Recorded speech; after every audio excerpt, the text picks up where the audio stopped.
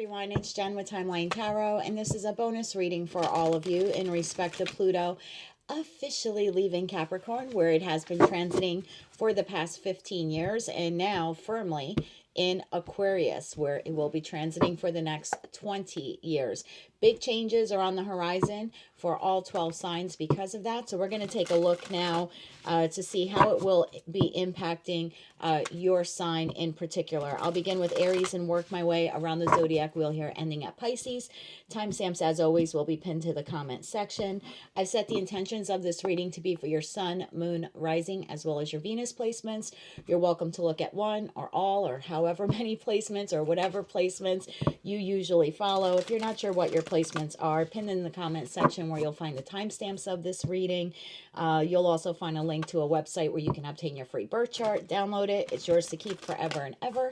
And then you can just come back here and click on the timestamp for the respective placement or placements that you wish to view. Each of the 12 zodiac signs will be affected differently during this transit, and so I'll give you a little info on that at the start of each of the readings, and at the end of the reading I will do one reading for everyone watching utilizing the mystery cards at the bottom of the deck. Please keep in mind, it's a collective general reading, not individualized or personalized to you, and therefore it's quite possible that messages may come through today that don't fully resonate. And if that happens, please don't get upset. It just means that someone else of your sign or your sign's placement needed to hear that message. So as I always say, take what fits and how it fits and leave the rest. And of course, if the reading completely 100% does not resonate at all, you're more than welcome to check one of your other placements. With all that said, let's begin. Hello, Aries. Now that Pluto has officially transited out of Capricorn and has firmly planted itself into Aquarius, where it will be transiting for the next 20 years, a lot of you will be faced with the opportunities to think bigger, bolder, better, and also to embrace teamwork. Over the next 20 years, you'll feel called to connect yourself with like-minded people. As your beliefs and lifestyles change, you will want to be supported by individuals who support those changes or the dreams and aspirations that you have. You'll also find yourself letting go of fear when it comes to having dependency on others. For example, if you live with your parents or you live with someone solely because they can, provide you with housing, you'll find yourself over the course of the next 20 years claiming your independency and your autonomy and going out on your own.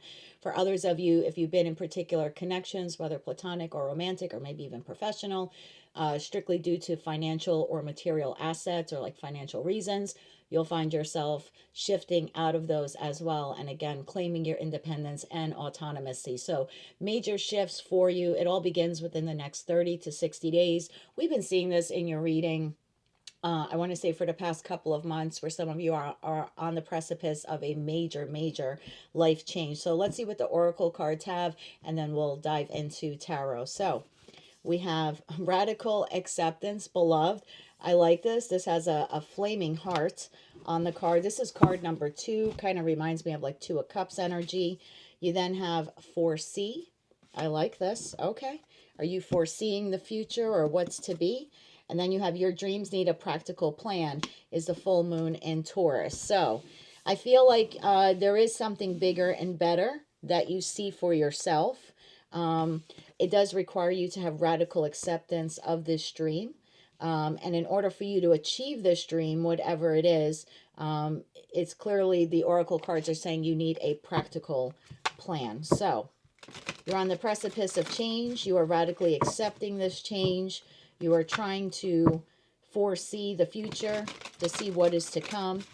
And this dream of yours will need a practical plan so you can shift it from a dream into actual reality.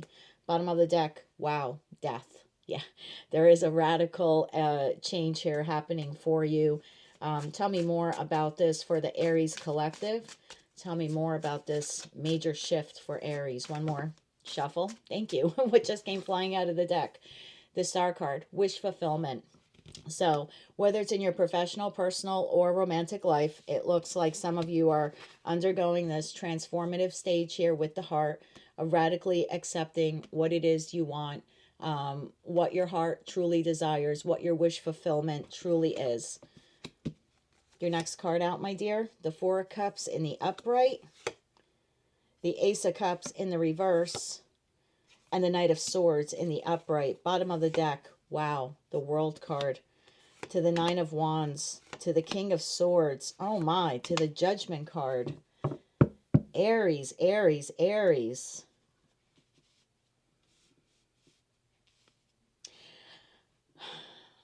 I'm feeling here, and you're going to have to take it how it resonates, right? Because I'm reading for literally tens of thousands of people, okay? Some of you have this wish upon a star. I'm going to say it's concerning love, but if you want to take this as a platonic connection, you certainly can, or maybe even a professional one. Again, they're collective readings. Take it how it resonates.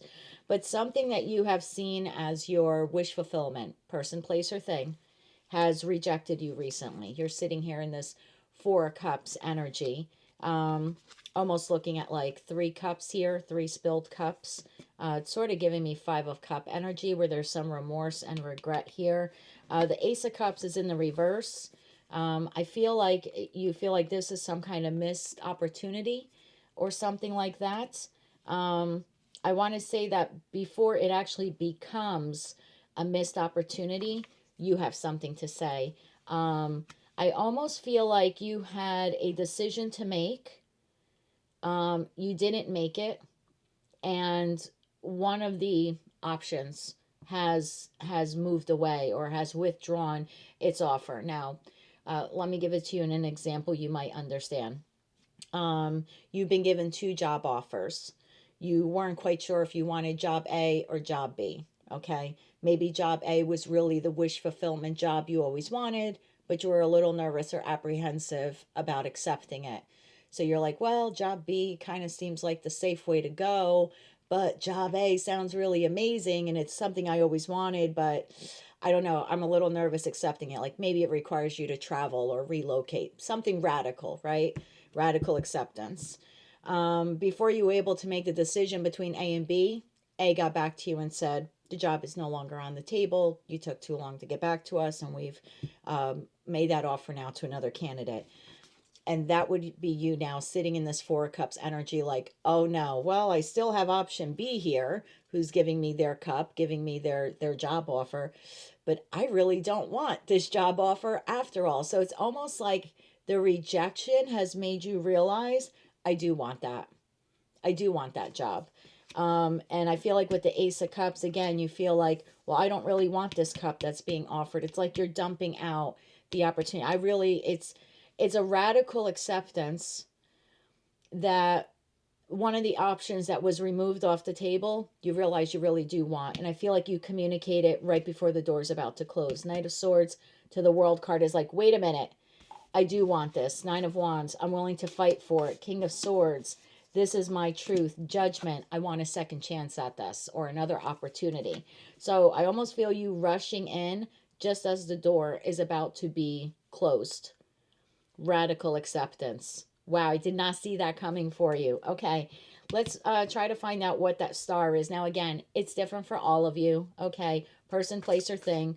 But if I can get some backstory, it might give me some insight into where you're headed here. So tell me more about this wish fulfillment, this star here for the Aries collective. One more shuffle. Thank you. The star is being clarified by the King of Cups in the upright. The 2 of Swords in the upright told you sat in indecision on it too long. And the Ace of Swords, and that's your truth. 2 swords and the 2 of Swords. The 1 sword and the Ace of Swords. It broke your heart when it was withdrawn. When it rejected you, when the offer was pulled out from you. I don't know. Maybe some of you had a choice between 2 lovers. And one of them decided, I can't wait for you to make this decision anymore. I'm bailing. And now you're like, whoa, whoa, whoa, wait a minute. You're the one I wanted, right? There's a feeling here. And again, if it's not your reading, it's not your reading. Check one of your other placements. I feel like you really loved this star, this wish fulfillment, whatever it was. But I think you sat undecided on it for too long. And it withdrew its offer. If you haven't experienced this yet, but you know that you have to choose between 2, whatever it is, situations, environments, or individuals or connections, just know that then this is what's about to happen, because everyone's on a different timeline or on a different point of a timeline. Some of you have already experienced this. Some of you, if you know you've been sitting on a decision like between A and B type of thing, One of them is about to pull out, and it's actually the one that you actually wanted. Okay. So you either have just experienced this or you are on the precipice. Either way, the end result is you realize that was your beloved offer or person or situation or environment. It's radical acceptance of, oh my God, what am I doing? So, rushing in, Knight of Swords to the World card here. Like, wait, I changed my mind. That's the feeling I'm getting here. Tell me more about the Knight of Swords here for Aries. One more shuffle. Thank you. We have the Six of Pentacles and the upright. See? Four of Pentacles and the upright. Queen of Pentacles and the upright. It's like, whoa, wait a minute. I do want to invest in that, or I do want to hold on to that. I want to nurture that, right? The Queen of Pentacles is very nurturing. I don't know what this is that you're realizing, you're radically accepting, like as it's about to leave your life, that you really want it. I just see you here moving towards it, probably within the next week, because the fourth card here would be the timing card, and the Knight of Swords holds a sword. So I feel like for those of you that you're currently going through this, like within 1 week, you're going to be like, whoa, wait a minute. I want to hold on to this, invest in it, nurture it. Like, I do want this after all. And for others of you where you're like, no, I know I have to make a decision, but one of them hasn't withdrawn yet, they're about to. And when they do, within 1 week, I kind of see you running after them. I have to be honest with you. So I have the World to the Nine of Wands. Nine of Wands is very different here. It's like, wait a minute, I do want to climb the ladder, or I do want to grow this relationship, or I do want to fight for this, right? It's like there's more rungs here on the ladder. Like, wait, we're not done yet. That's the feeling I'm getting, because that's a very different Nine of Wands in this deck. I feel like you speak your truth and you ask for a second chance. And again, some of you are on the precipice of doing this, and others of you, when this happens, you will be doing this. So tell me more about that Judgment card. Well, I think for some of you, it does lead to a celebration. I feel like you're able to grab victory from the jaws of defeat. Like you were, this door was just about to close for you. This opportunity, this new chapter, this new gateway was just about to leave your life, and something woke you up to radically accept that that's a direction you want to go in. So, Judgment. Tell me more about Judgment here for the Aries collective. Close call, my friend. Close call. Tell me more about Judgment. One more shuffle. Thank you. Judgment is being clarified by Knight of Pentacles in the reverse, King of Wands in the upright, Five of Wands in the upright. You're willing to fight for this. Whatever situation, environment, or connection this is, where maybe in the past you were slow to move on it, or maybe you weren't moving on it at all. Knight of Pentacles. The King of Wands is here. That's your energy. Aries, Leo, Sagittarius. I feel like now with the Five of Wands, you're like, wait, I'm willing to fight for this. Almost, yeah. Six of Wands, I want victory. Five of Wands, I'm willing to fight for victory. So I don't know what this is for you, but I know that right before the door closes on the opportunity or the chance, I do see you rushing in and wanting it. You're able to speak your truth. And your truth here basically is, I know that I haven't moved on this, or I didn't give you my decision fast enough, but I'm willing to fight here to have victory. Page of Pentacles, I'll accept your offer. There's something like that happening here. So now your dream needs a practical plan. So for some of you, yes, you have identified through radical acceptance that this is what you wanted, situation, environment, or connection. You can foresee yourself doing this in the future. But in order to get to that future, to have that dream, you need a practical plan. Maybe you have to let go of job B now to take job A, something like that. You might have to leave one lover to take another. If you wanted to leave a community, you're going to have to buy a home or just find housing, right, in another area before you actually leave the area that you're in. There's something like that here, but it needs a practical plan. So while your decision is radical acceptance, and I think you make your case here pretty well. Let's take a peek and just see what the response is for some of you, just to give you an idea. And then we'll take a look at what that practical plan is for you, okay? So response from the other party here. Response from the other party for Aries. How does this individual or situation, environment react to Aries rushing in? One more shuffle. Thank you. Their reaction, the Hermit in the upright, the Page of Pentacles in the upright, which we saw before, and the Seven of Swords in the upright. This person, situation, environment, or connection goes within to contemplate your offer here, or your desire to accept their offer. Take it how it resonates, but they don't trust it. Seven of Swords. They don't trust that you actually want the job. They don't trust that you actually want the connection. There's an issue here regarding trust. Four of Swords. For some of you, if this is a love situation, there's a lot of healing that is needed before you can have victory. I still see that Six of Wands coming out there for you. But if this is a connection where, I don't know what happened here. Maybe you had a decision to make and the person decided they couldn't wait for you anymore, and they tell you it's over, or you can kind of feel them drifting away, kind of fading away. This might be your moment of radical acceptance that you don't want to lose this person, and you rush in and tell them that now you want the connection and you're willing to fight for it. You know, in that respect, they might go within, Hermit to the Page of Pentacles, to consider your offer, but with the Seven of Swords, they don't trust it. Okay? Just be a little mindful of that. There's healing here required before you can get to the Six of Wands, victory, and have a whole new chapter. So if that's sounding familiar for you, it's going to require some healing. It's still very doable. Six of Wands to the Wheel of Fortune in the upright. Fantastic energy for success here. So you might have to work on some trust issues if that's a love connection. If it's a job connection, you know, and they've been holding this position for you while you decide between two jobs. Okay, they're grateful that you're willing to accept their job offer, but they're not sure if you're going to do the same thing again.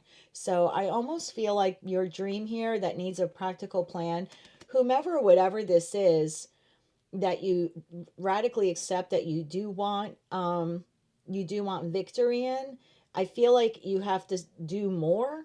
I hate to say that, than just say, I want it. Like, so if this is a job offer, and you're like, wait a minute, no, I've thought about it. I got your email, or I heard the voicemail message, and no, I'm sorry if you thought I wasn't interested. I am. Is it too late? Can I come and talk to you? Blah, blah, blah. I'm willing to take the offer. I think they do hear you out. There is a dialogue here that goes back and forth, but then they're going to expect you to say, well, I can start in 2 weeks. You know what I mean? Or I could start January 1st. Or there's also some kind of deadline here that's needed. I feel like that's why they're not trusting it. So you'll have to say, yes, I accept the job and I can start on blank. There's something like that here, where, because they're trusting your word, but they're not trusting your commitment to your word. All right, your dreams need a practical plan. Tell me more about this. Your dreams need a practical plan here for Aries. One more shuffle. Thank you. Your dreams need a practical plan. Queen of Cups in the upright. Page of Wands in the upright. Nine of Cups in the upright. Look, I don't know what this is for you, to be quite honest with you, but I feel like it's something that you really love. Again, person, place, or thing. I feel like your dreams need a practical plan. I mean, look how this spreads out. We already had the King of Cups. Now we have the Queen of Cups. So again, professional, personal, or romantic, it's something that you love, or something you know you'll love. There is a need here for you, though, to explore. Before you can take that Fool card, jump, right? This is the Minor Arcana card to the Fool card, Page of Wands. So there is a bit of discovery here, calculating, planning that is needed for you to do before you can go after this wish fulfillment. 9 months. Now, if it's a job, I don't think they're going to hold a job for you for 9 months. So I want to say between 1 and 9 months, depending on what your situation is. You know, if it's professional, maybe you can say, I'm willing to take the job in 1 month, something like that. For others of you, if it's a relationship or something having to do with a big move, anything like that, I would say maybe the person will accept if you say, okay, between 1 and 9 months. There's something here with timing. Yeah, Moon, because something's like unknown. There's something here that's unknown in respect to timing. So in short, you had a wish fulfillment come in, but you didn't jump on the opportunity because you had to choose between two situation environments or connections. Before you could make a decision, one of the main option, right? the one you really wanted, the wish fulfillment, withdrew. That left you feeling like, oh no, I really didn't want option B after all. In fact, I'm going to pour out the opportunity from option B and I have to run after option A, right? The star energy here, before they shut the door on me. I see you communicating that you're willing to fight for it or that you really want it. And I do see that the response back is like, oh, okay, but like timing, like when can you start the job, or when are you moving, or when are you buying the house, or when are we getting back together? I don't know. There's something here with they're accepting your offer. See how the Page of Pentacles is like holding the pentacle? It's like they're accepting your offer or your decision, something like that, but they're not trusting you to fulfill it. And so, where this dream of yours, the star card, needs a practical plan, is you have to provide this situation, environment, or opportunity with a timeline. For some of you, 1 month. Well, if I look at the Page of Wands, I've got, one day. So, I mean, for some of you, it's like, one day I'll start tomorrow, or I'll put the deposit down tomorrow. For others of you, I could start in a month, or we could buy a house in a month. I don't know, take the relationship to another level of commitment in 1 month. And for others of you, it's 9 months.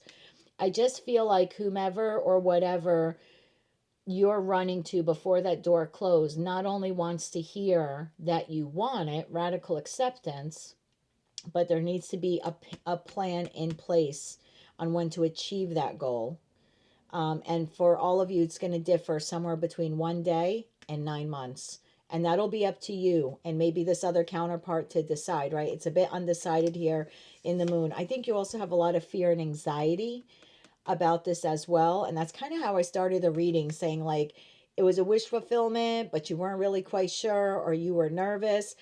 I feel like something here changes the game for you, Aries. I don't know what it is, except to say that it looks like you had an option between two, and one of them withdrew, and that made you realize, oh no, I really want that after all. So, yeah, in that respect, that would be a big life change for you, right? If you're changing careers, or, this could be two homes you had to decide between putting a deposit down on, and right before the house or whatever comes off the market, maybe they accept another buyer's offer. You're like, no, no, no, wait, I wanted that also, here's my counter offer.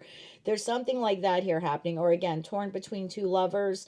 However it resonates for you, it just appears that if you had multiple options, one withdrew or is about to, that makes you radically accept that you in fact do want it. You do foresee it in your future, or you can foresee yourself being there in the future, but now you need to actually create a practical plan on how to achieve that. And there needs to be some kind of timeline here. And like I said, for all of you, it'll be different, somewhere between 1 day and 9 months. But that's something that you and whomever this counterpart is will have to work on. The good news is they are open to it, and it does look like you're given an opportunity to speak your truth. So I like that for you very much.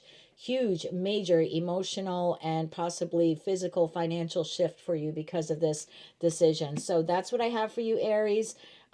Your dreams need a practical plan, and it looks like you're on the precipice of creating one. So good luck to you, my friend. And if you like this message and it resonated with you, please be sure to click like, share, and subscribe. And until I read for you again, I'm wishing you light, love, and peace. Hello, Taurus. Now that Pluto has officially exited your sister Earth sign of Capricorn, and has moved into Aquarius, where it will be for the next 20 years, you will find yourselves more driven from within to find and follow your true purpose in life over the course of the next 20 years. Pluto is moving into the area of your career and public life. So for some of you, this is going from being single to being married, going from married to being single, or possibly even huge career changes. Like maybe you spent the first, 30, 40 years of your life being a veterinarian, and suddenly you wake up one day and you're like, no, I want to be a chef. I'm going to take culinary classes, or I want to be a musician. There's something here about you changing your career, being radically different, and for others of you, how you are known in the public. So again, going from married to divorce, married to single, single to married, like you name it. There's a big shift here. And it's also over the course of the next 20 years, you're going to be coming out of your shell more, having a lot less fear in being who you truly are. So big changes in your professional world, possibly also your personal, but all of it is intended to help you grow on a soul level. So let's see what your oracle cards are, and then we'll get into tarot. We have the crossing initiation. I told you, you're at the big crossroads of your life, and if you're not, you soon will be. This is card 54, reduces to 9, and in tarot, we know that 9s are just one step away from 10, which are an ending. So I feel like you're close to getting there. Soul, I did say it would help you grow on a soul level. You saw me shuffle the cards in the beginning. So, and if you didn't, you can rewind back to the intro. So yeah, this big shift or change is intended to help you grow on a soul level. So 5D as well as 3D. The answers you need are coming. Full moon in Gemini. Amazing, because we actually have a full moon in Gemini during Sag season, I believe on December 15th. So between now and then, there is a epiphany, almost tower-like moment that is about to happen for you, where you get this realization you're no longer at the crossroads. You now know which direction you want to go in. Wow. Okay. Bottom of the deck, 3 of Cups. Let's get into this now for Taurus. Tell me more about the crossing for Taurus. Tell me more about the crossing. The Star, maybe some type of wish fulfillment for you. Tell me more about this for the Taurus collective. Wow, I love this. It's almost giving me like Star / Hermit / Magician vibe. Tell me more. One more shuffle. Thank you. Taurus, we have the Page of Wands, the Minor Arcana card to the Fool card. I told you you're on the precipice of big change. But as the backbone of the zodiac, my friends, you don't do anything willy-nilly. You don't do anything quick. And I say that with great love and respect. My best friend is a Taurus. So whatever shift or change this is, you've been thinking about it a long time, my friends. You're very practical, very methodical. I often say in your readings, if, you know, any zodiac sign could be a cat burglar, it would be Taurus. Totally stealth and undetectable. And so when I say that, cat burglar, I mean that with like great amount of respect for you and everyone of your sign. Strength card, I like that. The Hangman. See, I told you, you're not making this decision quickly, like, you know, seat of your pants. 2 of Cups. For some of you, it's concerning a love connection or any kind of soulmate connection. The 2 of Cups could be platonic or romantic. Keep that in mind. I did say a tower moment was coming around the 15th of December with that full moon in Gemini. There you go. Your epiphany moment. I said you were at the crossroads. Crossroads. You have the Devil and you have the 8 of Cups. Not only are you walking away from a toxic, whatever this is, situation, environment, or connection, you're doing it hella fast. 8 of Wands, second fastest card in tarot. So yeah, you've been at this crossroads for quite some time, pondering, how do I do this?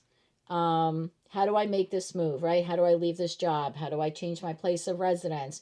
How do I leave this connection? Again, could be platonic or romantic. I feel like it's taking you a lot of strength just to hang in this, whatever this is, it's taking you a lot just to stay in it for as long as you have. Being extremely practical, you're not making this move willy-nilly, as I said before. That's a technical term, by the way. You're not making this move willy-nilly. You've thought about this long and hard. And yeah, it is concerning some kind of soulmate, soul bond connection. We've seen this in your readings before, Taurus, but typically in your readings, you've been at the 7s and the 8s, and I feel like this climbing out to the 8s and the 9s. So I do think you're close. As you near that full moon in Gemini, that tower moment, I'm going to clarify the tower. I think for some of you, it's an epiphany. Aha, now I know what I have to do. Either I know I definitely have to leave this person, place, or thing, or for some of you, you've already made the decision to leave it, but that December 15th full moon in Gemini is actually going to be like the aha moment of like, now I know how to do it. So it'll be different for all of you. For some of you, something pretty significant is going to happen. It's not going to be epiphany or a realization. It's actually something occurring. I have 5 of Wands here. Could be a dispute of some kind that makes you realize like I'm doing the right thing. Tell me more about the Tower moment here for Taurus. I do feel for the overwhelming majority of you, it's a mental epiphany. Like, now I know I have to leave it. Or like I said, for those of you who've already made the decision because you've been sitting at the crossing for a while, the epiphany is like, the Tower's like the epiphany, the aha moment of now I know how to. But whenever I see the Tower in a reading, I have to clarify it further. So tell me more about this for Taurus. Tell me more about the Tower, please, and thank you. The Tower is being clarified by Judgment in the upright. The Nine of Swords, I do think it's more mental for you than anything. Oh yeah, Queen of Swords in the reverse. So whatever this is, I have a couple different storylines here. So I want you to take it, please, only how it resonates. Okay, don't make things fit if they don't really fit. High Priestess, you're listening to your intuition now more than ever during this time period. And I like that the High Priestess is at the bottom of the deck and we have Judgment came out, because Judgment is about listening to your inner calling. It is about doing the right thing by you, right? Not by anyone else in the room, but by you. I did say it would be a mental epiphany for all of you, and I believe it is. The Queen of Swords in the reverse, I'm going to read this two different ways, okay? Taurus, for some of you, on or around December 15th, you're going to have an interaction with that entity. I don't know what it is, platonic, romantic, professional, personal. It's, it's up to you, because all of your life stories are different. All of your journeys are unique to you. Whomever that, I'm just going to call it energy, whoever that other energy is, one or two things is going to happen here. One, they're going to try gaslighting you about something, because the Queen or King in the reverse is a gaslighter. They're a manipulator. They're a liar. They don't tell the truth. They blatantly lie, or they lie by omission. It's a trickster energy when it comes to how they use their tongue or use their verbiage. I feel like you know this already. That's probably why you've been in this energy trying to figure out, you're at the crossroads whether or not to believe it. If this person behaves this way, I think for some of you, that's to trigger that you know that you need to leave this as quickly as you can. And that's the answer. That's the epiphany. The Nine of Swords to the Judgment is, oh my God, I knew it, right? I knew that this person was going to try to get one over on me again. For others of you, this is just an epiphany moment you have in your quiet time. I don't know, when you're having a cup of coffee, or you're looking out the window, or you're washing dishes, or you're driving the car. It's a, oh my God, this is how I can leave. So I'm feeling like two different scenarios. One, there's a group of Taurians, you've been on the precipice of leaving this connection, but you're not sure. On around the 15th, that person reminds you why you're supposed to leave them, why it's a toxic connection you no longer should have in your life. And I feel like that's where you're out of the crossroads, out of the crossing, so to speak. And that gives you the answer you need. I need to leave this toxic, again, whatever it is. It's different for all of you. Situation, environment, connection. For others of you, I feel like you're just doing something very mundane, kind of like keeping to yourself, humming along, driving, washing dishes, doing laundry, whatever it is. And the epiphany hits you, I need to cut this off. Queen of Swords in reverse is cutting it off. Could be in a nasty way, and I don't know, maybe this person has it coming to them. I don't know. So this Queen of Swords in reverse energies, one, depending how the situation plays out, either the person tries gaslighting you on something and you get the epiphany of like, I need to leave this person, and quickly, right? And for others of you, you're just doing something very mundane and routine, kind of keeping to yourself, like I said, doing your things, and this epiphany comes to you that you need to cut this thing, this entity, energy out of your life, like immediately. You might be very sharp with your words. Let me see, I wasn't going to do this, but I want to know more about the Two of Cups connection and give you an idea of who or what it is. So this soulmate soul bond connection, tell me more about this Two of Cups connection here for Taurus. I mean, Taurus, this could be someone at work, like, it could be a friend, it could be a family member. It doesn't have to be, a lover, a spouse, something like that. Tell me more about this Two of Cups connection for Taurus. One more shuffle. Thank you. It could be an ex, it could be an ex that you stayed friends with and now you're like, okay, that's it. So don't automatically jump to love. We'll see what comes out in the cards. Six of Wands in the upright. Seven of Pentacles in the reverse. Death. Oof. Well, I feel like in rejecting it is your victory. I can't believe this, Taurus. This is so unlike you. Because Taurus is, you know, they love something, someone, they hold on to it forever. No, your victory comes in no longer investing in this and ending this connection. Again, I don't know if it's platonic or romantic, family member, friend, lover. I just know that for you, it's done. Oh yeah, taking control of your life, the Emperor, and moving away very quickly with that Six of Swords energy. So again, I don't know what connection this is for you, but right around December 15th, you get the answer you need to leave it. Either you're doing something mundane and it comes to you, or this person behaves in a way which is very cyclical. It's something that triggers you, and you have this Tower Epiphany moment. I need to move on from this as soon as I can. Eight of Wands to the Eight of Cups to the Devil. I mean, my God, I don't know what you've been dealing with. Tell me more about this Eight of Wands. Where's Taurus headed? Where is Taurus headed? One more shuffle, please, and thank you. Where are you headed, my dear? The world. I'm telling you, you're ending this connection. I don't know if you're going to end it on December 15th or 2 or 3 days later. I just know that your epiphany is here. I need to end it as fast as I can. Wow.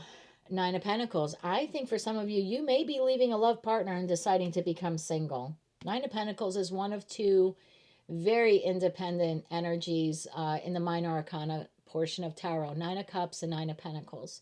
So yeah, for some of you, you're leaving a connection and deciding to become single. By connection, I mean romantic. For others of you, this is not a romantic connection. It's professional or personal. You are closing this with such class and grace. Well, I think you're doing it either way with class and grace, but I just think you're so, there's so much earth beauty here. You're really grounded and resolute in this. Nine of Wands. The nines to the nines to the nine. It's like the nightmare is almost over. Chariot. You now have the fastest card in the deck at the bottom here. Chariot to the Four of Pentacles in the reverse. Letting go. I don't know what this is for you, Taurus. I know that moving on from it is going to help your life expand. It's going to help your soul grow. I feel like you're elevating here to Empress status, whether you're masculine or feminine, it doesn't matter. That is the tarot card that best represents you in tarot. You have the Empress and the Hierophant. I feel like this really puts you in your power, Taurus. I think some of you are reclaiming your autonomy, reclaiming your independence. Look, for all I know, Taurus, this could be a work situation for some of you where you know it's toxic. Maybe you get along well with the boss, or it could be like this could even be you in a business partnership where maybe you really love what you do for a living, but your business partner is toxic. And this could be you deciding to go it alone and open up your own business, or leave a toxic work environment for a much healthier one. Whatever it is, you are tired of resisting the change. It's not a Taurus giving up. It's not, I don't want you to take it that way. I just think you're tired of fighting for whatever this is, because you're realizing it's not that it's a losing battle. It's that you're worth more than this. The Nine of Pentacles card is, I know my worth. And when I see Nine of Wands to the Nine of Pentacles, I'm now defending my worth.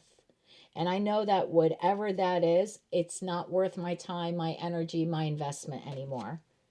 Huge, powerful shift here for the Taurian collective. Yeah, following your dreams, following your true purpose. This very well could be a major shift in career, major shift in public life, right? If you go from being partnered to being single or something like that. It definitely is a big change for you. Let's see where you're headed, Taurus. I know that when you do this, you're going to exit this with class and grace. I would expect nothing less from you. But let's give you, wow, I was going to say, let's give you an idea where you're headed. And the Justice card almost fell out of the deck with the Queen of Wands. Okay, where is Taurus headed? I'm really surprised we haven't seen like Hermit, Four of Swords. But where is Taurus headed? One more shuffle. Thank you. Where are you headed, my love? The Lovers, making a choice. The High Priestess, tuning into your intuition. And the Fool card, a whole new beginning. In one spread reading, you got the World to the Fool card.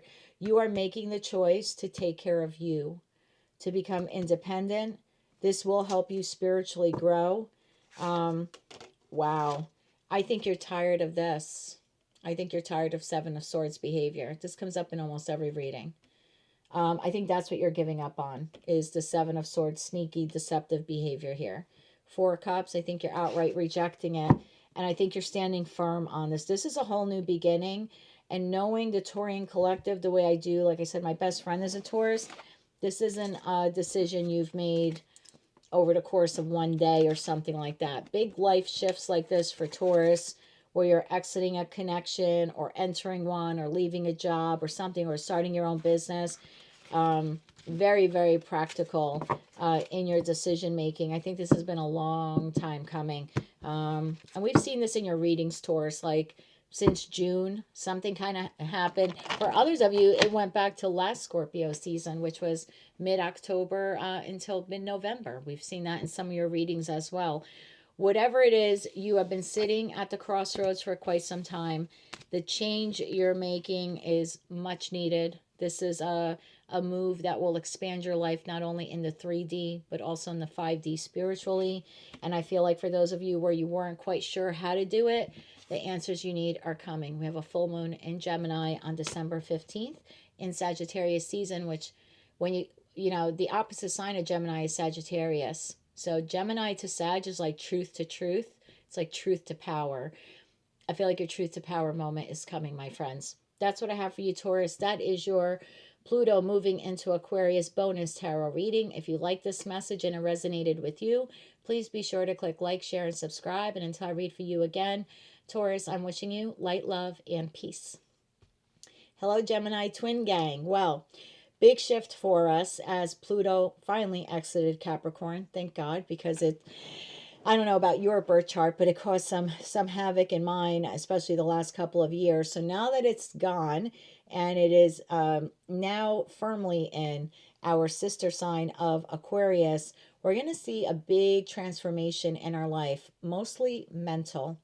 How we view things, how we view people, the decisions we make, the life we want, the lifestyles we want. Like this, the decisions we make now will affect us for the next 2 decades.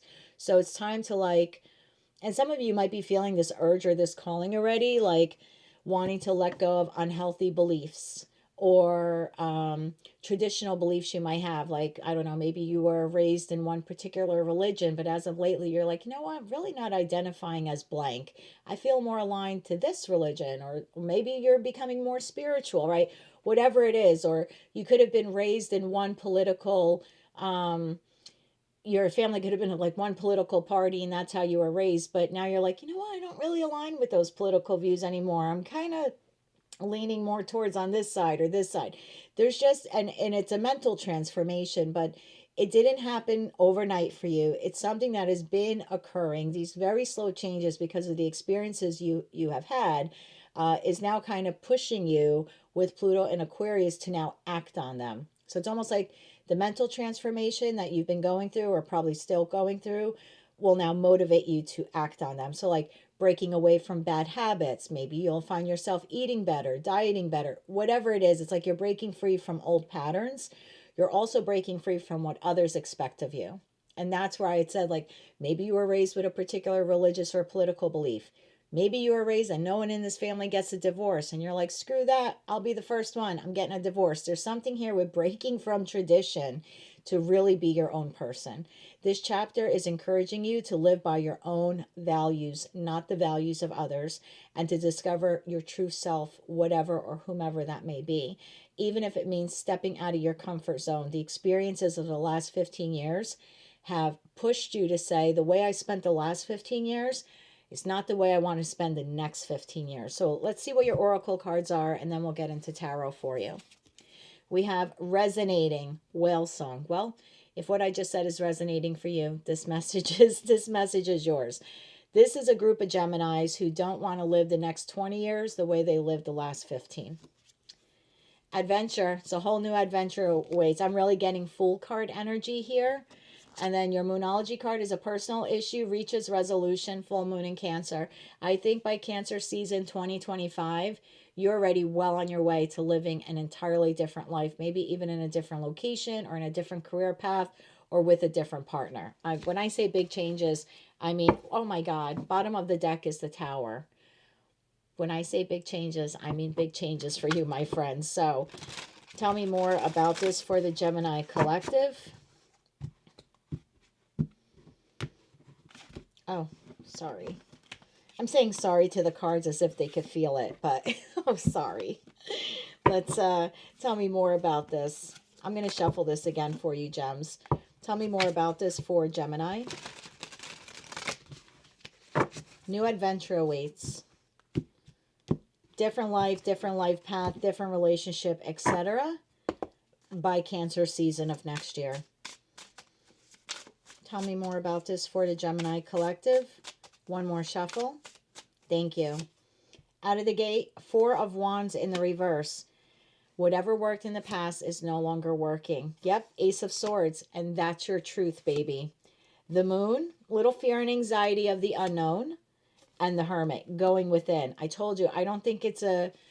I didn't get the energy here. Four of Pentacles. Yeah, you're holding on to this adventure, whatever this new life is that you want or idea you have. I mean, for some of you, this could be launching your own business, you know, but I just feel like the traditional way of doing things, this is your energy right now. This is the first card out of the gate. Four of Wands in the reverse. What I've been doing is not working for me. I don't feel victorious in it. The situation, environment, or connection. Something's got to give. That's my truth. Do I have some fear and anxieties about the next step? Yep. Am I going to go within and think about it? Yep. But I'm not letting go of the dream. Four of Pentacles. I want to act on it. Knight of Swords. And God damn it, there's the Tower again. I think you do. And the Four of Cups in the reverse here. I feel like whatever this is, you don't want it to be a missed opportunity. It's this feeling of, oh my God, the last 15 years went by so fast. I'm now X years old. I don't want to lose any more time. Aerosmith is the song I just heard. I don't want to close my eyes. I don't want to fall asleep because I'd miss you, babe, and I don't want to miss a thing. Some of you, you're chasing your dream, whatever person, place, or thing that is. The way you've been doing it, the way you've been existing, or long-time traditions or long-held beliefs are no longer working for you. You want a new adventure in your life. I feel like this is resonating within your soul, within you. And this is your truth. Do you have some fear and anxiety? Yep. But it's almost like, I don't want to miss a thing. I have to do this before it becomes a missed opportunity. I have to chase this down. It's almost like I have to chase it down before the Tower takes it away. Oh, wow. Well, let's find out, what are you not happy with, Gemini? And obviously, it'll be different for all of you, right? Person, place, or thing, situation, environment, or connection. But let's try to get a little backstory, and that'll give me an idea of where you're headed here in the future. Why the Four of Wands in the reverse here for the Gemini collective? Why the Four of Wands in the reverse? Thank you. Four of Wands in the reverse, clarified by Three of Pentacles in the reverse. Remember I said it's not working. The way I'm doing things is not working. Three of Pentacles in the upright would be working. Three of Pentacles in the reverse, it's not working. King of Swords. I feel like this is you. I mean, it could be another air sign here. Gemini, Libra, Aquarius. And then the Five of Pentacles. Wow. The way you've been doing things is not only, it's not added to your happiness. It's not working. It makes you feel abandoned or rejected, or you're rejected by it. Wow. Page of Cups in the reverse to the Justice card. Something is clearly, again, not working here for you. It's different for all of you, but there's a truth here resonating within you that you know it's time to move on from it. You're doing it regrettably, right? You're breaking away from this family tradition or the family business or the job you've had for 20 years, or, you know, I don't know, with the Justice card there, maybe, you know, you're getting a divorce, or there's a radical change here, but it's the realization of the way I've lived the past 15 years of my life is not authentic to me, right? Because the King of Swords is a card of in the upright. This is King or Queen of Swords. It's all about authenticity. I talk the talk and I walk the walk type of thing, right? And I am truthful and I am honest and I live with integrity and conviction. Maybe the way you've been living, you haven't been living your true authentic self. Maybe it just hasn't been true to you. I'm not calling you a liar or deceptive, but it's just like, you know who you are and what you want, and whatever situation, environment, or connection this is has not been true to you. And the way you've been handling that situation, environment, or connection hasn't been working out for you. In fact, it's left you feeling a bit lonely. Maybe a little jaded feeling here. I kind of get that a bit when I see King of Swords to the Five of Pentacles. For some of you, could have been financial loss. Five of Pentacles, King of Swords.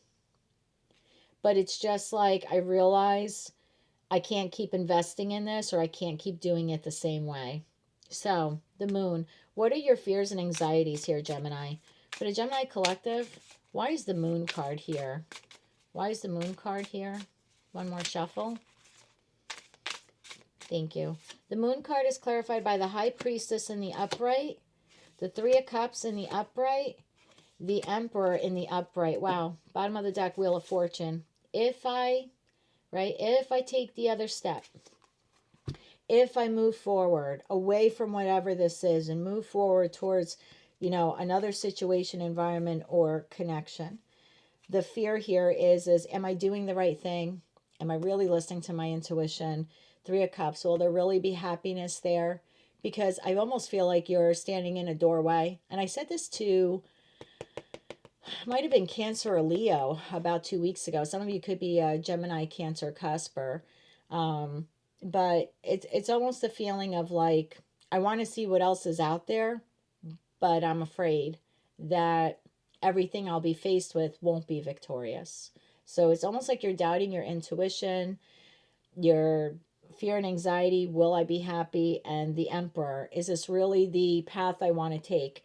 For some of you, it's wanting to like maybe re-enter the dating pool, and will I be meeting a divine counterpart? Emperor, Empress, doesn't matter. I just read energy, not body parts. So, you know, will I have victory in finding my divine counterpart, or just am I making the right decision? There's a lot of anxiety here for you when it comes to starting this next chapter in your life. And look, you're like Five of Swords in reverse. I don't even want to argue about it. I don't even want to talk about it. This is Five of Swords in reverse for a Gemini. Is like, I don't even want to discuss this with anyone. I think that's why you're in hermit mode. It's a personal issue, reaches resolution, but it's within yourself. This is a me, myself, and I kind of decision that you're making here. So tell me more about the Hermit here, this decision that Gemini is making. Tell me more about the Hermit. One more shuffle. Thank you. The Hermit is being clarified by 10 of Wands in the upright, 9 of Pentacles in the upright, 9 of Swords in the reverse. It's been very challenging going it alone, huh? Making this decision, going within and doing it by yourself as the 9 of Pentacles, very singular energy. It's been very 10 of Wands. It's very burdensome for you. But I feel like the 9 of Swords in the reverse is telling me that you're going to release that burden. Whatever this is for you, it's the 9 of Swords in reverse is, I'm going to release all the negative what ifs. Remember, the moon card was, I don't know if I'm listening to my intuition. I don't know if I'm doing the right thing. I don't know if I'll be happy. I don't know if I'm making the right decision in my life. Or for those of you where it's love, I don't know if I'm headed towards a divine counterpart. This is you after being in contemplation for quite some time. And it's very burdensome being in contemplation by yourself. For example, I don't really think you're talking to many people about this. I feel like you do release all the negative what ifs and you move forward on it. And that is that 4 of Pentacles, holding on to the adventure, to the dream, and moving forward as the Knight of Swords. That's your energy. The World card. Oh, yeah. You're making the decision to close the door on this, whatever this is. World card to the Chariot. And once you get out of hermit mode, you're going to do it very quickly. Chariot to the World card. So you're contemplating right now. Do I do it? Do I leave it behind? Situation, environment, or connection. I feel like something within you is resonating. Something within you is, it's like a ping. You know, something's pinging you like it's time to go. It's time to go. I feel like this personal issue that reaches resolution, I feel like you move forward. And when we have the World card to the Chariot, this is Cancerian energy, and I did say that personal issue reaches resolution, full moon in Cancer. I don't know what this is for you. Maybe you take the course of the next 8 months, right? We're 8 months away from Cancer season. Excuse me. Maybe some of you decide, okay, I'm going to leave this job and start my own business. It could be that, because the job that I have has not really been fulfilling. Maybe it's a family business. Maybe it's not. Maybe you work for a business that's owned by a family and you feel close to them, but the job hasn't really been fulfilling. Maybe they don't pay you enough. Five of Pentacles. Take this, this could be applied in a lot of different areas of your life, Gemini. But like using that as the example, it's like, this is my truth, but I'm afraid. I'm afraid about putting myself out there, starting a new job. Maybe I've been at this place for, I don't know, the past 15 years that Pluto's been in Capricorn, right? I'm afraid to get into a new industry or a new job. It's comfortable. They don't pay me a lot, Five of Pentacles, but it's reliable. Some of you then could be deciding, I'm going to go start my own business. And it's not something you do instantaneously, but maybe it's something you establish from now. And then by Cancer season, you're out of this job and you have an entirely new lucrative business that's your own. Or you're going to take classes over the course of the next 8 months. I don't know. Maybe you've been an accountant for 30 years and you're like, F this. I don't know. I want to open up my own restaurant. Maybe you spend the next 8 months going to taking culinary classes. And then 8 months from now, you open up your own restaurant, or you go work for someone else as an apprentice. Whatever it is for you, it's a big life change. I mean, some of you, maybe you're married. Four of Wands is in the reverse. It's like, I'm no longer happy the way I do this marriage or this relationship. I feel abandoned by it. I feel neglected by it. It's my truth. I know I have to leave, but I'm afraid to leave. Am I going to find another partner? You know, I don't know. And then I just feel like for you, it's like, F it, I'm going to do it. I'm going to do it, because that Four of Cups in the reverse is like, I don't want to miss a thing. And in that respect, World card to the Chariot, I mean, to the King of Cups, to Justice. I mean, maybe some of you then, your personal issue that reaches resolution is you have a divorce settlement. You know, a divorce is finalized by Cancer season 8 months from now.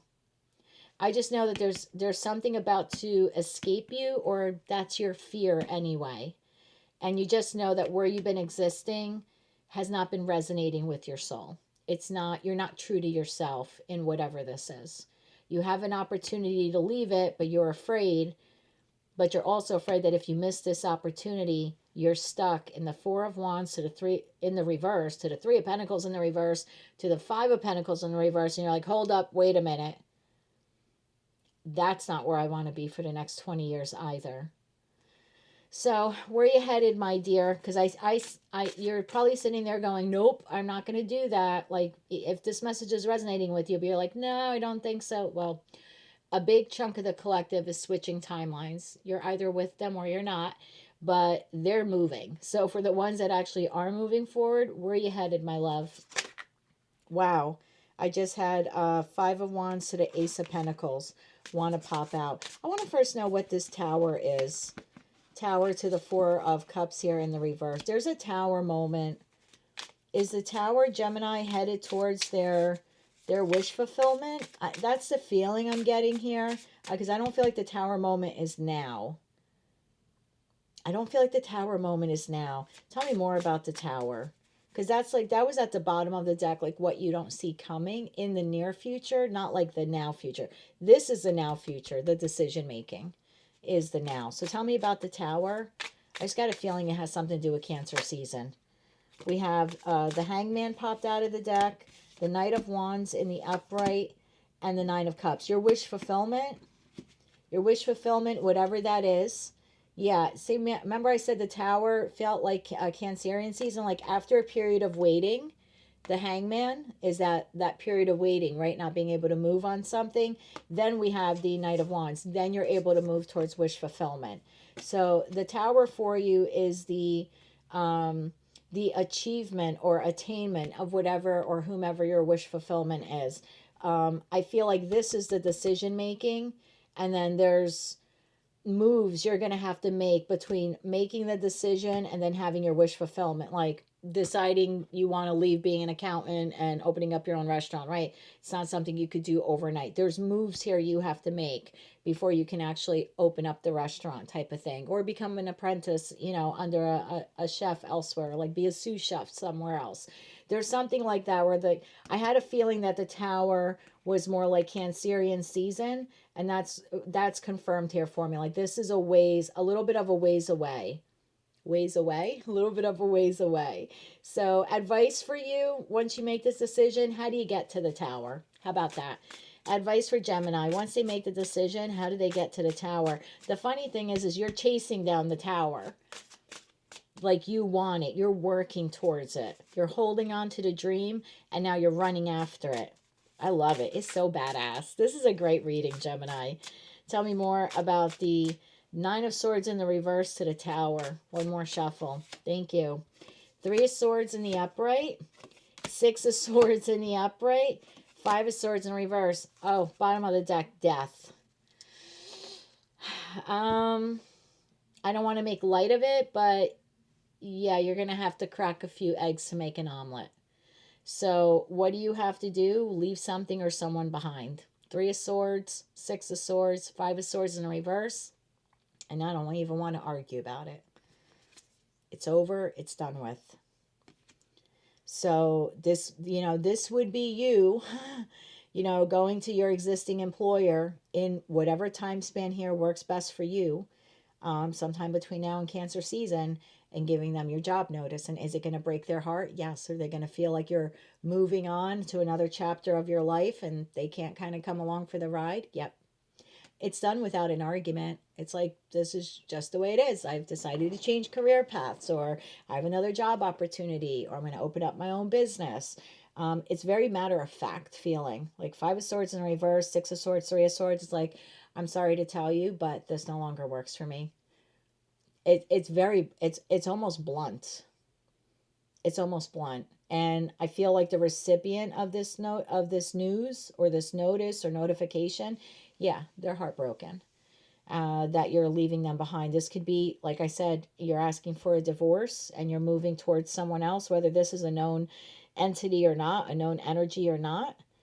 But it would be putting an end to that connection and moving forward to whomever this Nine of Cups wish fulfillment is. Wow, I did not see that coming, and again, I don't want to make light of whoever the recipient is for, of this news. Wow, World to the Death card. But when it's over, it's over. And yeah, you're going to have to break a few eggs here, my friend, to make an omelet. Where are you headed, Gemini? Because we've seen that World card now a bunch of times. So where's Gemini headed with this Nine of Cups energy? Yeah, I feel by Cancer season next year, you're either in a new job, or you have your own business, or your business has expanded if you currently have one. For others of you, you're living in an entirely different location. Four of Wands in the reverse could be like, where I live no longer works for me. And, you decide to sell the house and leave. Maybe the community is heartbroken. Or like I said, you're leaving a job. For some of you, you're leaving a relationship and moving forward in your life. Whether you know who the Nine of Cups is or not, you just know someone will be on your path. And you're right. By Cancer season, you're with this person, whether you know them now or not.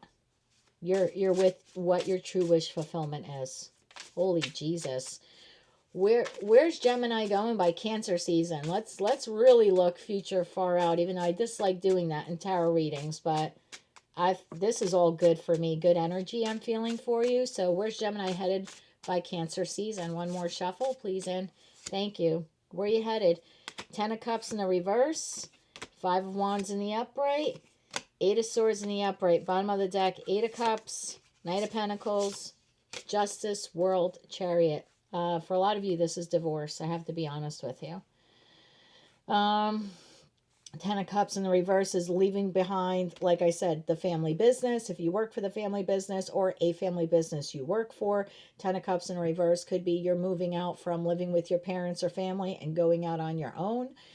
Ten of Cups in the reverse could be a family unit that is no longer working for you, whether you're married to the person or not. Five of Wands, you're a little internally conflicted about doing it. And Eight of Swords, you're wondering how.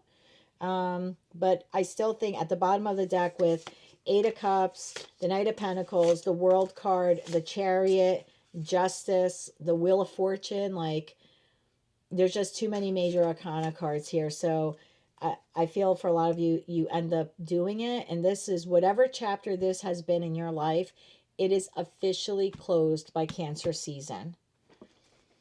What's the Nine of Cups for Gemini? Wish fulfillment is yours. You're chasing after it. You're shutting the door to the last 15 years of your life. And this is going to be the next 20 years of your life. What's Gemini's wish fulfillment? One more shuffle. Please and thank you. What's your wish fulfillment? The Sun, Ten of Cups, and Ten of Pentacles. All rolled into one. Queen of Cups, loving yourself, unconditional love of self. And the Star, wish fulfillment. I told you the Nine of Cups was your wish fulfillment. I don't know who that is or what that is, but it's all going to begin the moment you decide to shut the door on a way you've been living your life that no longer serves you. As soon as you shut the door and you decide to move forward from it, yeah, are you going to break a couple hearts on the way out over the next 7 to 8 month period? Yes. You know, at some point you have to let go of something, but what it brings in for you is literally everything your heart has ever desired. And you intuitively know that. That's why you know if you don't go after it, it's the Four of Cups in reverse. That's your Epiphany Tower moment, Gemini. At the end of the day, if this message is resonating with you, it's time for you to start creating a plan to go after this wish fulfillment, because I'd hate to see you be the Gemini that doesn't hop the timeline. This comes up in a collective reading because the majority is shifting that way. All for different reasons, all towards different things, but there's a collective shift here in the timeline. I feel like you're either all aboard or you're not. And I think for most of you, this message is resonating. You may not like it because you may not want to leave behind a person, place, or thing, but I feel like it's a necessity. Otherwise, you're going to miss out on what potentially could be the best thing in your life ever. Heavy read there for the Gemini collective. That's what I have for you, my love. Huge, powerful change. Deciding to break free from what others expect of you, or deciding to not spend the next 20 years of your life the way you spent the last 15. And does it require you to step a little bit out of your comfort zone? Yep.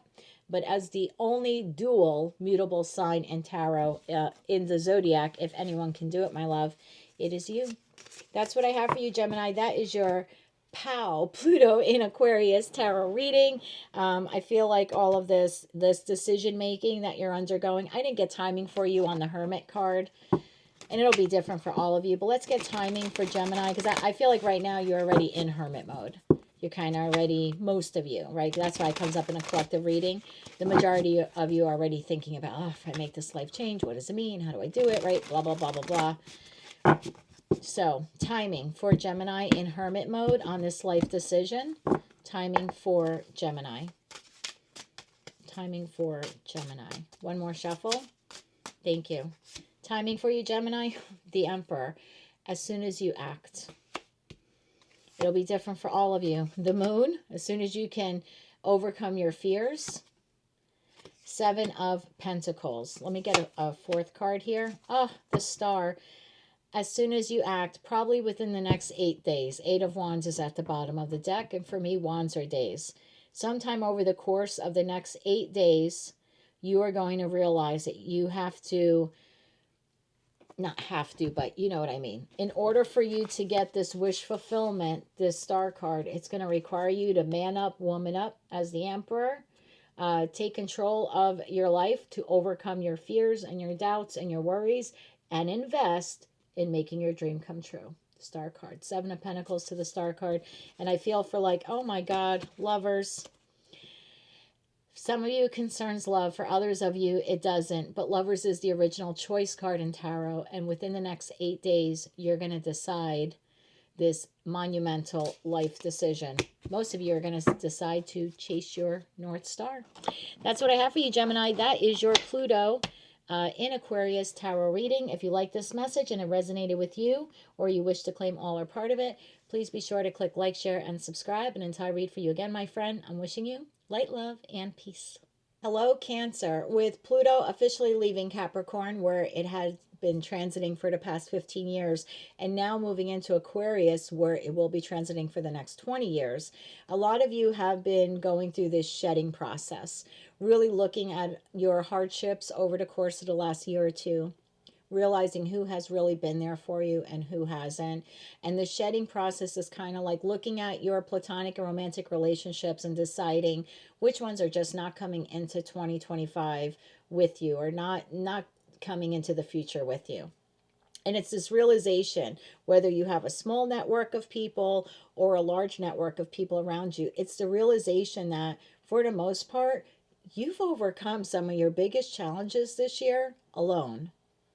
And if that's you, then this message is for you, because the divine knows that you can't do everything alone anymore. Even for those of you where you have 5, 10, 20, 50 friends. The fact of the matter is you have dealt with some of your most hardest and difficult and darkest days this year alone. And so what you really need are some true and honest connections in your life, like people who are really going to be there for you. And the divine knows that you're going to see this shift over the course of the next 20 years. But for a lot of you, it's going to begin in Aquarius season, which starts like the 3rd week in January 2025. So not long after the new year starts. For those of you that are vulnerable and begin to put yourself out there again, you will be finding very strong friendship connections for you, okay? Both on like the personal level and the professional level. For some of you, even in respect to love, okay? So let's get into the oracle cards and then we'll get into tarot. Drifter, experiencing life as it comes, card number 14, which reduces to 5, which is change. Yeah, I feel like for the next month, maybe 2, just kind of go with the flow, experience life as it comes. We then have nourish, take care of yourself. You have spent a great deal amount of the time in 2024 taking care of everyone else. We know this. We've seen it in your readings. It's time for you to nourish yourself. Nourish your soul, your physical appearance, the space you live in. It's right now, the next month or 2 is all about you, okay? It's not selfish. It's self-care. Luck is on your side, new moon and Sagittarius. I feel like this is all going to shift for you with this new moon in Sag, which we have, is it November 30th or December 1st, depending on where you live in the world. I feel like you're just going to feel a lot brighter, like a little pep in your step. And I don't know, maybe for some of you this reading will help. But I just feel like if you've been going through a difficult time and you're releasing connections, platonic or romantic, that no longer work for you, the message that Pluto and Aquarius has for you is, now that you took out the garbage, sorry, cross-watcher, I just work here, don't get mad at me. Now that you took out the garbage, it's like when you clean out your pantry and you get rid of all the food that was expired because it really didn't serve you any to just sit there collecting dust on the shelf. And then what do? You go food shopping and you get all new food, right? That's going to last you into the future. This is the divine saying, good for you, Cancer. You took the garbage out. It's time for us to now fill up those shelves with partnerships and connections that will be true to you. So in the interim, just know that those partnerships are coming, platonic and romantic. Right now, just nourish on yourself and nourish on yourself. Yeah, nourish on yourself. Nourish yourself and just take life as it comes right now. Your luck is about to switch, and a lot of you are going to feel this with this new moon in Sag. Bottom of the deck, the moon. Oh my God, I just said the new moon is Sag, and you get the moon card. All right, tell me more about this. New connections headed your way in starting Aquarius season 2025, platonic and romantic. Tell me more for the Cancerian collective. One more shuffle. Thank you. What do we have? King of Swords in the upright. Ace of Pentacles, new opportunities to connect, to communicate with people. Six of Cups, new soulmate connections headed your way. Page of Cups, and for some of you, even a love offer.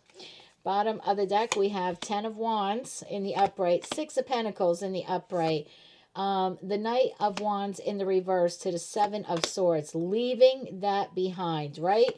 Nine of Wands in the reverse, Six of Swords. We're not doing that anymore.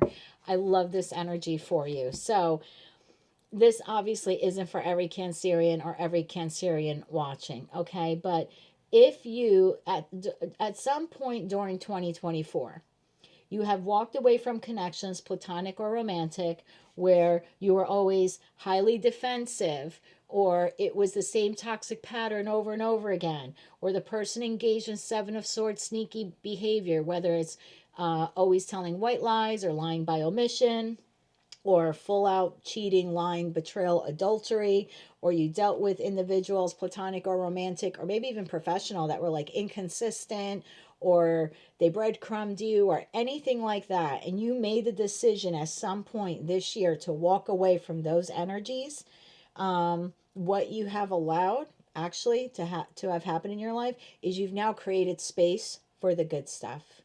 And this is the good stuff. New opportunities with new soulmate connections. Because the fact is, we have dozens, if not hundreds, of soulmate connections in our life. They're professional, they're platonic, they're romantic, and they come into our life very early on, and they trickle in and out of our life until the day we pass away and cross over, okay? So you have a whole host of other connections here of individuals you will be meeting. Some are professional in nature, King of Swords. Some are friends that are going to become like family to you. And for others of you, it's actually offers and love. Okay. Some of you, you're getting all three because it came up in a collective reading. So King of Swords. Tell me more about the King of Swords here. I feel like there's not much you need to do right now except focus on you, experience life as it comes, nourish yourself. And that includes the space you live in, your body, right? Your body is your temple. So you can prepare a nice meal for yourself if you're eating alone, and you could dress really nice even if you're just going to the post office or just sitting home watching TV. Like, take this time to take care of you, and to heal your heart from these past connections that you've had to let go of, because I feel like you're meeting an entirely new tribe, or you'll be building a new tribe, and it's all starting. King of Swords is Aquarius energy, and I did say by Aquarius 2025 it's all starting for you. So yeah, King of Swords is Aquarian energy. So tell me more about this King of Swords. So communication. This could be an individual or individuals you meet communicating online, in a chat group, something like that, or love offers you're receiving because maybe you're joining some dating service or something like that. But communication plays a big role here in meeting these new people. One more shuffle. Thank you.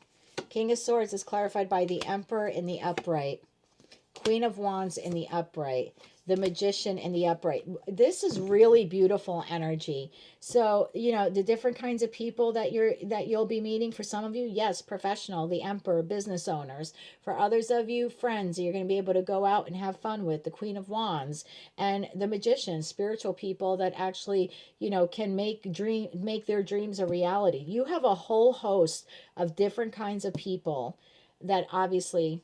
And I have to be honest with you. Oh, I have the Tower. I'm telling you, this person or these people are coming into your life when you don't even expect it. Like when you're not even paying attention. The whole purpose of this is that, and I think I said it in the intro, was the divine realizes you can't do everything alone anymore. So if you've gone through all these types of characters and you really have Six of Swords to the Ten of Wands there, you really have walked away from it and they're in your past, then obviously the divine doesn't want you to spend the rest of your life alone. So you need good, solid people in your life, professionally, platonically, and romantically, okay? So they're headed your way. They're not all going to breach your life in Aquarius season 2025, but you'll start meeting them. But what I wanted to say was, if you just kind of stay, in your house, curtains closed, and you're not talking to anyone, and you're not joining social groups or joining a community group in your town, or a volunteer group, like if you're not being vulnerable to get out there and meet people, how are you going to meet people? Okay, so are the opportunities there? Absolutely. Hopefully by Aquarius season, you're going to, start coming out of your shell more and get to know these people. And again, this could be like through community groups, online forums, something like that, Facebook groups, wherever you chit chat regularly. Okay, and for a lot of you, it's just like within your community. I would look into volunteer groups. I don't know why I keep being told that.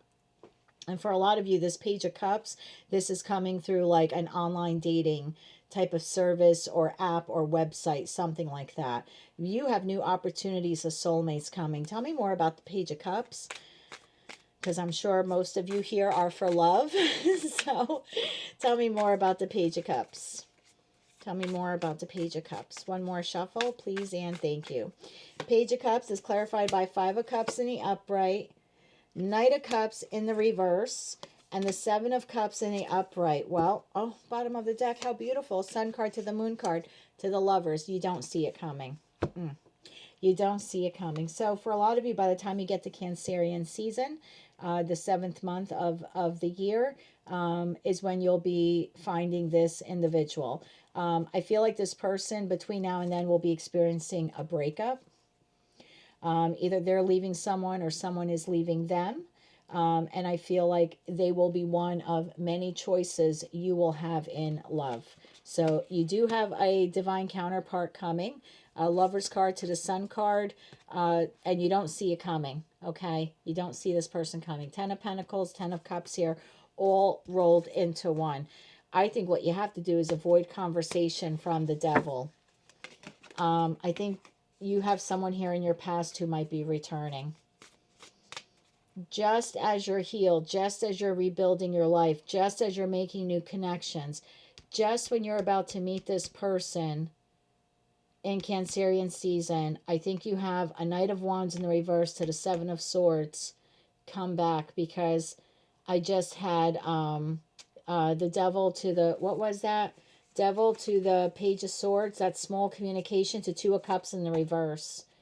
For some of you, if you left a deceptive partner in the last year, like it's the last relationship you just ended, I think for some of you, that person comes back just as you're meeting this divine counterpart. Tell me more about the Seven of Swords here, person in the future. I don't have my astrology book here. I was going to see, do we have a Mercury retrograde during Cancer season next year? I'll find out for you. I'll post it below in the comment section. I'll pin it. Tell me more about the Seven of Swords. I just had a Queen of Pentacles flip over, so maybe for some of you it's an earth sign. Tell me more about the Seven of Swords here. One more shuffle. Thank you. I have Three of Pentacles in the upright, 10 of Pentacles in the upright, Queen of Swords in the upright, High Priestess. For some of you, you know this person might be, some of you know, five of Swords to the Tower.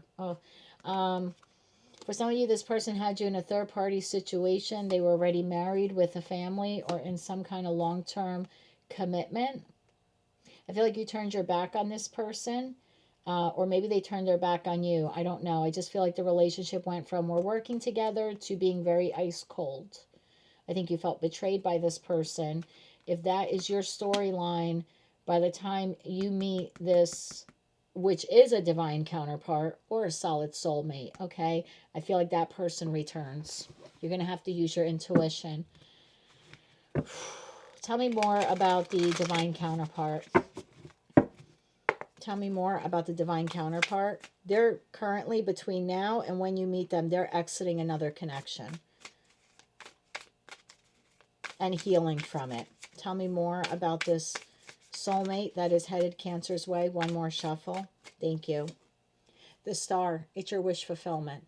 It's maybe not who you wanted, because if who you wanted was your real wish fulfillment, they would have been. Okay, so it's not Sneaky Pete over there. It's when you list out 1 to 10 the qualities of the person that you want to spend the rest of your life with, this person checks every box. 10 of Cups. the Hermit. I feel like this is a soul connection. We had High Priestess, we have Hermit. For me, that's twin flame. When I see Hermit to the High Priestess, I usually see that as the 5D spiritual connection. But even if it's not twin flame, very deep soulmate, soul bond connection is headed your way by Cancer season 2025. Those of you who just got out of a very turbulent, deceptive relationship, or maybe the other person had you in some kind of third party or multiple party situation, or maybe they were married, something like that. You thought you were working towards a happily ever after, and then you either had to turn your back on them or they turned their back on you, something like that. Whatever that story was for you, and it's different for each of you, what you have coming to you is a divine counterpart, is your Ten of Cups, is your true wish fulfillment. I just think that that person is going to try to spoil it for you, because that person is going to want a rebirth in the connection. Empress to the Empress reversed here to the Temperance card. I think it's going to throw you off a little bit, because it's almost like a why now. Why I have my head on straight, right? It's been 7, 8, 10, whatever, 12 months. I'm over you. I've moved on. I have all new friends. My life has changed. I've just met this amazing person. And now you're coming back. So a lot of you, not all, but a lot of you are going to have a big choice to make, because you have a divine counterpart, and then you have a sneaky SOB, male or female, coming back from the past. And I don't know if they've changed or not. Has this person changed? By the time they return to Cancer, have they changed? One more shuffle. Thank you.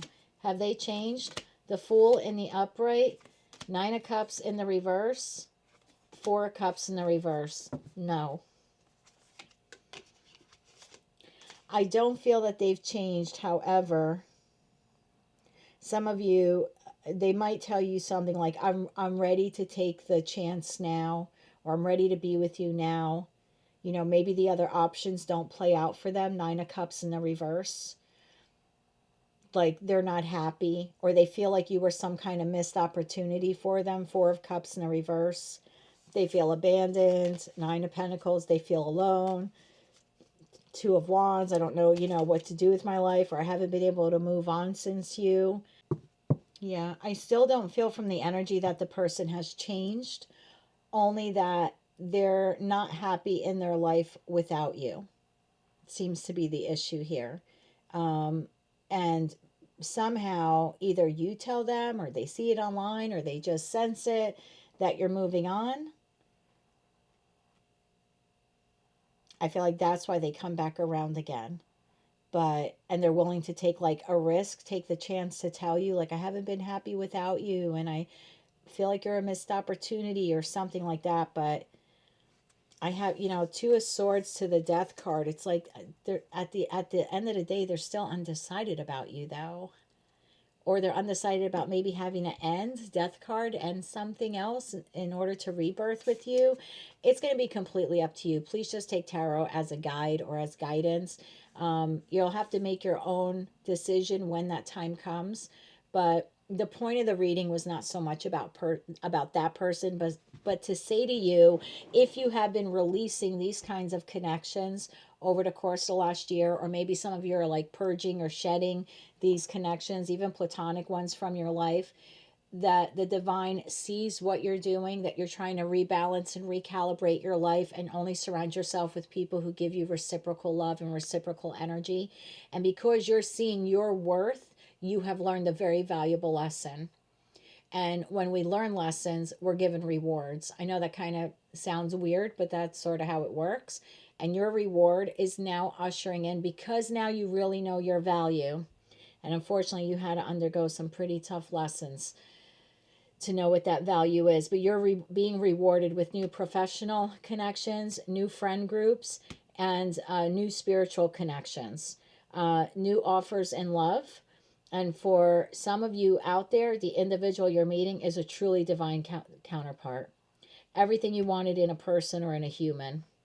10 of Cups, happily ever after. And this is a spiritual connection. We had High Priestess to the Hermit card. It's almost like this person is like being divinely sent to you from the heavens type of thing. So whether that person or those people come back around or not, I mean, I'm not going to tell you to accept them or not. I just feel like you're going to know better. Because once you experience this, I don't think you're ever going to want that again, platonic or romantic. Once you have this new friend group and this new tribe, and you're surrounded by spiritual, professional people that really have your back, and this beautiful romantic soulmate or divine counterpart that's coming in, I don't think these people from the past kind of measure up anymore. I have to be quite honest with you. So very claimable reading. You've been through hell. You've lost a lot of people in your life, particularly over the last year or two. Pluto exiting Capricorn hasn't been the easiest for you, but you've learned what your self-worth is. You're really valuing yourself by walking away from those types of connections. And the divine sees that you can't do everything alone. You do deserve some healthy connections in your life. And so they are bringing them to you. And like I said, professional, personal, and romantic. And for those of you interested in romance, it looks like a truly divine counterpart is headed your way by Cancer season, or I should say, within the first 7 months of 2025. Excuse me. Might require you to be a little vulnerable, and get back out there into the dating world and all of that. But if you're able to be vulnerable that way, you have a lovely soulmate headed your way. Okay, hope that gives you some hope for 2025. Highly claimable reading. Luck is on your side, and this shift or this turn is going to begin with that new moon in Sagittarius that we're having in about a week. So that's what I have for you, Cancer. If you like this message and it resonated with you, or you wish to claim all or part of it, please be sure to click like, share, and subscribe. And until I read for you again, my friend, I'm wishing you light, love, and peace. Lovable, lucky Leo. Pluto shift into Aquarius will change how you approach romantic relationships or even platonic ones. Now, don't get upset with me, but maybe in the past you found yourself connecting to individuals on more of a superficial level. Wanted to date the hottest chick or the hottest guy, or the person that, you wanted to be friends with people who had like the best homes or the best cars or money in the bank or superficial things. Okay, and look, I'm not faulting you for it. We've all had that in our life.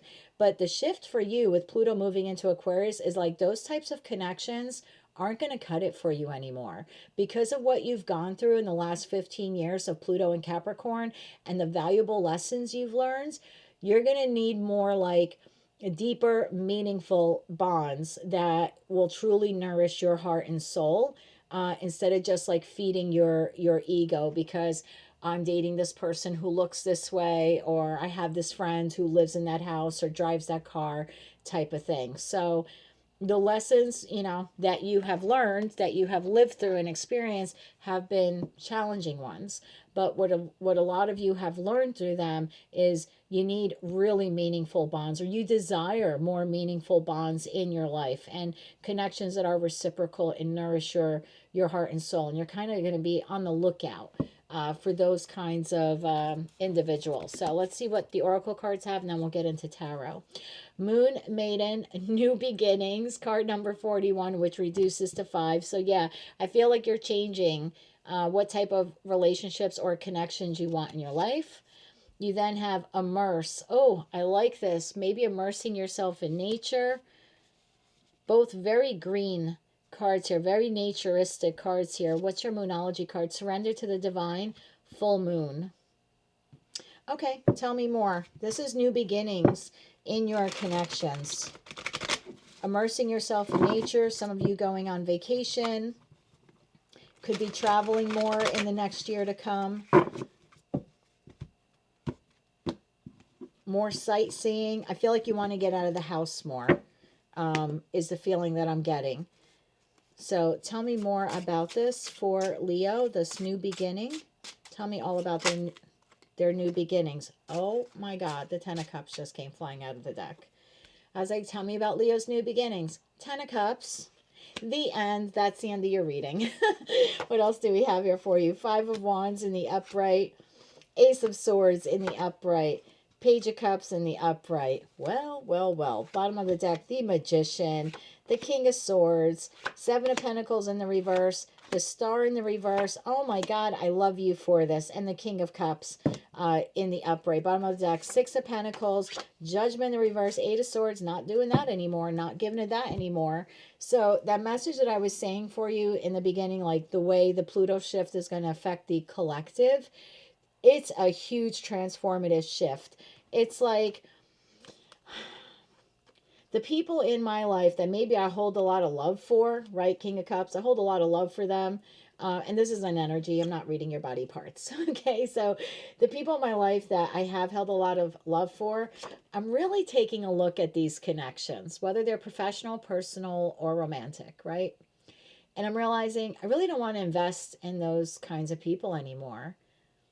I just don't want to invest in those connections, or I don't want those people are not my real wish fulfillment in my life. That's not the kind of friends I want. It's not the kind of lover or lovers I want. It's like not the professional connections I want. Even though I hold love for them, and with that love comes some nostalgia and memories and all of that stuff. It's like you're making the conscious decision. I have to love myself, because King and Queen of Cups, before they can love anyone else, they have to love themselves unconditionally.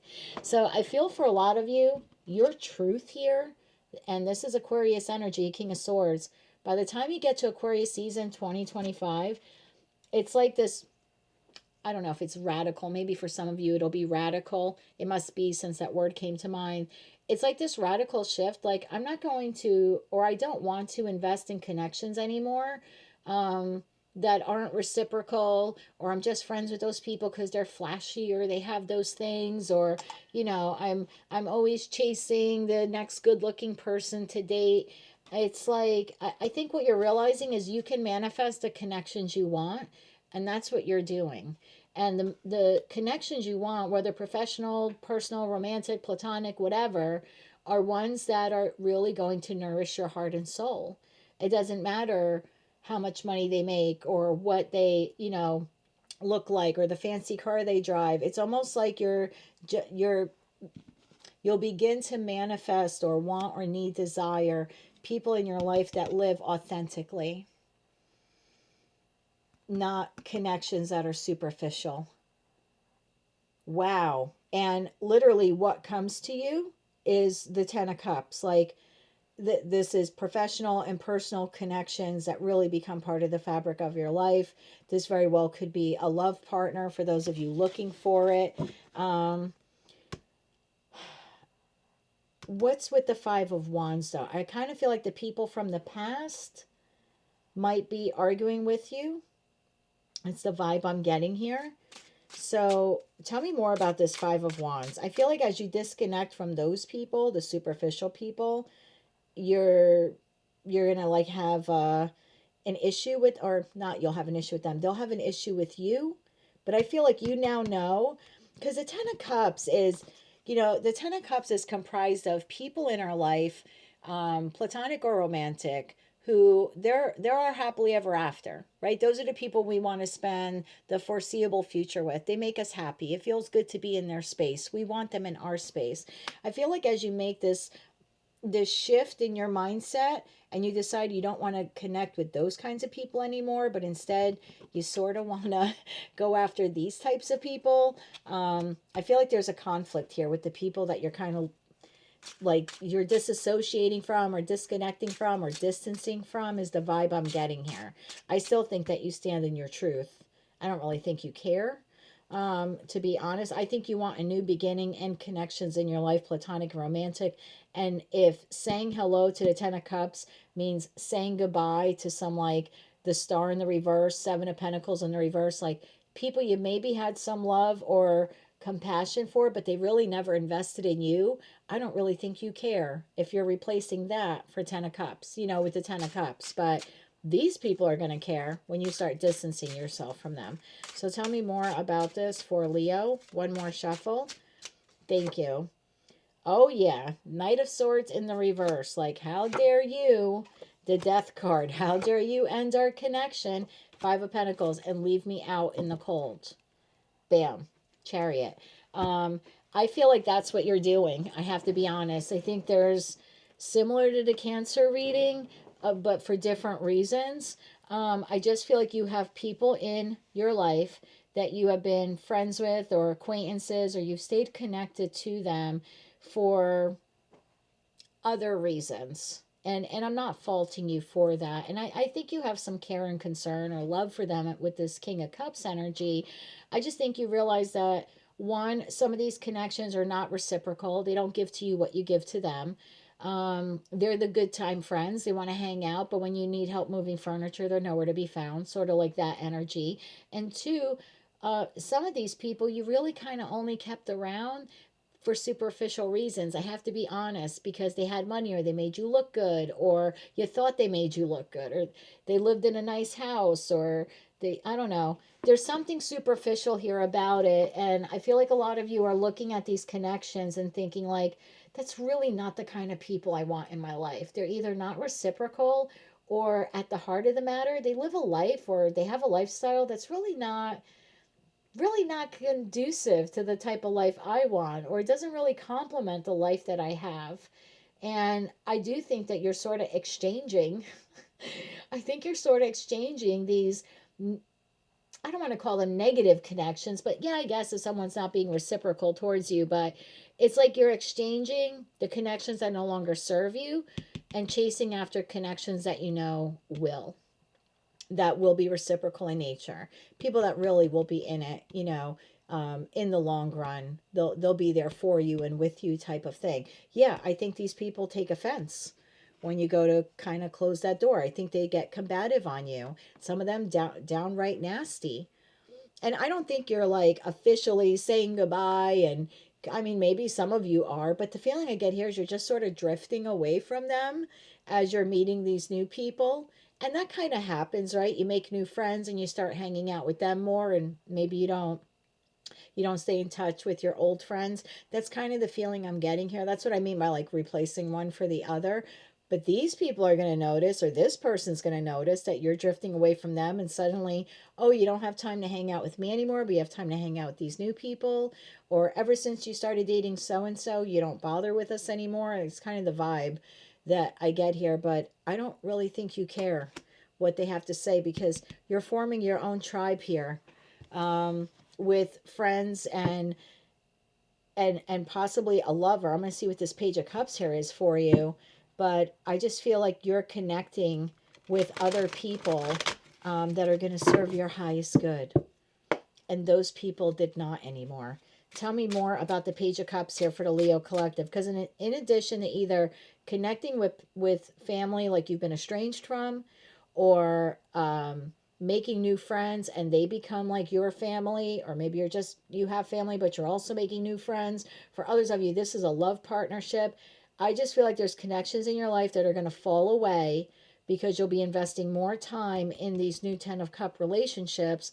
And I do feel like these people, they don't disappear so quietly into the night. They're a bit combative on why you suddenly don't have time for them anymore. But like I said, Ace of Swords, you know your truth and you don't care. Tell me more about the Page of Cups. This is the love offer coming in for you. For those of you who are single and you want a new romantic partner, I do feel there's one coming in for you. Tell me more, please, and thank you. Page of Cups is clarified by 4 of Swords in the upright, 6 of Swords in the upright, and the Emperor. Whoa. The World card. It's a whole new chapter in your life. This individual is someone they've got their shit together. They've got their crap together. Their life is moving forward. They're a healed person. They're a spiritual person. Some of you might be meeting them on vacation. This could be a business owner. I feel like with that Page of Cups, they're very youthful in energy, like regardless of their age. I feel like there's a youthful side to them, but this person stands on business. This is in the upright, Emperor, Empress, doesn't matter. I don't read body parts. This is someone who has their crap together in their life.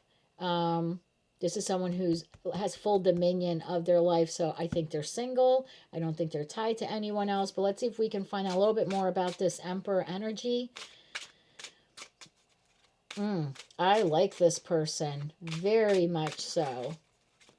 tell me more about the Emperor headed Leo's way? One more shuffle, please, and thank you. The Emperor, 8 of Cups in the upright, 3 of Pentacles in the upright, Page of Pentacles in the upright. They are single and ready to mingle, and they have no other options or choices. 7 of Cups are in the reverse. I feel like this person has left or is currently leaving another connection, working on themselves, working to re-enter the dating pool or the dating world when you meet them. I feel like a lot of you can meet this person on vacation, on a cruise, something like that. This is not someone who's going to keep you as an option. Look, Ace of Cups, love. I see with the Page energy, I think for a lot of you, this person might have children, 1 or 2 children. I guess you'll find out if that resonates when you meet them. This is your total wish fulfillment. 9 of Cups. This person, if you made a list of the best qualities that you wanted in a life partner, whether you marry them or not, because higher level of commitment is something different to, for all of us. But if you made a list of what you wanted, this person checks every box. All 9. So it is a wish fulfillment. I think a lot of you meet this person like, I keep seeing the ocean. I have water here in the ocean. The water here and the Page of Pentacles in the background keeps getting my eye. There's a lot of blue in the 9 of Cups. The Ace of Cups is overflowing with water. There's just something, even the blue in the way this card is reflective on the Emperor, like more of the blue at the angle it's at is grabbing my attention. There's water here in the 6 of Swords. I feel for a lot of you, you're meeting this person on vacation. The summertime, could be, on a cruise, at a lake, at the beach, or when you're just out and about. When you're out and about, I feel like is when you meet this person. I think this person has their crap together. They've walked away from another connection. They too are in search of their 9th cup, just as you are. So if you're single and you think you're going to be single forever, you're very mistaken. You have a divine counterpart headed your way. Can I have timing on this connection for the majority of the Leo collective? Can I please have timing? Can I have timing, please, for the Leo collective? Oh my God, celebration here, 3 of Cups. I love this energy. Timing for Leo. Yeah, new beginnings. I did say at the beginning of your reading, some of you would be traveling this year more. When I said immerse, and I said you might be like going on the water. I'm pretty sure I said that. Yeah, I think that's how you meet this person. Like beach, lake, on a boat, something like that. Wow. I mean, it could even be like a community pool, right? If you have a community pool that you regularly go to. Okay, so can I have timing when single Leo meets this Emperor or Empress? Can you tell me more on timing? One more shuffle. Thank you. What do we have in timing? We have the Hierophant in the reverse. That would be Taurus season. So a lot of you are meeting this person from the middle of April until the middle of May 2025. Yeah, you got the Fool at the bottom of the deck. So yeah, that's your whole new beginning. So yeah, I think this person has their stuff together, their crap together. They may have 1 or 2 kids, or again, that Page energy just could be like youthful disposition, youthful type of sense of humor. But when it comes to having their life together, they have their life together. Could be a business owner. Be careful if it's the business owner of the business you work for, okay? Because some companies frown upon that. Actually, most companies do. But I feel like this is someone who stands on business. Like they've left another connection. 7 of Cups in reverse. They're not confused. You're not an option. They know what they want. They're looking for their 9th cup. You just happen to be it. So I love this energy for you. So definitely releasing these superficial connections, however you define them. It's different for all of you.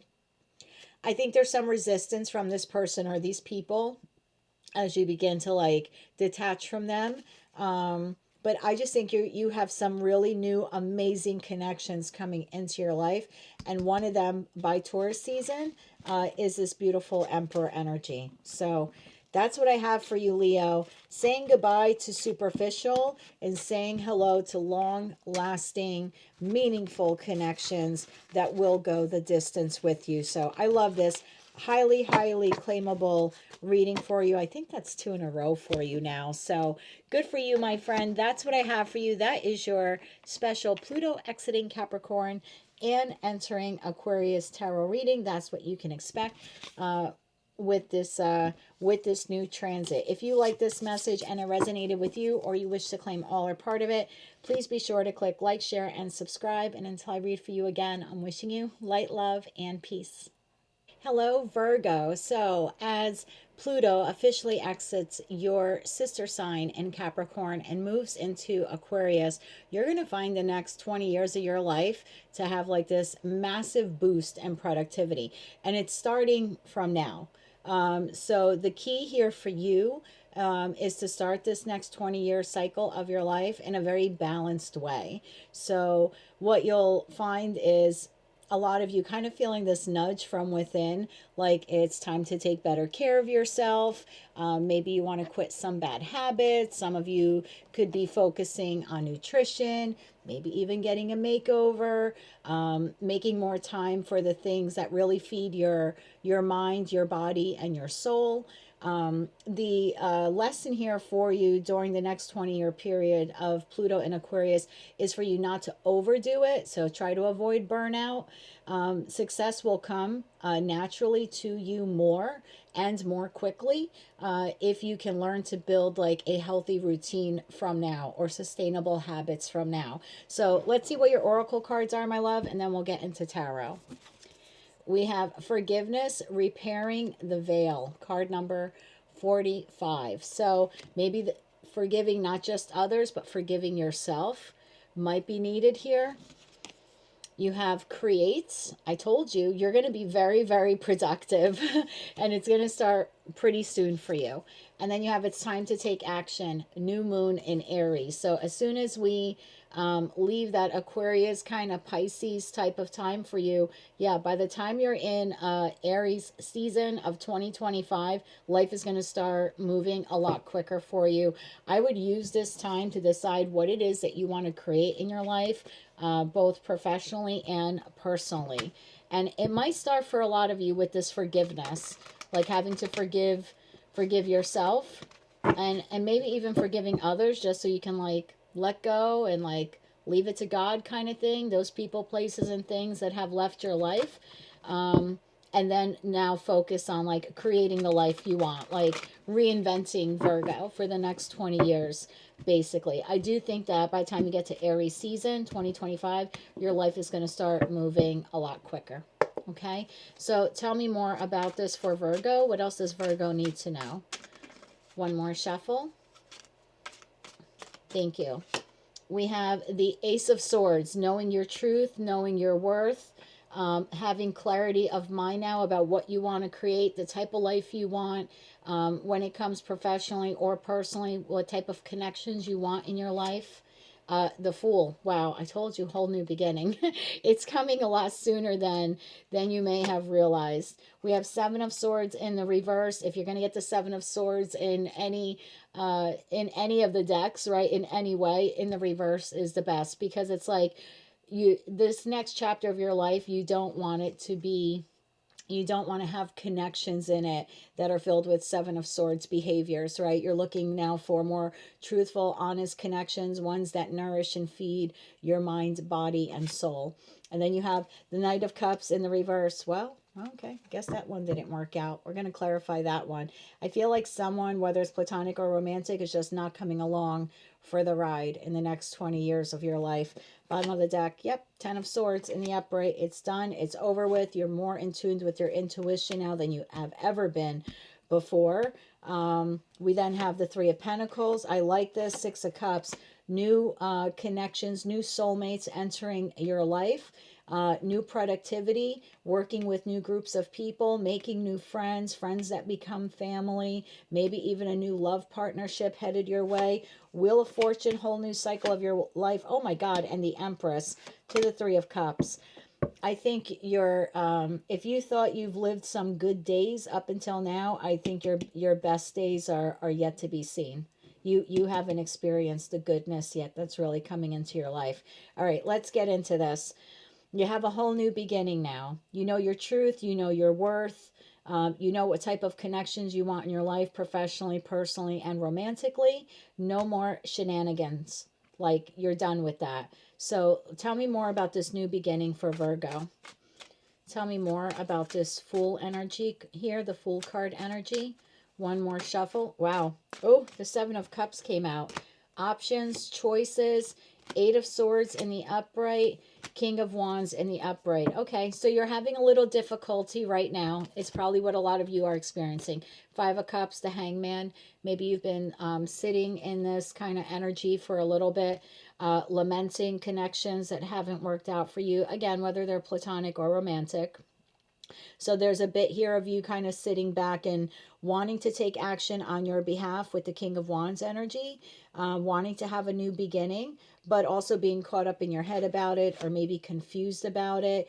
I feel like this individual is a little bit of a block for you right now. And if they're not coming along for the ride, which personally as a reader, I don't believe that they are, I do think that there's like some forgiveness here that is needed for this person, but also for yourself for dealing with this behavior. Because whether this is a platonic or romantic connection, this is someone who didn't treat you fairly.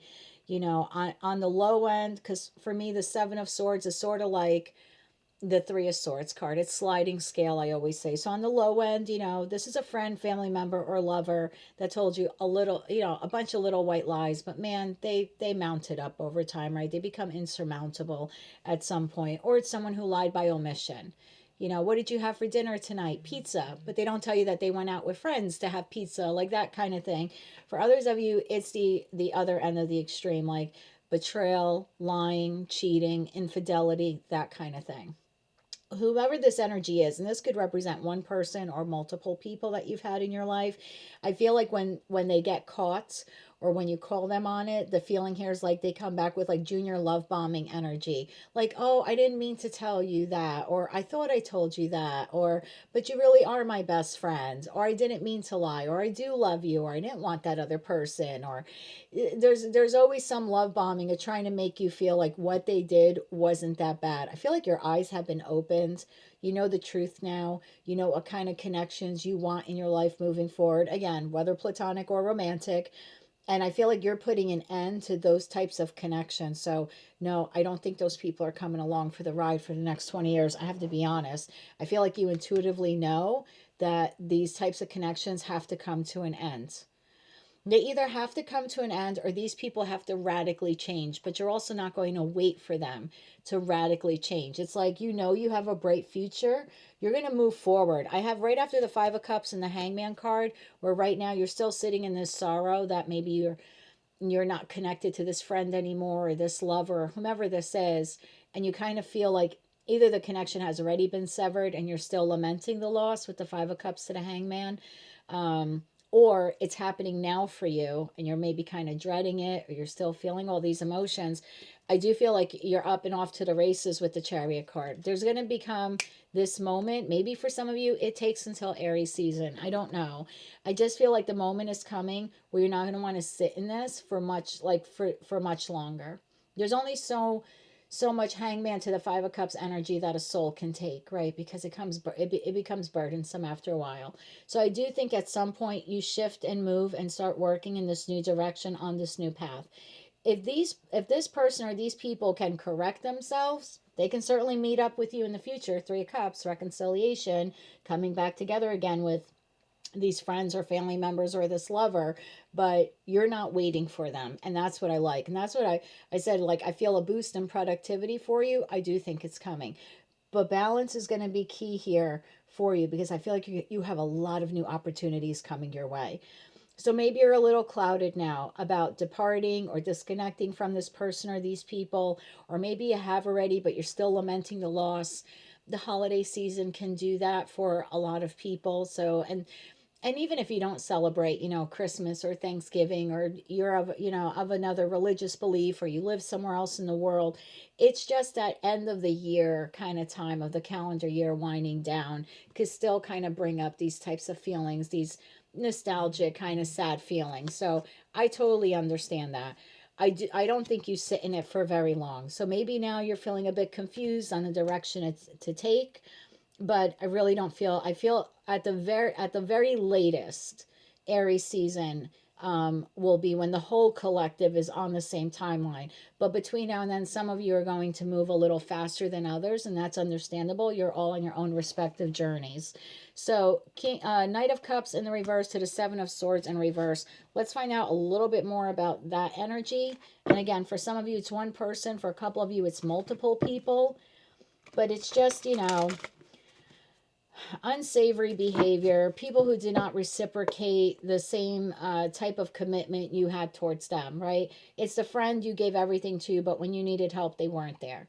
It's the family member you only see at weddings and funerals, right? But when you have a difficult time paying your bill or putting food on the table, they're nowhere to be found. It's the lover that you over invested in, no fault of your own. Maybe you need to forgive yourself for that, but they never invested back fully, or they cheated on you, or they put you in competition, something like that. But then they'd come back around and love bomb. I feel like the next chapter of your life, you just don't want to be associated with those types of energies. And if those people can auto correct, then they can catch up with you on your timeline, right? Because we can jump timelines at any time. But I just feel like you're not waiting around for them anymore. At least you won't be by Aries season. So tell me more about this energy for the Virgo collective. Knight of Cups in the reverse to the Seven of Swords in reverse. What is Virgo leaving behind? What are they leaving behind? One more shuffle. Thank you. What are you leaving behind? Five of Wands, conflict, people who put you in competition, people who always this isn't Five of Swords energy, but it's close. Five of Wands, nitpicking, bickering, putting you in competition, arguing with you all the time, blaming you for the things that they did. Ten of Pentacles in the upright and Page of Wands in the upright. Immature behavior, people that were in it for other reasons, superficial reasons, people that maybe didn't make the best choices in their life because they were addicted to materialism. I mean, for some of you, this Knight of Cups in the reverse could have been an individual who is married to someone else. They had a long-standing connection elsewhere with the Ten of Pentacles. Page of Wands are kind of exploring their option in some way. Could have been also very immature behavior on their part. Again, putting you in competition. Sneaky behavior here as well. Bottom of the deck, I have Magician. You're now in your power. You now see that type of energy, or that person or those people, for who and what they truly are. Has your intuition grown through this experience? Absolutely. Are you sharper and wiser? Oh, hell yes. Your energy out of the gate was the Ace of Swords. I think I told you in your reading I did for you back in April or May that you're going to end the year being able to make decisions, like judge people almost. I said you're going to be able to do it with the blindfold on or off. Like your intuition is going to be that sharp. And now as we're ending the end of the year and we have this Ten of Swords, which is like the final, the closing, the next card out is literally the High Priestess card. So have you grown exponentially from this experience or these experiences? Yeah. They were hard effing lessons, weren't they? And I think there's some forgiveness. I think you have to repair this within yourself. There's something within you that you have to repair, heal, because anyone who engages in this type of behavior, leaves you wounded, right? Obviously, Ten of Swords. And again, that's a sliding scale sword card for me as well. Some of you felt it a lot heavier than others, is what I mean by that. But there's some forgiveness here, kind of like a let go, let God kind of thing, deal with those people. But there's also a need here to forgive yourself, repairing the veil for not seeing them for what and who they truly were. Yeah. Okay.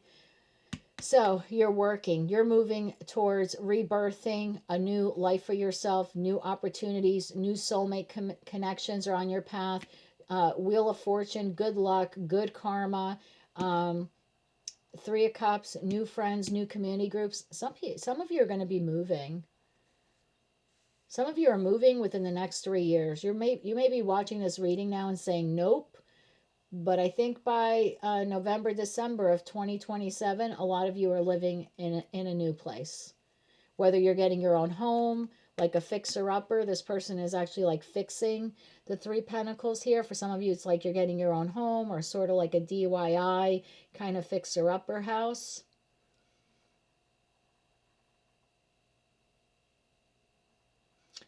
If you're completely single now, you're married within the next 3 years.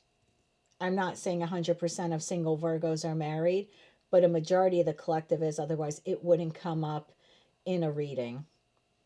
Either you already have children, or they do, or you're having children together. 2 girls, 1 boy.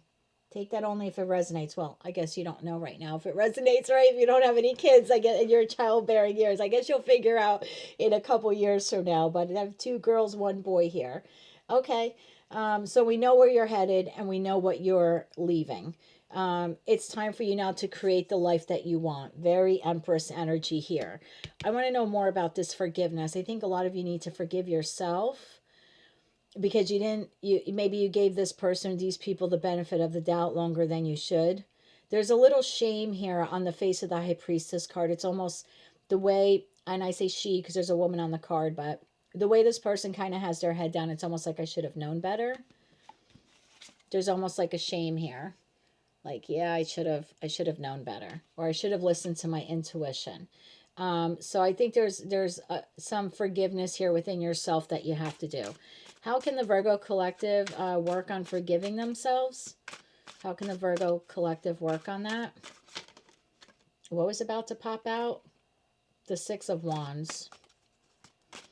Tell me more. One more shuffle, please, and thank you. 10 of Cups in the upright. Queen of Wands in the upright. 4 of Pentacles in the upright. Hold on to yourself. Hold on to your value. Hold on to your worth. The Queen of Wands knows her worth, male or female, doesn't matter who's watching this. And know that you deserve the 10 of Cups. Just forgive yourself, and that's easier said than done, right? You're going to have to start small, Page of Pentacles, but there's you know, for a lot of you, there's a need here to forgive yourself that you thought that was the 10 of Cups when it really wasn't, you know, or I just heard, I'm so stupid. You're not. If you've sat there over this person and thought, oh my God, I'm so stupid, or I gave them too many chances, or I feel, you're not. You're not. It just was part of your life's lessons. That's such a sucky thing to say to someone. But okay, so you misjudged them. Forgive yourself. Know that your 10 of Cups is out there waiting for you. So what? It wasn't that. It never is for any of us. We've all been there. Don't think that you're stupid or you made a mistake. So in terms of advice, my love, for you to forgive yourself, know what your worth is. Queen of Wands knows her worth, or King of Wands, take it how it resonates to you. Those are individuals who know their worth, okay? Know that what you want is still out there. It didn't end with that connection. It's just that connection wasn't it. It doesn't mean it doesn't exist. So there's a need here for you to also restore hope that it is still out there for you, that it is attainable, that you do deserve it, and hold on to that. Hold on to your worth. Start small. It's okay. Look, 10 of Wands in the reverse. You're letting it go. I do think it'll be a process for a lot of you, and maybe between now and Aries season is when you do it, this recovery. Because, you know, when we lose someone that we thought was going to be our best friend forever, that family member was going to be by our side forever, or that's the lover I thought I was going to end up marrying, or, I mean, for some of you, maybe you divorced this person or you're about to, right? Everyone's story is different here. But there's a need here to not just like heal the hurt from the loss of the connection. There's also like a restoration process. And maybe some of you are coming out of the phase of the pain, but there's still a need here for the Virgo collective. Again, not every Virgo, but for the Virgo collective to restore their self-worth. There's a restoration process that's needed. Restoring hope in the 10 of Cups. Restoring hope in who you are. Restoring your self-worth, your value, recognizing what that value is, and then holding on to it firmly. Okay, time to take action by Aries season. By the new moon in Aries, it will be time to take action. Tell me more about the action the Virgo collective needs to take. One more shuffle. Thank you. Action by Aries season. 10 of Cups and 10 of Pentacles all rolled into one. Create, identify, create a plan, what your happiness is, and then go after it. The Lovers, make the choice to go after it. And Page of Pentacles, start small. Start small, but make the choice to create the vision, and maybe a vision board will help some of you. I know it sounds, oh wow, the world. When one cycle closes, an entirely new one will begin for you. So I was going to say maybe the vision board will help you. I know it's helped me a lot, and it sounds really silly for some people, but you know, I've been looking up certain photos of like places where I want to live one day, and or places I want to go to, and I've started to like print out these photos and create, you know, using push pins on like the old-fashioned board, right? I have it over there next to my computer, and I've started to create a vision board. And so when I sit down to work every day, usually in the morning, I wake up, have my coffee, I sit at the desk. That is a constant reminder. That's what I'm striving for. That's what I'm working towards. That's the life I want to create. That's where I want to visit one day. That's where I want to live one day. Maybe for some of you, you need to do that. If you know, you have to identify your goal before you can actually get to the goal, right? So identify your goal. What do you want your life to look like 20 years from now? And maybe that's a large span of time, okay? Take it 1 year at a time. By this time next year, what are the reasonable goals that you would like to have attained by, you know, 1 year from now? And again, be reasonable, but start to create the life that you want and then give birth to it. And yeah, start small. I think by Aries season, a lot of you will be doing just that. Making the choice to start small, to find your or I shouldn't even say find, create your happily ever after. Some of you are meeting this divine counterpart in Aries season. I'm going to throw that out there.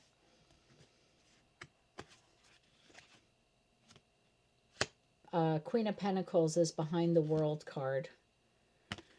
Could be another earth sign like yourself, Taurus, Virgo, Capricorn. For some of you, you're starting a business in Aries season.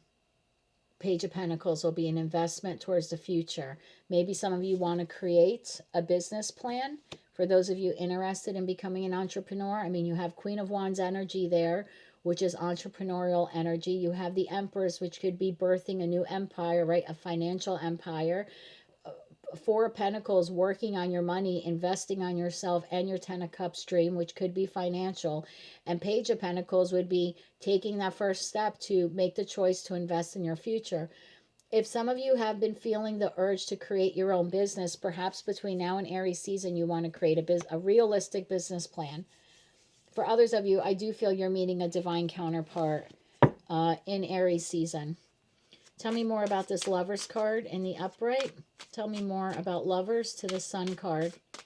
One more shuffle, please, and thank you. Well, who are you that you just... Justice in the upright. Could be karmic justice or a balanced connection. Tell me more. Seven of Wands in the upright and the Three of Wands. Well, again, we have that Queen of Pentacles at the bottom of the deck. Yeah, maybe a little defensive. Seven of Wands, understandably so, after what you've come out of. But for some of you, that Lovers card, a little apprehensive, defensive, but still starting the Three of Wands, look what's out there. So maybe you're, by that point, you're getting on dating apps or getting out more in the world and wanting to connect and meet someone. Maybe getting on like dating websites or something like that. Again, little defensive, understandably so. But yeah, for some of you, you very well could be meeting this individual in Aries season. And that would be karmic justice and love for you. However this plays out for you, professional, personal, or romantic, you are creating a whole new life for yourself. This person may or may not meet up with you in the future. I don't know. But it's not your responsibility or your job to wait. Don't waste time waiting for them, and don't waste the pretty or the handsome waiting for them. okay? Especially if they were married or something like that in another connection. Please don't, as someone who's been there, please don't do that to yourself, okay? And maybe that's a little shame or embarrassment you have to overcome. And again, I've been there. Please don't hold that against yourself. Just know your worth. Know that your 10 of Cups is out there. Wish fulfillment is coming. For God's sakes, you've got the 10 of Cups. You have the Sun card here, the Wheel of Fortune, the 6 of Cups, the Empress, the 3 of Cups. Like, you're on a good path here for the next 20 years, okay? Success will come, but you also need to like work on building some healthy routines. So maybe for some of you, that's another thing you have to create, building some healthy routines, letting go of some toxic patterns or habits you have, like create sustainable habits for yourself in the future. As for platonic and romantic connections, they're coming in way more balanced, reciprocal, new healthy soul connections are on your destined path. So if you think you're going to live the rest of your life alone without friends or friends that become family or a lover or something like that, you're mistaken. Okay. Right now, just take care of you. I would say figure out the kind of life that you want, create a plan, maybe for some of you, a vision board. Work on your healing, work on forgiving yourself, work on your self worth. I feel like the time to act, this inspired action that you'll be feeling, this boost of productivity is going to hit you like a freight train come Aries season. So I would use this time to, if I were a Virgo, I would use this time to work on myself, create the life that I want, the plan that I want to attain it, especially if it's a business plan, something like that. This is definitely the opportune time to do it. And yeah, definitely work on forgiving yourself, okay? And as for this person, they either clean up their act and they catch up with you. They have to jump the timeline. You can't delay your timeline for them, okay? They can jump the timeline at any time. In the meantime, you need to kind of take action and keep moving forward. You have a brilliant and beautiful life waiting for you. They can choose to be part of it or not. It's still waiting for you, okay? Don't let it wait too long. That's what I have for you, Virgo. That is your Pluto in Aquarius tarot reading. If you like this message and it resonated with you, or you wish to claim all or part of it, please be sure to click like, share, and subscribe. And until I read for you again, my love, I'm wishing you light, love, and peace. Hello, Libra. As Pluto leaves Capricorn, where it has been transiting for the past 15 years, and moves into your sister sign of Aquarius for the next 20, you'll find that your love life will transform over the next 2 decades. But it all begins now. You'll start exploring some new sides to romance and passion and love and creativity. Your relationships will need to match your deep emotional needs moving forward. And anything less will kind of fall away to make room for more soulful connections. So this is going to apply to both your platonic as well as your romantic connections, whether you're currently in one or not. So let's see what the oracle cards have, and then we'll dive into tarot. You have breathe first, beginner's mind. So I do feel like it's a new era or a new chapter in love for you, again, in both your platonic and your romantic connections. You have awaken. I feel like this is your heart chakra now, being awakened, knowing what you desire in your connections. Expect powerful change, new moon eclipse. So I do think this is almost like a sudden impact kind of feeling, although it will play out over the course of the next 20 years. But like I said, it does begin now for you. So let's get into tarot. Tell me more about this awakening for Libra. Tell me more about this awakening in respect to love, their platonic as well as their romantic connections. Make sure my microphone is on. It is. Okay, sorry. Tell me more about this for Libra. One more shuffle. Thank you. First card out, my love. 2 of Swords in the upright, followed by the Hierophant in the upright, 9 of Wands in the upright, and 9 of Cups in the upright. Beautiful energy there. Bottom of the deck, what you don't see coming. Strength, the Lovers. Told ya. Queen of Cups, Ace of Wands, and then the Moon to the 2 of Cups. Okay.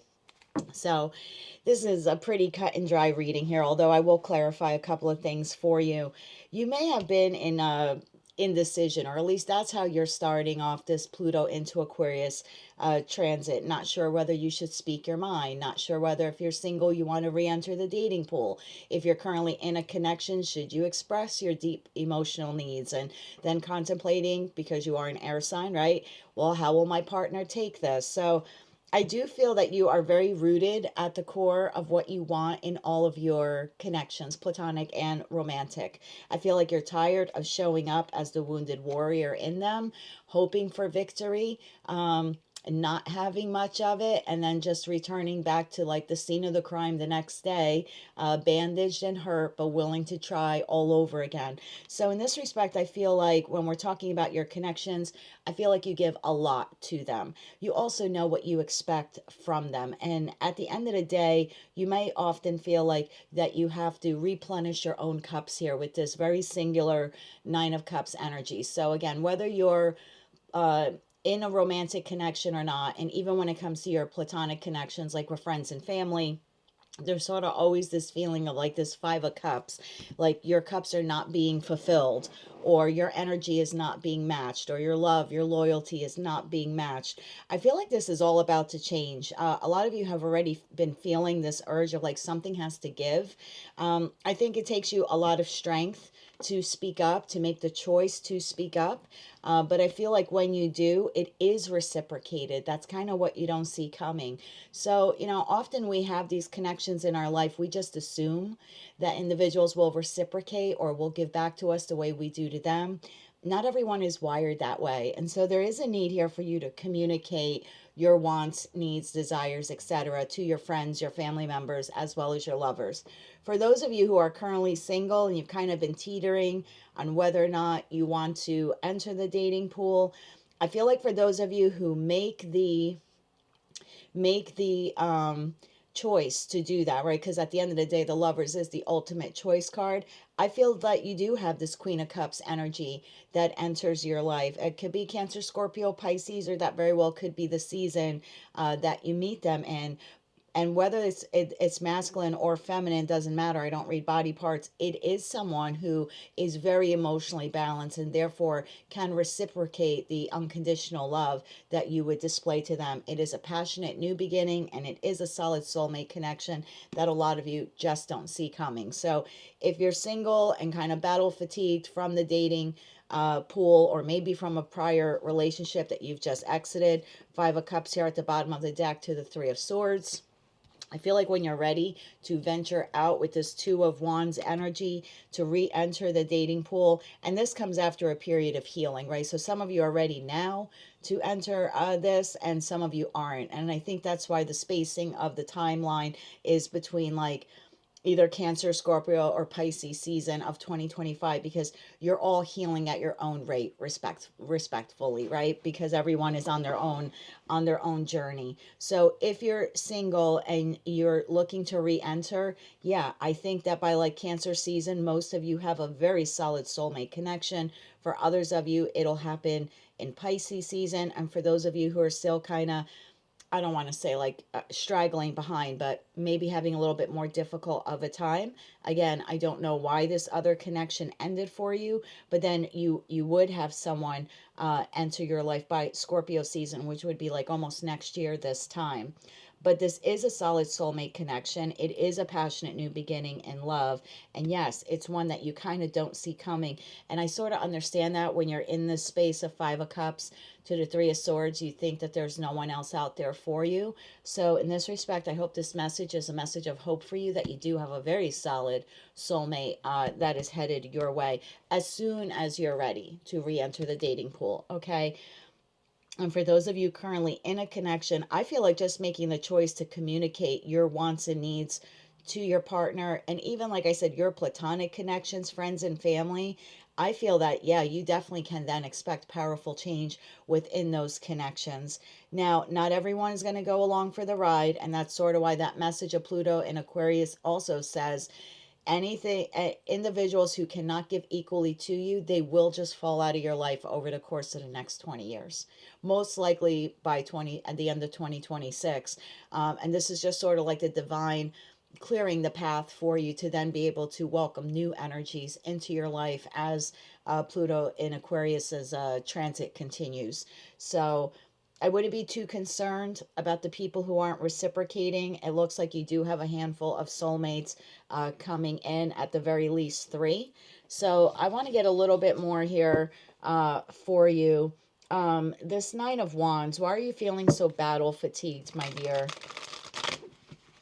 This is like you've really been through the ringer when it comes to your connections. Tell me more about this Nine of Wands here for the Libra collective. One more shuffle. Thank you. Nine of Wands is clarified by Six of Cups in the upright, Eight of Cups in the upright, and the Three of Pentacles in the upright. For some of you, you have had soulmate connections. Again, all of your journeys are different. So some could be platonic, some could be romantic, but I feel like you either had to walk away from them or they walked away from you. For others of you, you did have a love connection where you did expect it to grow, but unfortunately it never progressed past that Three of Pentacles stage. For others of you, it very well could have been a third party situation. You have to take these messages how they resonate to you. Either way, you find yourself repeatedly with this Nine of Cups energy, constantly having to like replenish your own cups.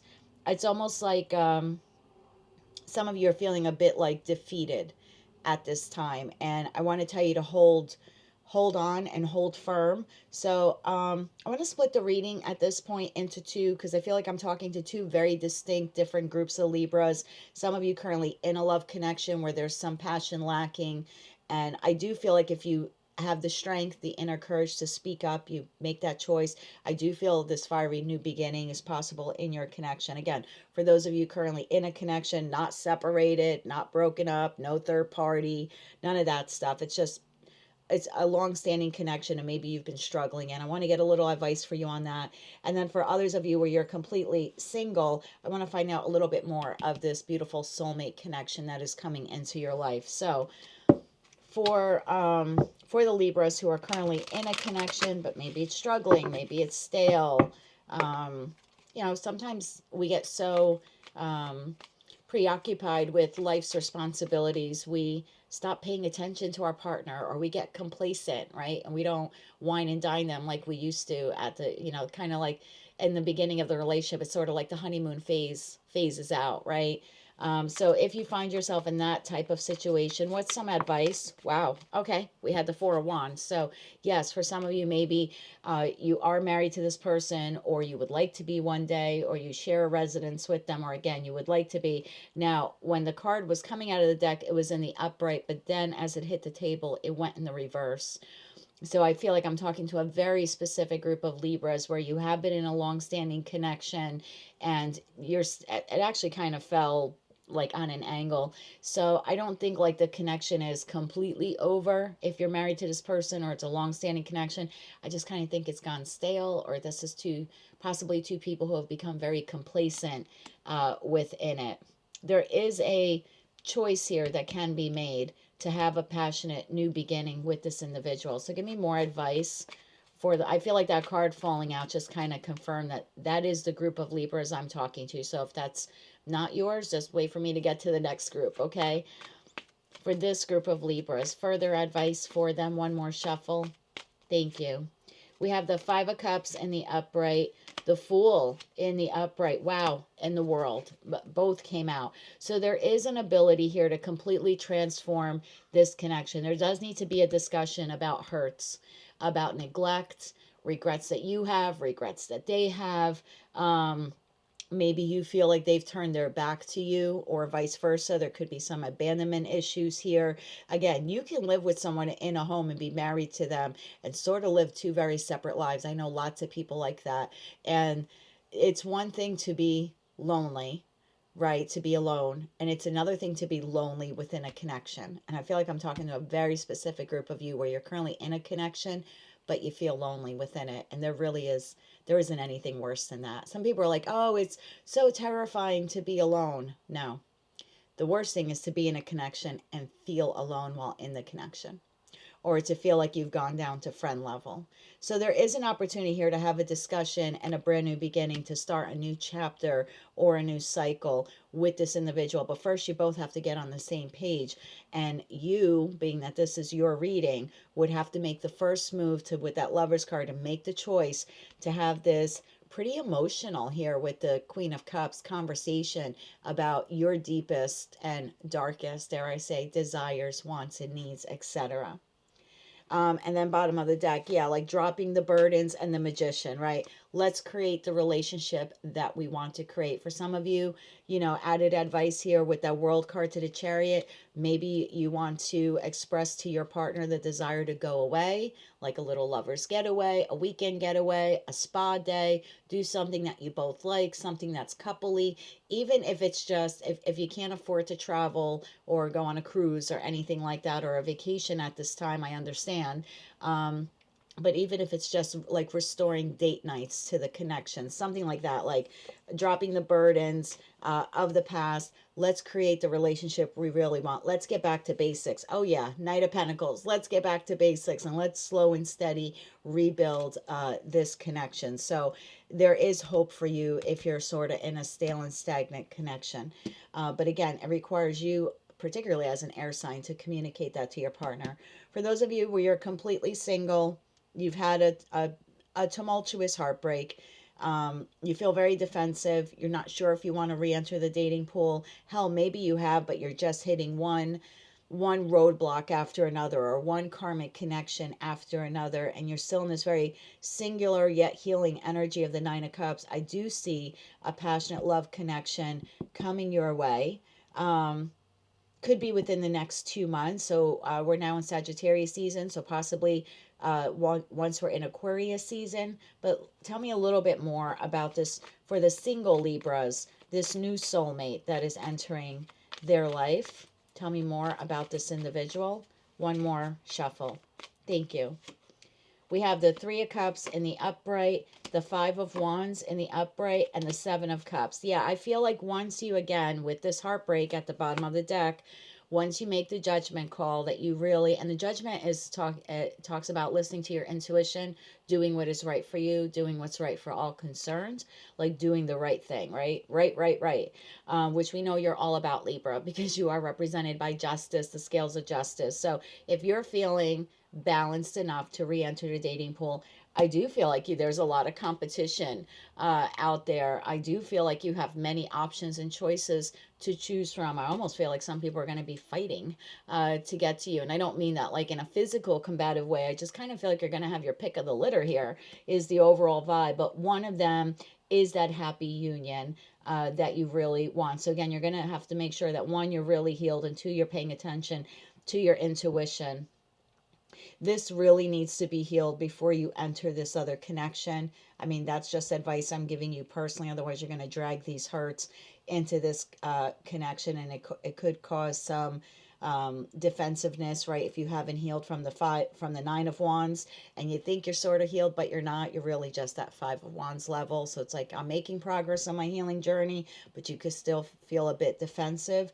For others of you, if you are completely healed, yeah, I feel like there's celebration and victory here, a passionate new beginning and love. And for a lot of you, you're meeting this person between now and, I want to say, Cancerian season, because I have Seven Cups here. So by Gemini or Cancerian season, you've gone through the healing journey, you're ready, you have many choices to choose from. Again, I feel like you're pick of the litter type of thing, and there is a soulmate, a solid soulmate, soul bond connection. You might have some fears entering this connection because of these past hurts. The Moon card could talk about anxieties and fears, but I feel if you take it very slow, Two of Cup, Three of Cup, notice like the incremental steps here. I think if you take it slow, you have a really solid union here, okay?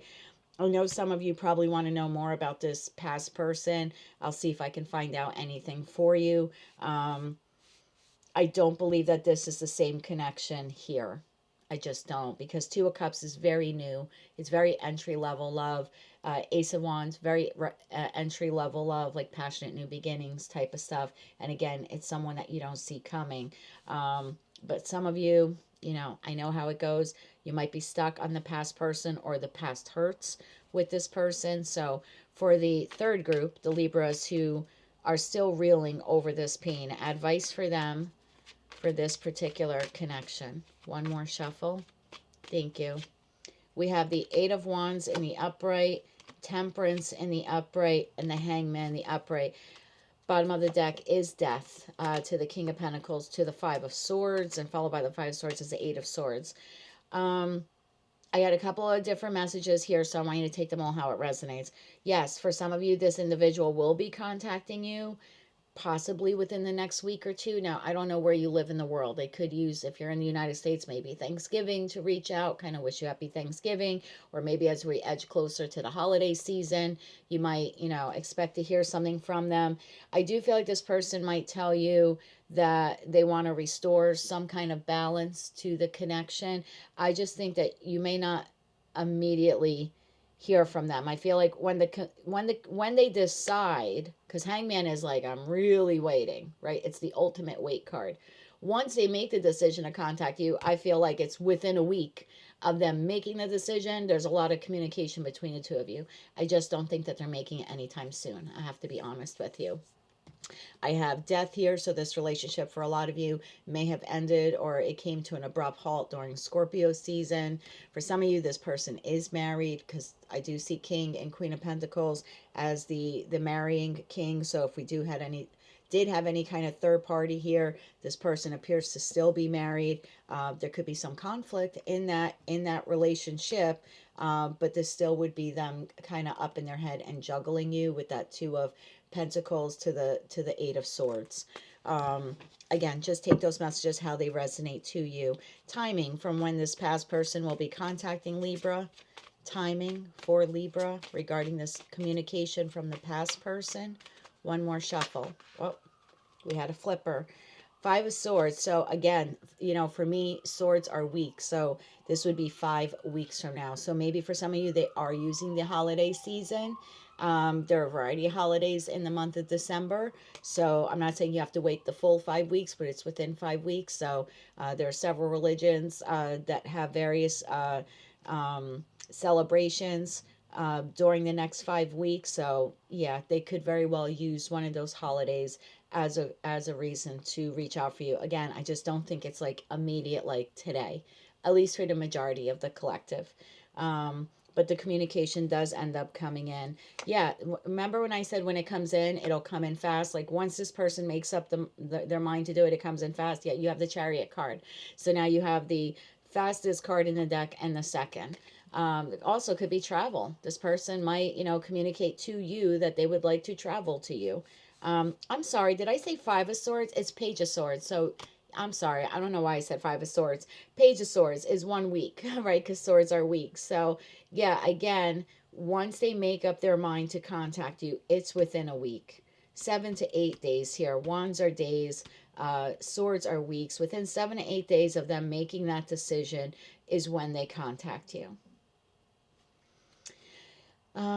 Most likely outcome for this particular connection. I know some of you are wondering that. I know. Most likely outcome for the collective Libras waiting on this past person. One more shuffle. Thank you. Again, it's just tarot. Take it as guidance, okay? We have the Queen of Wands in the upright, the Knight of Pentacles in the upright, and the Seven of Pentacles in the upright. Bottom of the deck, Two of Pentacles. If this was a third-party situation, because I often see Queen of Wands as the Mr. or Mistress, kind of as the third party, I feel like that'll continue. There's still juggling here going on, and there's still a lack of like a concrete decision here to invest in the connection. Knight of Pentacles to the Seven of Pentacles, like, is the juice worth the squeeze? No offense to you. This person is still slow to decide whether or not they want to fully invest in the connection. This could very well be your energy as well. Take it how it resonates. So maybe by the time they get there, it's a little too late. You might be undecided. And perhaps that's because you have, by that point, have re-entered the dating pool, and maybe you're liking your options and choices. For some of you, you may have found that soulmate, and then this person comes back. That would give you, a moment here to pause. Seven of Pentacles. I don't know if I want to reinvest in this. I have this, beautiful connection here going on. It might be you then trying to decide, who do I want to have the new beginning with, right? Ace of Pentacles, the past person, or this new lovely, this is a lovely person. I have to tell you, it's a lovely person. Just give me one more card on this individual. One more card on this individual. One more shuffle.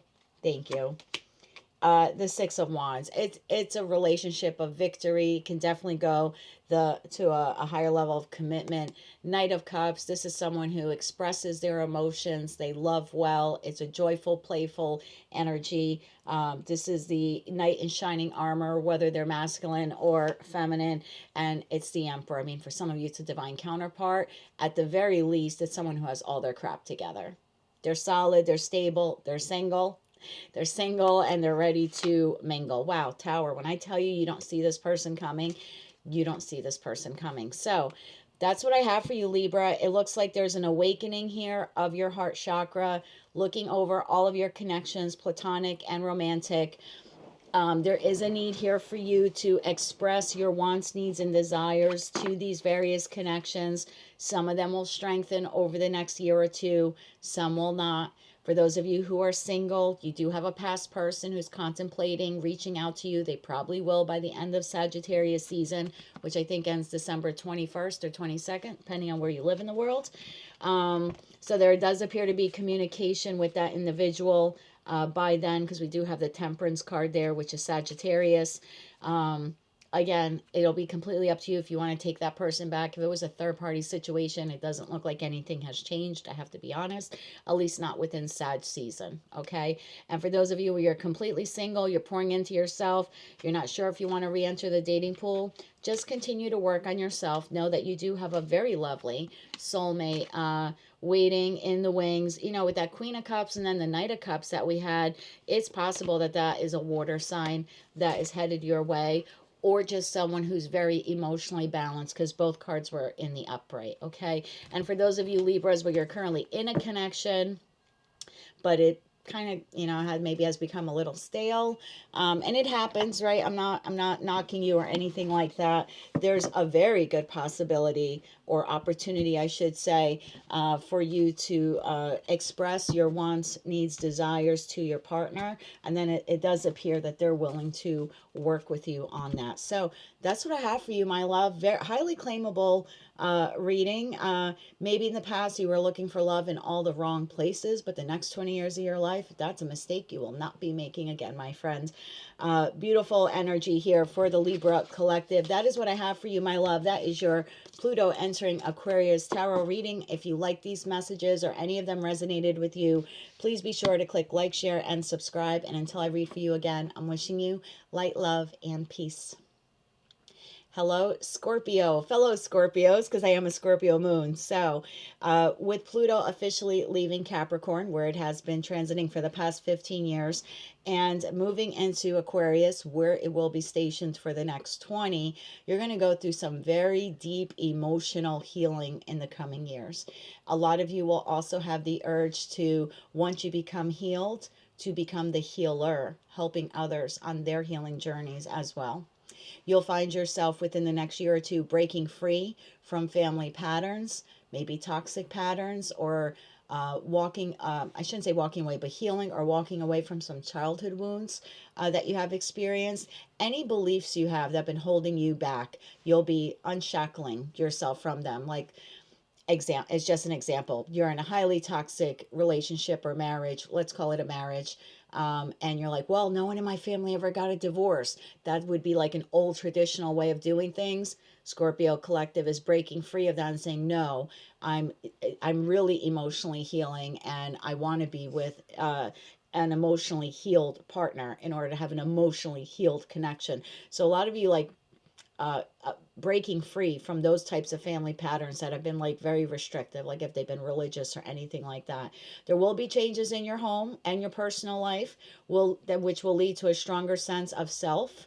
And a more happier, peaceful environment. A lot of you are moving by the end of December 2026. You might not see it now, but for whether you're reconnecting with someone from the past, meeting someone new, needing to relocate for work, again, not every Scorpio out there or not every Scorpio placement out there, but the collective on the whole is on the move over the course of the next 2 years. Again, breaking free from family patterns like, oh, I grew up in this one horse town and this is where I have to die. No, it's not. I want to see the world, or I want to move to wherever. It's sort of that feeling. Very transformative time for the Scorpio collective. So let's get into your oracle cards and then we'll dive into tarot. Winter's dream, gestation period. This is a period for you to think. Think about what you have been through. Think about what you want in your life. I'm telling you, you're on the precipice of change. This is card number 63. So the number 6, 3, 36, or 63 could be relevant to you. That's funny. That's my birthday, June 3rd. Anyway, that was weird. For others of you, this is just a period of time where you're going within, a little bit of hermit energy here, trying to heal and trying to plan and create the next chapter of your life. You also have reconnect. Some of you are reconnecting with a past person. This could also just mean reconnecting with yourself, who you are. And we have roots here on this card. So not like reconnecting to family roots, more reconnecting to the root of yourself. And your moonology card is be bold and make the first move. The cardinal moon. I'm telling you, move. Some of you are moving. I don't know why that word keeps coming up, but it does. I have to slide these out of the way. Okay, bottom of the deck, strength in the reverse. Okay, maybe it's not something you can do right now. It's okay. 4 of Wands. You do have an 1111 portal opening up for you. Okay. Tell me more about this. I kind of feel like you're reading. I have to split because of the three different messages I'm getting here. Okay, and then people are going to get judgy in the comments that the Scorpio reading is so long. I want to know, and I'll do it as quick as I can. I want to know more about this gestation period. For a lot of you, you're doing this during winter or during the next 3 months, whether you're in the northern or southern hemisphere. Obviously, if you're in the northern hemisphere like I am, it's winter time. But there is a gestation period of like going within, lots of inner healing, and also trying to figure out what you want to do for the rest of your life, who you want to be with, where you want to live, that type of thing. Tell me a little bit more. Let's get 4 cards real quick on the gestation period here. Winter's dream. And yes, this will apply for those of you in the southern hemisphere or down under or anything like that, okay? Tell me more. One more shuffle. Thank you. Gestation period is being clarified by 9 of Wands in the upright, the Chariot in the upright, the 6 of Cups in the upright. Wow. And the 6 of Wands. Yeah. Great period of bottom of the deck. 5 of Cups. Thinking back, recalling back, some heartbreak, loss here, maybe some regrets, the way you did things, the way you didn't do things. Thinking about connections in the past, soulmate connections with this 6 of Cups energy. I feel like you're very wounded. 9 of Wands, whether this is due to your professional life, personal life, romantic life, platonic connections, romantic, it's different for all of you. But a lot of you during this time, and because that's the first card out, very wounded, 9 of Wands, wanting to be victorious, 6 of Wands in a particular connection, but kind of always feeling defeated. You have the resilience to keep trying, so God bless you for that, but there is a lot of battle fatigue. You want to move. There's a fire within you. I want to move. I either want to move forward in this connection. I want to move forward away from this connection. I want to move forward into another connection. Again, different for all of you. I want to move. I keep using that word move. I'm telling you, some of you really want to move. Like maybe I need a change of scenery. Maybe I want to move out of my community. There's a feeling here of like get up and go. And if you're not feeling it now, you will soon. Because you can only sit in that 9 of Wands energy for so long before you're like, damn it, I have to do something about it. So maybe take that time, the 9 of Wands, in this gestation period. Whether it takes you 1 day, 1 month, or the entire winter season if you're in the northern hemisphere. Do it. Like, you'll know when you're ready. That's the feeling I'm getting. Like, you'll know when you're ready. For a lot of you, you want to be victorious or you want soulmate connections in your life that you feel victorious in, that you don't feel so wounded in. For others of you, after a timeout period in a romantic connection, this is super specific, where maybe you are lamenting the loss or the potential loss of this person, I feel that there is a break between you and this person, this gestation period, but I do feel that you rapidly, it's kind of like you wake up one day and you're like, you've gone through this period of healing and you're like, I don't want to live without this person. That's, again, maybe for one Scorpio or one Scorpio placement watching, but I feel like you're like, as battle fatigued as I am through this healing slash gestation period, you do decide you want to move forward and have victory with this person. The next card we have here is reconnect. So tell me a little bit more here about reconnect. Some of you could be reconnecting with this person. I also am getting the feeling here it's like reconnecting with yourself, with your truest desires, who you want to be, what you want in your life, your hopes, your dreams, your wishes. So tell me more about reconnect here for the Scorpio collective. One more shuffle. Thank you. We have the Two of Wands in the reverse, the Empress in the reverse, the Eight of Wands in the reverse, oh my Lord, and Judgment. Well, you eventually come out of it. That is specifically for an individual. Those of you where you've been stuck at this crossroads, you're feeling off balance, you're feeling uninspired to move forward, you kind of lost your way. And I don't know if this was because of a platonic or romantic connection, or for some of you, a professional setting, or maybe a business didn't pan out for you. Again, it's different for all of you, but I feel that a lot of you have closed off your heart, whether you're currently in a connection or not. There's a block here to the Empress. The Empress is a very loving, nurturing energy, whether you're masculine or feminine. The Eight of Wands tells me it's blocked. You're not really nurturing yourself. You're probably not nurturing a lot of the connections in your life. I do see that eventually you do make the judgment call here to reconnect with yourself, with your heart chakra, which was basically like the first message that I got. I just feel like right now you're in Four of Cups energy, this feeling of apathy and malaise. Again, there could be some pain, some hurt here that you're experiencing, possibly separation from a romantic partner. There's a need here for you to reconnect with yourself. Like, you need to balance yourself first. And that's the judgment call, because the judgment call is listening to my inner voice, listening to my inner calling, and doing what is right by me. So I do see that eventually you get there. For some of you, it's going to be within the next 8 days, somewhere between the next 2 to 8 days, because for me, wands are days.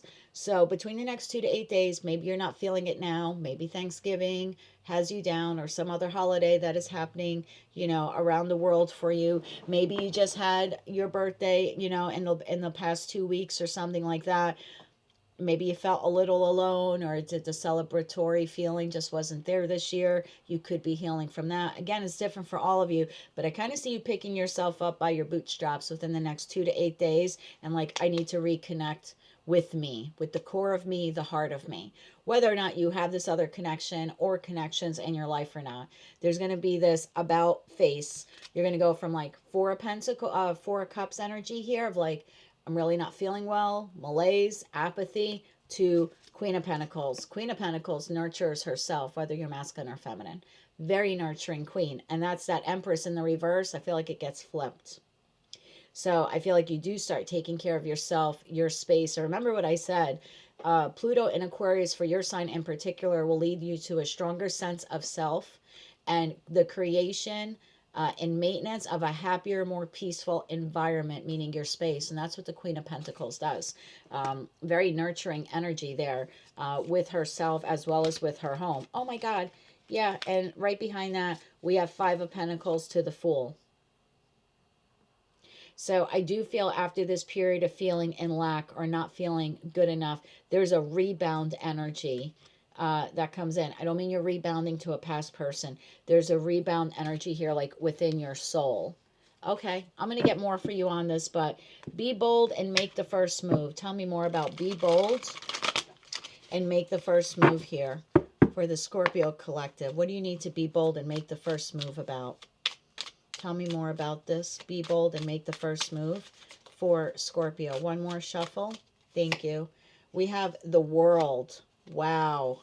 in the upright, the Three of Cups in the upright, Eight of Cups in the upright, and Strength in the reverse. Bottom of the deck, I have Seven of Cups in the upright, Ten of Wands in the reverse, Seven of Pentacles in the reverse.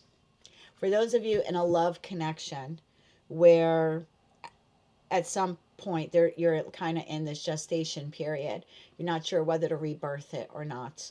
I feel like there is a feeling here of you that the chapter or cycle or connection has closed out. I think that's what's probably for a lot of you making you feel this way.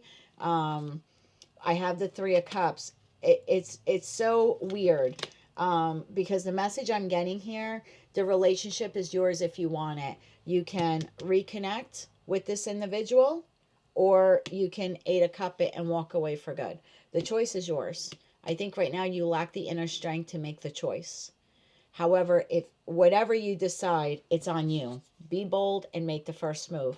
Shut the door on this forever, or explore reconnecting with this individual. But before you can reconnect with the individual, there's an overwhelming need here for you to reconnect with yourself. I think that's why you're sitting in Seven of Cups energy. Seven of Cups to the Ten of Wands in the reverse to the Seven of Pentacles is like, I don't want to feel this way anymore, right? I don't want to feel this way anymore. Ten of Wands in the reverse, but I don't know. I'm very confused, and I don't know if I want to invest in the connection or not. Seven of Pentacles in the reverse. I feel for a lot of you, you've stopped investing in the connection. Again, super specific message for Scorpio or Scorpio placements that are currently in a pretty rocky love connection. I feel like for now, I don't want to say the door is shut. I want to say the door is ajar, because you do have the opportunity to reopen it should you want to. Now, what I just saw sneaking out from the deck is a Page of Cups. I do feel that you do get a, oh yeah, Page of Cups to the Knight of Swords to the High Priestess. I do feel like you're receiving a message from this individual. Again, this could be platonic or romantic. Whatever it is, it's a connection you're not sure about. It's like the door is ajar, because the world card to the Eight of Cups to tell me you've officially moved out. But what was funny was, not funny, but between the world and the Eight of Cups is the Three of Cups. So I almost feel like the door is almost closing. You can reopen it and reconnect, or you can walk away for good. Right now, you're kind of lacking the inner clarity or the inner strength to make a full determination. But the choice is yours. And once you're ready to make it, you will be bold and make the first move. I also think this person will attempt to contact you again, or attempt to reconnect with you again. So let me get you some advice on that, because I know a lot of you do turn to tarot for love. So, but keep in mind, it could be platonic. And it's funny, I think I had a Scorpio write in comments that the last reading I did, she thought it was love related, but then ended up having lunch like on the same day that I posted the video with a friend she had not seen in like 4 years. So I know that we're automatically drawn to love, and I get it. I fall for it too. Okay, I watch collective readings on YouTube just to see if like the readings I do for myself are kind of like on par with the readings they're doing for the collective. And I fall into that trap too. And I think I told you, or I told another sign, I was sort of waiting for an ex to return, and I'm in a good relationship. Okay, so it's not like I was waiting to like reconnect. I just thought, when I saw that reading and I saw it from like two tarot readers, I was like, wow, gee, the only person I could think of returning is blank, and I wonder if he's going to contact me after almost 30 years or whatever. It was my friend, female Kim, I had not spoken to in a couple of years. So was the reading accurate? Absolutely. She did reach out to me at like 1 a.m. in the morning. Last person I expected to message me. And but it wasn't love. So a lot of times we tend to go with love, and then it ends up being a friend or a family member we haven't heard from in a decade or 2 decades. Okay, so keep that in mind. I don't want you to get your hopes up too much here, because I don't have a lot of cups on the table. So I don't know how much of this is romantic for you, but you take it how it resonates, okay? So I want to know more about these two choices that you have. You have the ability to connect or reconnect with someone. You also have the ability to walk away. You're lacking the inner strength right now to make the decision. So, but I do see this person coming in, like they're planning to come in. with this Three of Wands. So let's see them coming forward. Let's see what this Page of Cups that you're receiving from them will be. Could be a small apology. Wow, what came out? Four of Pentacles. I'm going to keep this as a little sidebar message here. So tell me more for the platonic connection here. How about that? Let's try to separate that a little bit for you. For the platonic, you know what? No, I'm sorry. I want to do right by you. You take it whether or not it's platonic or romantic. I'm going to do whether you reconnect or you walk away. Okay? Most likely outcome for Scorpios who decide to reconnect with this individual in this Three of Cups reconciliation energy. Most likely outcome if you are bold and you make the first move.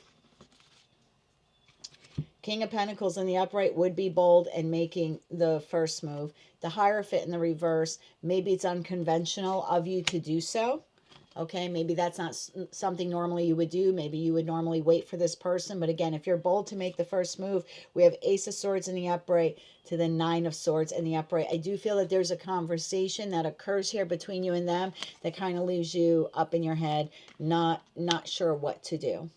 So as advice, I would say to you to not have the conversation. I don't feel like this person's going anywhere yet. I have to be honest. Yeah, Hangman. I feel like it's just they're as suspended as you are right now. Okay? They're as internally conflicted as you are right now. Five of Wands. I don't feel like they're going anywhere just yet. If you need a little more time to clear your head before you reach out to them for to have this conversation, I would say take time. Again, for me, swords are weeks. This is 9 weeks. I'm not telling you to take all 9 weeks, but the Ace of Swords is 1 week. Maybe you need a couple more days or a week to just kind of clear your head, because I feel like if you jump into this conversation too quickly, it could leave you more confused than you're actually entering the conversation. You know what I mean? So I would just make sure you're very clear-minded. But yes, you can definitely take the reins of this, be bold, make the first move, like very King of Pentacle, grounded energy. Be a bit non-conforming in this. The Hierophant in the reverse, maybe it's not something you normally would do, but if you really want to have this honest conversation about reconciliation, the opportunity is definitely there for you. I don't see rejection from this person's perspective at all. If you decide to walk away with this Eight of Cups to the world, you're like officially shutting the door on this. Tell me more about this if Scorpio decides to walk away. One more shuffle. Thank you. I have the Moon in the upright. You have a lot of fear and anxiety about doing that. Page of Pentacles in the upright and the King of Swords in the upright. I feel Four of Wands. A lot of you are afraid to walk through this new 11-11 portal, and that's kind of what we saw at the bottom of your deck at the onset of your reading. So I do feel that a lot of you are afraid to, one, make this determination, to speak those words out loud, even to yourself. There's a lot of fear here with the communication. There's a lot of fear here with just thinking about it. And there's a lot of anxiety when it comes to having a Page of Pentacles brand new beginning with someone else other than this person. And if that's not your reading, it's not your reading. So I kind of like now the Four of Pentacles card that came out. You're holding back from making a decision. Maybe that's very wise of you to do that. Strength in the reverse tells me you're not there yet to make a decision one way or another. So when you're ready, yeah, then you could be bold and make the first move. But if you do it ahead of time, you may regret it because you may not like the outcome. Now, I did see that Page of Cups at the bottom of the deck before. So I do feel like this person is reaching out to you. So whether it's platonic or romantic, tell me more about the person reaching out to Scorpio. Tell me more about the individual reaching out to Scorpio. One more shuffle. Thank you. Reaching out to you. Seven of Swords in the upright. Five of Swords in the upright. Dear God. Nine of Cups in the upright. Bottom of the deck. Four of Wands is the 11-11 portal again. Very internally conflicted about how to go about reaching out to you. Are you their wish fulfillment? Yep. Do they know how to convey it? Nope. Seven of Swords, trying to be very sneaky and deceptive on how to work their way back in. For others of you, they may have engaged in Seven of Swords behavior, and that might be why you have distanced yourself from them. Tell me a little bit more about this Seven of Swords. I do feel for a lot of you, this is more of like trying to move in a stealth and strategic like way to fight for this connection, or to fight for you because you are their ultimate wish fulfillment. Because again, I have Four of Wands in the upright. I do have a Knight of Cups in the reverse. Maybe some love bombing is about to happen. Junior love bombing, of course. Tell me more about this Seven of Swords behavior. You know what? I want to know if this is, if is Seven of Swords upright, yes, will be, and reversal will be no. Upright, yes, reversal, no. Is the Seven of Swords behavior them moving in a stealth and strategic like way? Because that's really the original meaning of the card. Yes, Knight of Swords, moving in a stealth and strategic like way. I don't think that this person is looking to, I can't speak for all of them, okay, Two of Cups in reverse. They know that this connection is imbalanced. Knight of Wands, they want to come in. I think that they're trying to move in a stealth and strategic like way. Knight of Swords and Knight of Wands, the two fastest knights in tarot. And then I have a Queen of Swords. I already have the King of Swords on the table. I do feel like they're trying to figure out a way to come in as quickly as they can to have a conversation with you. I don't know what this Five of Swords is. I don't know if this is outside interference that's preventing them right now from moving forward. Because what I find interesting in this deck is there are three swords standing upright, which kind of gives me the vibe of Three of Swords, like heartbreak. But then the person is holding two swords, one in their left hand and one in their right hand. So it's like they're in an indecision mode on how to come in and have a conversation about this heartbreak. That's the vibe that I'm getting here. I don't want to give you any false hope. I'm not one of those readers, but I just feel like it could, for some of you, this person has engaged in Seven of Swords behavior. Yes, but right now, you know, the original meaning of the Seven of Swords is an individual. I don't know if you've heard me say it before, but the original meaning in tarot, the Seven of Swords is an individual who had their swords wrongfully taken by an empire or a kingdom. This individual wants to sneak back into the empire or the kingdom to reclaim the swords they feel were wrongfully taken, that they feel is rightfully theirs. Do they have to wear a veil and a mask to sneak back in? Do they have to pretend to be someone they're not? Do they have to lie, cheat, and steal their way in and out to reclaim what they feel was rightfully theirs to begin with? Yes. But does that make them deceptive and a liar? Yes. But it also makes them moving in a very stealth and strategic like way. And so that's why I asked that question. I wanted to know if this person's intent was to deceive you or to move in a stealth and strategic like way. Again, I can't speak for every Scorpio placements person, but for the collective, meaning the majority, this person is trying to figure out a way, a bit of conniving way. I mean, this could be someone who sends you a message and tells you they're sick. And maybe they are, but maybe not to the degree they claim. Maybe it's just to get their foot in the door and start to have a Knight of Swords conversation with you. Could be something like that. Could be someone who sends you a message just to say Happy Thanksgiving.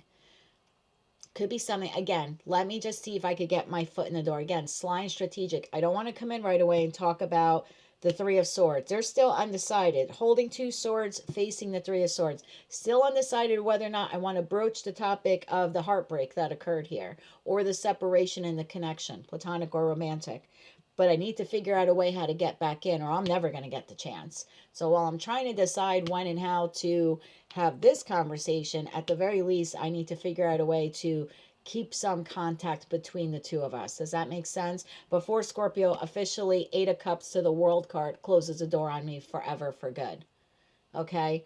So, yeah, Two of Cups in the reverse, the Knight of Wands, Queen of Swords. There's a conversation coming in, possibly a visit. Again, Seven of Cups energy. I'm a little confused how to do it. I feel like this person might use some sex appeal as well to try to get your attention. That could even be a flirty text. That could be a good morning beautiful or good morning handsome text as well. Okay. Again, something to show that they still have passionate interest in you. Okay. Take all those messages, how they resonate, and only if they resonate to you within the next let me get timing. Can I have timing? I do feel with the Knight of Swords, it's within a week. I did have the Knight of Wands, so it's like 1 to 7 days. I see this communication coming in. But can I have timing for the Scorpio collective, please?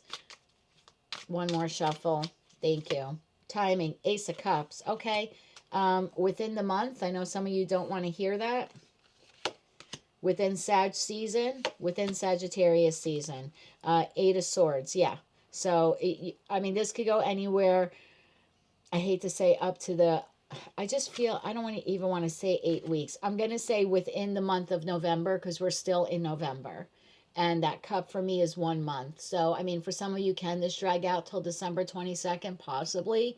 But I feel for the majority of you, you're hearing from this person by the end of November. And for those of you in the United States who are celebrating Thanksgiving, I do feel that there's communication, probably using the holiday, because this person's like sitting at the table eating, really not happy where they're at. And that could be a reason to reach out to you. I don't know why, but different images during different readings strike me, grab my attention. And I feel like possibly during the holidays, if you're in the United States, this person is celebrating in a place or surrounded by people they really don't want to be with or don't want to be surrounded by. There is some lamenting here of you.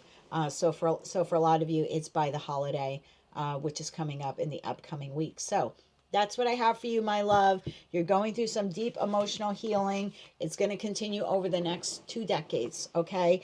A lot of you over that time will decide, once you become healed, to actually become a healer and to help others. And I love that for you.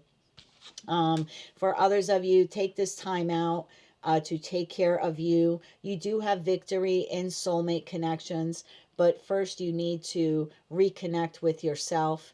Take care of yourself, your space. Do something nice for yourself, okay? As for this past person, the choice is yours, whether you want to close the door or move forward with them. I know you're very apprehensive to do either. For the majority of you, this person will be reaching out to you. It is a soulmate, soul bond connection. That Six of Cups card here kind of landed in the final position. So it does look like they are reaching out to you probably within the next week. I'm not quite sure they're going to be very bold and brave to say, I love you, Scorpio, I want you back. I mean, maybe they will, but for me, it kind of seems like there's another topic in the conversation that'll come up first. Like, do you want to grab a bite to eat? Or how are you feeling? Or happy Thanksgiving? Or something like that. I just feel like, again, it's them sort of getting their foot in the door. Very sly and strategic energy here off of this person. So that's what I have for you. Take this time out, this time period, to reconnect with yourself. And then you can decide whether or not you want to reconnect with that person or make new connections in your life. When you're ready, you'll know. And at that point, you will be bold enough. You're Scorpio. You will be bold enough and make the first move. So have no worries, okay? That's what I have for you, my love. That is your Pluto in Aquarius transit tarot reading. If you liked any of these messages, or if some of them resonated with you, or you wish to claim all or part of them, please be sure to click like, share, and subscribe. And until I read for you again, I'm wishing you light, love, and peace. Hello, Sagittarius. With Pluto officially out of Capricorn, where it has been transiting for the past 15 years, and now moving into Aquarius, where it will be transiting for the next 20 years, you will be experiencing a burst of mental growth and mental energy. Some of you may dive into learning something completely new, writing, traveling, maybe even publishing a book.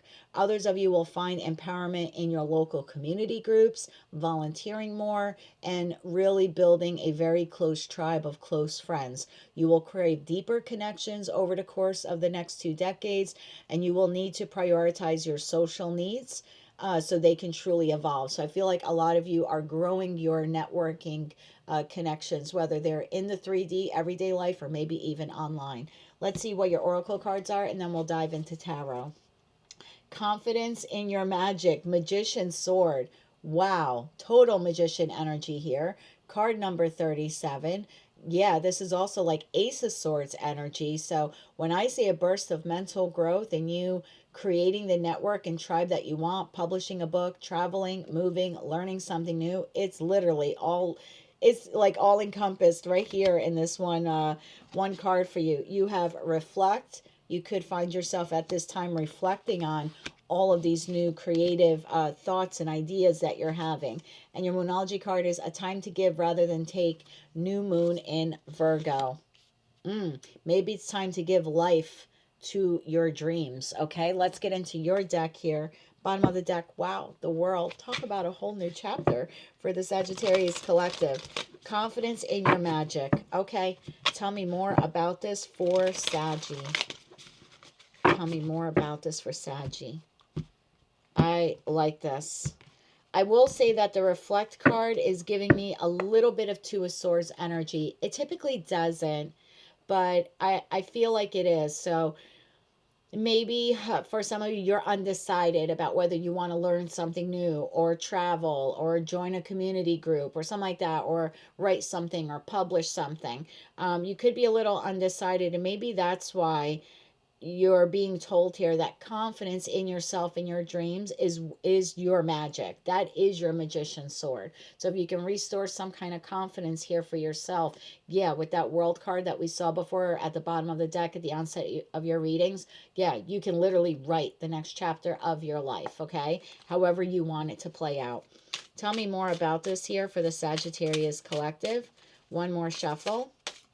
Thank you. First card out, my love. King of Wands in the upright. There you are, baby. That's Aries, Leo, Sag energy, taking control, very entrepreneurial energy, whether you're masculine or feminine. Followed by the Seven of Pentacles. What do I want to work on? What do I want to do? What do I want to invest in? Am I good enough? Could be a little lack of confidence here, okay? But I feel like confidence is your key to success. So that might be something some of you have to work on. Knight of Pentacles. Slow and steady wins the race. A Knight of Wands. Okay. So, yeah, for some of you, there's this little, I don't want to say confusion, but there's this little bit of energy here of, I don't know what I want to do next, or I don't know what I want to learn next, or do I really want to write that book? Do I want to take culinary classes? Again, it's different for all of you. There's a fire here, though. You're a Spitfire, aren't you? There's a fire here in your belly where you want to move forward. You got a lot of irons in the fire and you're not quite sure which one to go after. Once you determine what it is that you want to invest in, I think you're full throttle, Knight of Wands, very energetic and confident about it. Bottom of the deck, High Priestess, use your intuition. 10 of Wands, relieve yourself of the burdens, like I don't know what to do. And then I have Queen of Wands to the Temperance card. Some of you are doing this with a romantic partner. It could be a business partner as well. It's a soulmate connection, okay? High Priestess to the Temperance is flanking the Queen of Wands, and then I have the King of Wands, which is your energy, whether you're masculine or feminine, okay? You could definitely, I don't read body parts, so you can flip those cards around if you want. Some of you are doing this with a very strong soulmate, soul bond connection, whether it's platonic or romantic. Just keep that in mind, okay? And I'll give you a little bit of a love reading too now that those two came up. But right now I want to focus on what it is that you're undecided about. Tell me why the Seven of Pentacles is here. This is specifically for the group of Sagittarius where you want to do something new and exciting in your life, or expand the business, start a business, have a side hustle, learn something new, go back to school, write, blog, vlog, whatever it is, right? Blog is video blogging. Whatever it is for you. But I feel like you just don't know what to do or maybe how to go about doing it. You could also be feeling like a bit of a lack of confidence here in your ability to do it. So give me some advice here for the Sag collective with the Seven of Pentacles energy. One more shuffle. It's almost like, is it worth it? See how his face is? Like he's tired and he's a little confused. And he's like, well, is it worth it? Do I really want to invest in that, learn that, do that? So let's get you some advice, my love. The Hangman, take all the time you need to think about this. The Star, what is your true wish fulfillment here?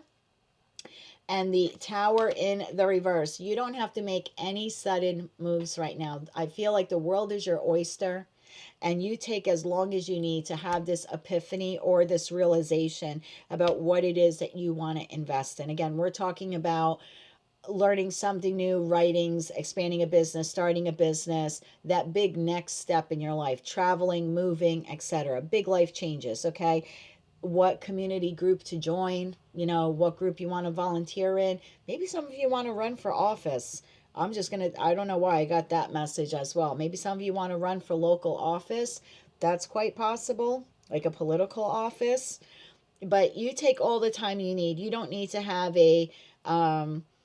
a tower moment, like an epiphany moment right now. You can sit in that hangman energy and weigh out your options until you feel more confident. I feel for a lot of you, this is going to be a process, possibly over the course of the next year. I don't mean it'll take you the full 12 months. Some of you will, figure this out within the next month, within Sag season. And some of you are going to need a little bit longer. You're all on different timelines and different journeys, right? But once you're ready to go, once you figure this out, my God, do you go. Tell me more about the Knight of Wands here. This is the energy if I'm going to get it done. This is inspired, passionate action. I figured out what I want to do and how I want to do it, and now I'm charging forward to do it. Like, I've meticulously, Knight of Pentacles, planned out the details. Tell me more about this success. I feel like it's success. One more shuffle. Okay, I'm being told to do it again. One more shuffle, please, and thank you. The Four of Swords in the upright, the Page of Pentacles in the upright, the Nine of Pentacles in the upright. Well, it's going to make you extremely wealthy. It'll make you financially comfortable once you plant this seed of abundance. I feel like it'll come very naturally for you. If you're having financial issues and this is an idea you have for financial growth or financial investment, I feel like this is a very financially healing investment. I do think that it's something that will calm your soul.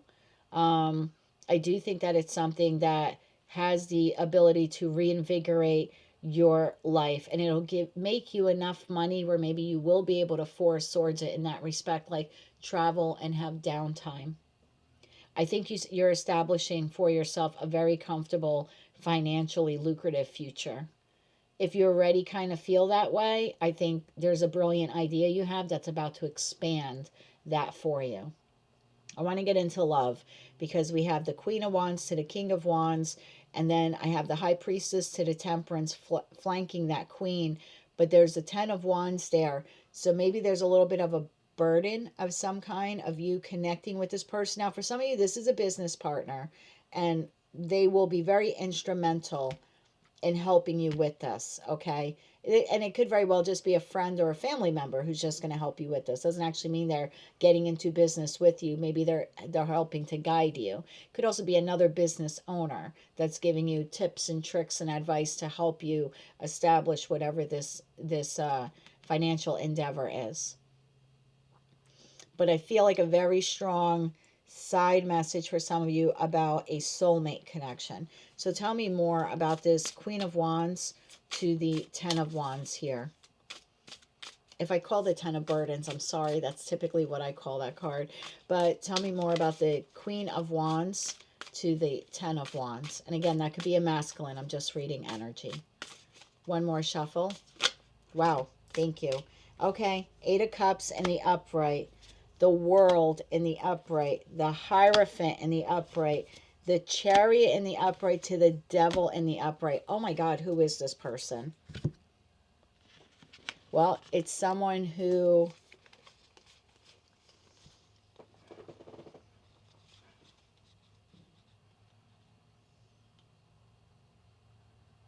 I can't believe there are 4 major arcana cards here.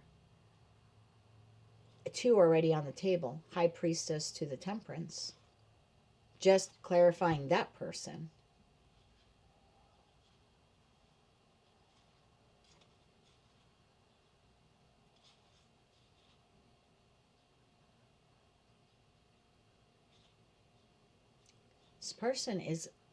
This person has another connection closing out. We have seen this in your readings for quite some time. And I know some of you sit there and you go, well, it hasn't happened yet. I can tell you for a lot of Sagittarius it has, because I actually do receive emails, and I know I don't respond to all of them. I'm sorry. I'm trying to get better. That's like a New Year's resolution that I have, is like to begin responding to every email that I get. So I'm sorry that I haven't done that. I'm really bad with that. But I have heard from some of you that have said, I have united with my person, or my person is in the process of a divorce or separation or something like that. So I feel like this is for those of you where it has not happened yet, because the relationship has been a burden for you. This person is carrying a very heavy burden. Their burden is closing out a cycle in another connection. It's a connection they want to move on from. It's a connection one, that they recognize is toxic. Two, this person is highly sexually like obsessed with you. Okay, there's some very deep, dark, romantic feelings here between the two of you, but their burden is closing out this other connection. I don't think they have yet. I think they're in the process. Can I have timing on this, please? The Eight of Cups to the World, to the Hierophant, to the Chariot. And then I have the Devil. I mean, let me get timing first. Can I have timing on this, please, Anne? Thank you. Timing. Ten of Cups in reverse. This relationship is coming to an end in respect to timing within the next 10 months. I know some of you don't want to hear that because it's a long way off. Tell me more about this. The Hermit in the reverse, that would be right around Virgo season. And the Three of Swords in the upright, yeah. Seven of Swords to the Five of Wands. Officially divorce free, I want to say, by the Ten of Cups in reverse. That was so silly, Jen. By Virgo season, completely divorce free, or out of that other connection, whether they're married to it or not. Okay, because I asked for timing. So sometime between now and Virgo season. Three of Swords, Ten of Cups in reverse, this long-standing connection they had, some of them married, some of them not, some had kids with this person, some didn't. There is a closing of this cycle within the next 10 months. We're now still in November, so 10 months would be like, what is that, September, October? Virgo season. Somewhere right around there. Maybe even getting into Libra season, but I'm feeling more like Virgo season. I'm going to get into the When deck. I love this deck. Oh my God. Bottom of the deck says October. Yeah. I really feel that strongly. But let me get added confirmation. Just can I have added confirmation, please, on the closing of this other cycle? This other connection. Can I, for the Sagittarius collective, closing of this other cycle? I almost had a flipper. You will hear news soon. Okay?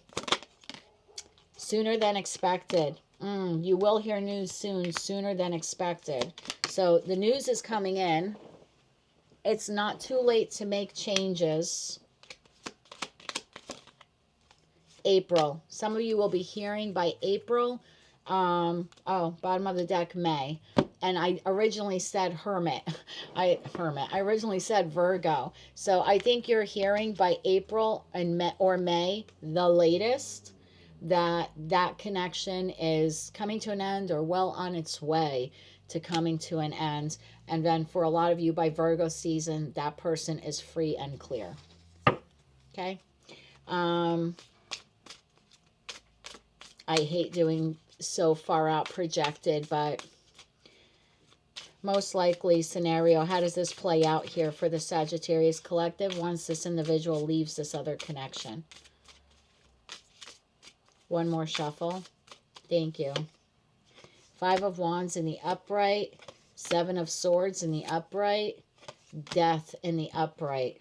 Bottom of the deck, I have Eight of Pentacles to the Nine of Wands to the Ace of Pentacles. I think you're very highly defensive about whether or not this person's Seven of Swords behavior, have they really transformed from it? Five of Wands tells me you'll be internally conflicted on whether or not you want to give this person another chance.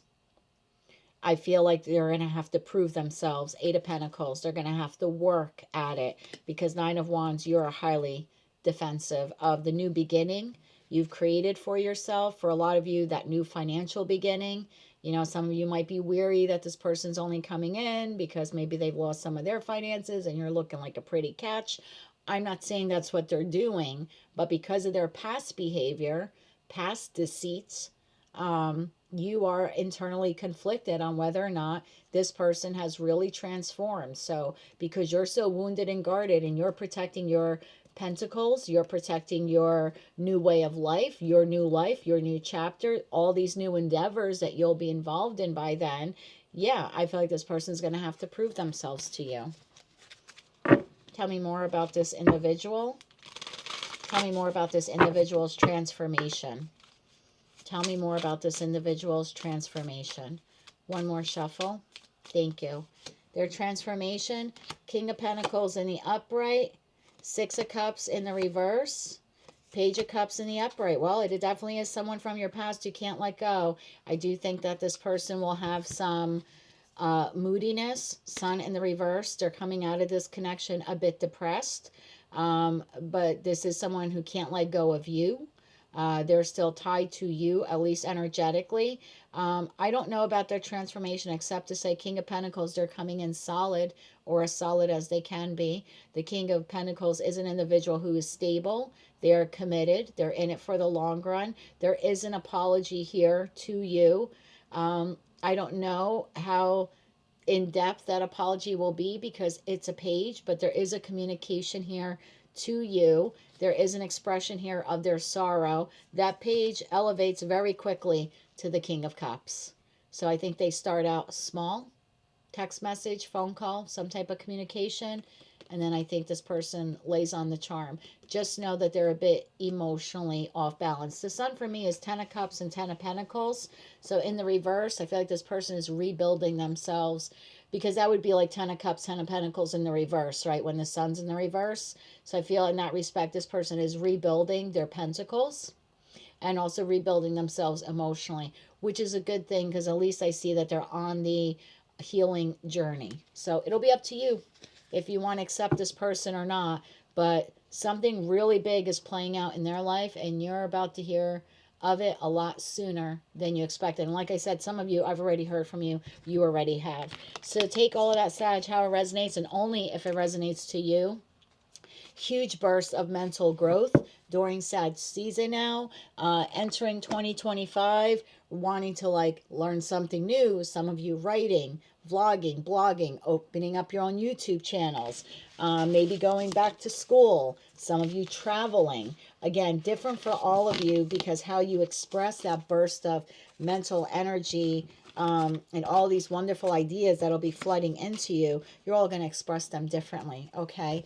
But what I do know is that you will be very smart, pause and reflect before you make a move on any of them. I like that for you. You're like the most grounded of the fire signs. I know the other two fire signs hate when I say that, but it's true. And I don't say that because I'm your opposite sign of Gemini and you're my North Node. That's not why I say that. But I do feel like you're very practical. So yeah, are you going to reflect before you make any of these monumental decisions? Absolutely. Are you also going to reflect when this past person comes back around? Absolutely. You wouldn't be a Sag if you weren't. Okay. So that's what I have for you. A time to give rather than take to yourself, to your ideas. Reflect on what you want to do before you do it. And if you lack confidence, my love, please know that all the confidence you need is within you. You have the magician's sword here, okay? So you know your truth and you have your clarity. If you need a little time to pause before you make a move, take it. But other than that, I see you riding high and a wave of success for you over the course of the next 20 years. Will it be rainbows and unicorns every day, week, month, year of the next 2 decades? No, but it's going to feel a hell of a lot better than the past 15 years. So good for you. That's what I have for you, Sag. If you like this message and it resonated with you or you want to claim all or part of it, please be sure to click like, share, and subscribe. And until I read for you again, my friend, I'm wishing you light, love, and peace. Hello, Capricorn. I'm sure that you are very excited to know that Pluto has officially left your sign where it has been transiting for the past 15 years. It has now moved into Aquarius where it will be transiting for the next 20 years. So as Capricorn bids farewell to Pluto time, and as it moves into Aquarius, your focus will shift towards your self-worth as well as your finances.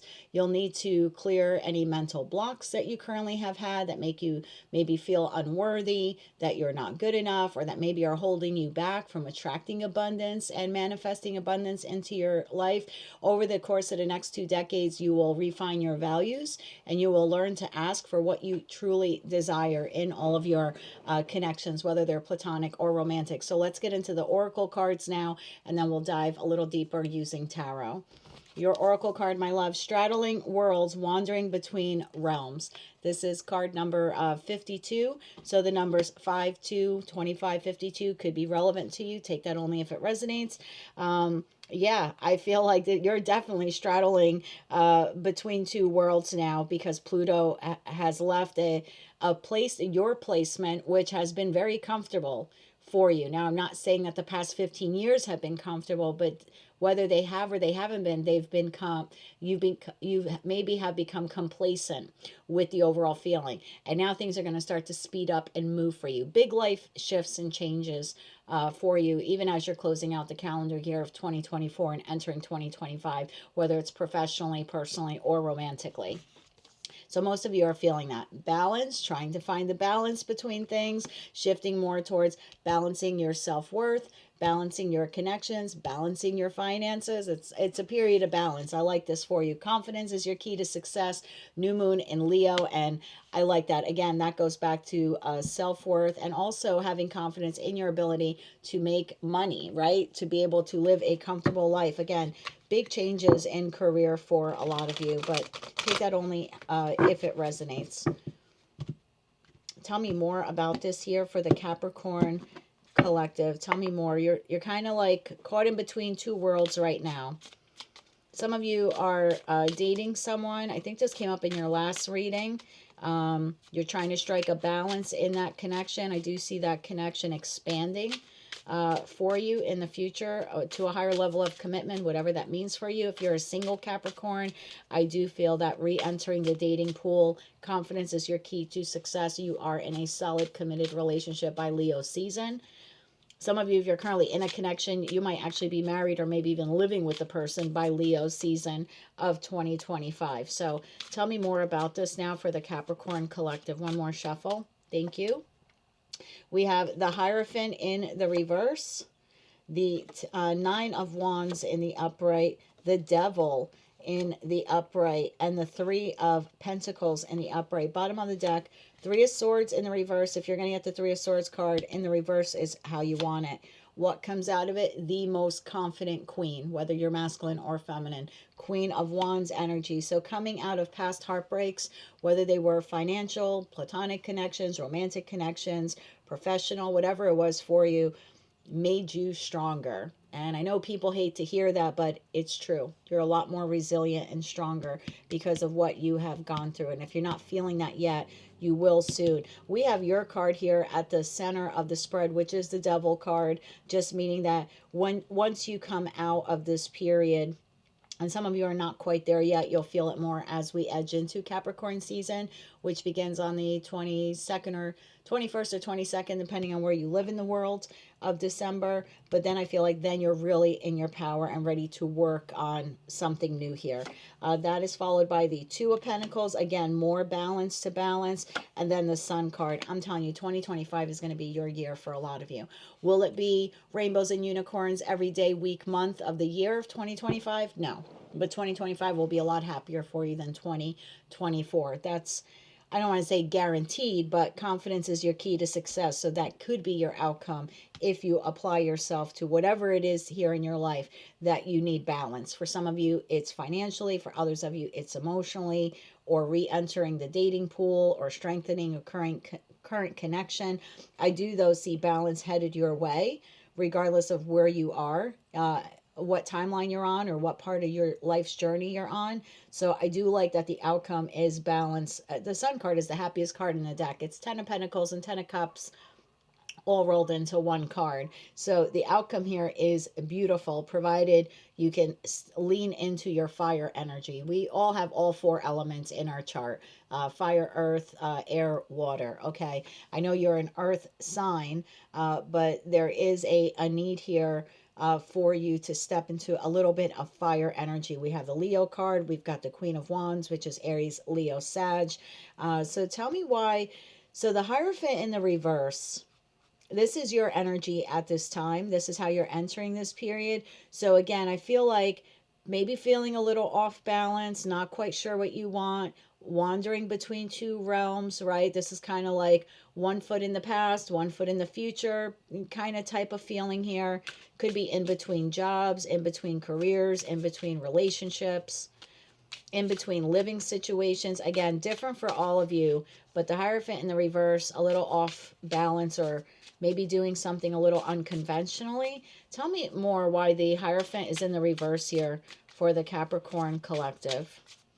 I'm just going to throw this out there for one of you. Maybe marriage is off the table for you, whether you just came out of a divorce, maybe you lost a partner over the last 15 years that Pluto was in Capricorn.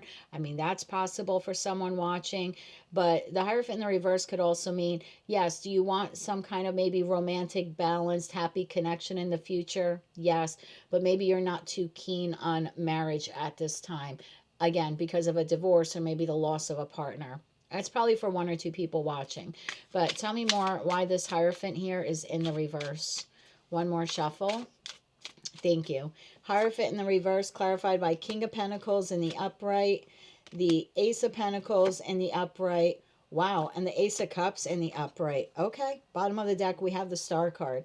So for some of you, there was some type of divorce, separation, or loss here in regards to a King of Pentacles, whether it's masculine or feminine. I generally see that king or queen as the marrying kind, right? They're in it for the long run because Pentacles are years. So for some of you, because of a divorce or a previous loss of some kind of connection or individual, you could be a little reluctant to want to have a new beginning in love. Okay. This Ace of Pentacles, and that's okay. Maybe that's what you need to find balance in. Maybe that is that the group of you that are kind of straddling between two worlds. Do I want to remain single?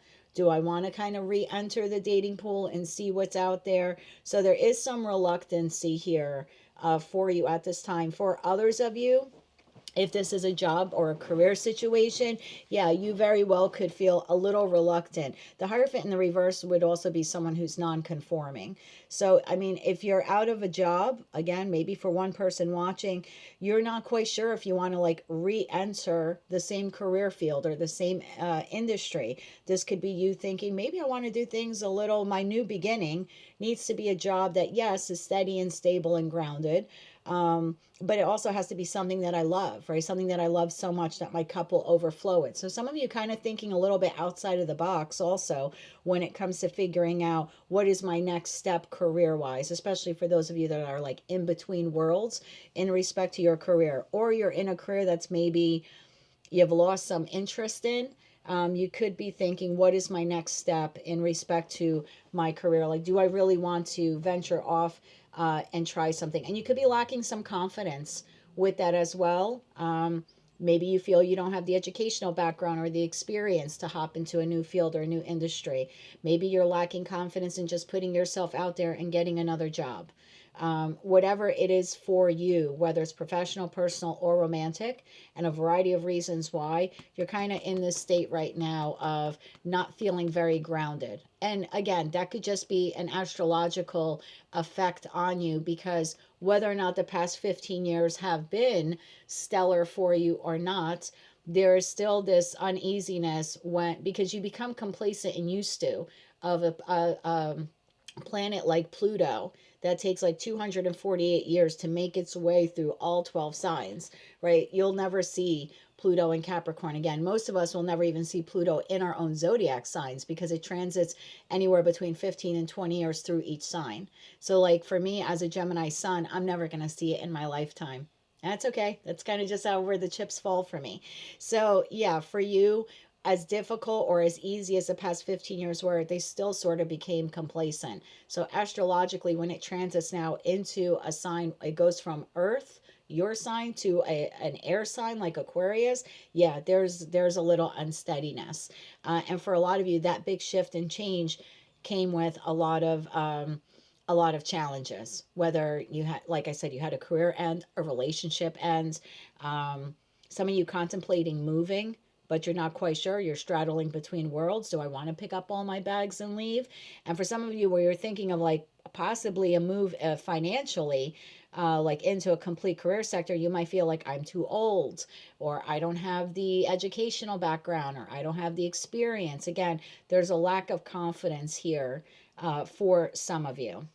Nine of Wands, a bit battered, I want to say, but not giving up. And I like that. That is your tenacity as an earth sign. So if you're experiencing any of those feelings that I had just said for a variety of reasons, I feel like you're still not giving up. Are you wounded? Yeah. But are you a warrior? Absolutely. Once you head into Capricorn season, which again occurs December 21st, 22nd, depending where you live in the world, that is when you really will come into your energy, and you'll be ready to lay the groundwork for whatever that next chapter in your life is. Like whatever it is that you want to address, you will have enough confidence by the time you get into your season. Even though Pluto will be in Aquarius, you'll feel a lot more grounded and resolute when it comes to Three of Pentacles energy, laying the groundwork for a new relationship, firming up the relationship if you're currently in one, strengthening your platonic connections, having more ideas about financial resources or how to balance your finances, or maybe wanting to work at learning a new skill. This is also a card of collaboration. So working with others, maybe also getting involved in your community. Again, it'll be different for all of you, but wherever now you're kind of feeling a little off balance, even if it's financial, okay, you're still showing up to work, or you're still trying to pay your bills, right? You're still trying to tough out the days. You're not quitting, and it would be against everything you are as an earth sign to quit, right? So whatever it is that you're still showing up for, I feel like once we get into your season, then you know exactly the direction to take. I love the energy that comes for you, because once we get into your season, that Three of Swords is now in the reverse. And so Three of Swords in the reverse for me as a reader means that your heart is healing. And it's a really good energy to be in. So this is financial healing, or this is healing of a maybe a professional or career issue you've had. If you've been out of a job, this is you working to find another job to heal your finances. For others of you, this is now feeling confident enough that you have healed your heart enough to re-enter the dating pool. So the Queen of Wands energy that comes after that, whether you're masculine or feminine, is a beautiful energy for a Capricorn to be in. You're determined to succeed at work, or to find a new job, start a new endeavor, maybe even start your own company. That's a very entrepreneurial energy. The Queen and King of Wands, they're the visionaries. They think outside of the box. They are the entrepreneurs and the business builders of tarot. Of tarot, sorry. So for some of you, you may have this epiphany between now and Capricorn season. You want to start a side gig. You want to start your own side business, something like that. There's an energy here. Now, for those of you where it's a financial issue, I feel like you're really on your game by Capricorn season, balancing out your finances. We had the balance card, and we have the Two of Pentacles. Way like more financial healing for you coming in Capricorn season for you, 2024/2025. It's a good way to start the new calendar year. For others of you, if you are single and you're ready to work at being vulnerable, building your confidence, and re-entering the dating pool, I think that you are a hot commodity. I have to tell you, you're looking good, you're smelling good, your confidence is restored, your heart is healed. And in that respect, I think you're going to be, I don't want to say juggling, but probably having a couple of options when it comes to love. And in that respect, I do feel like you do have this happily ever after.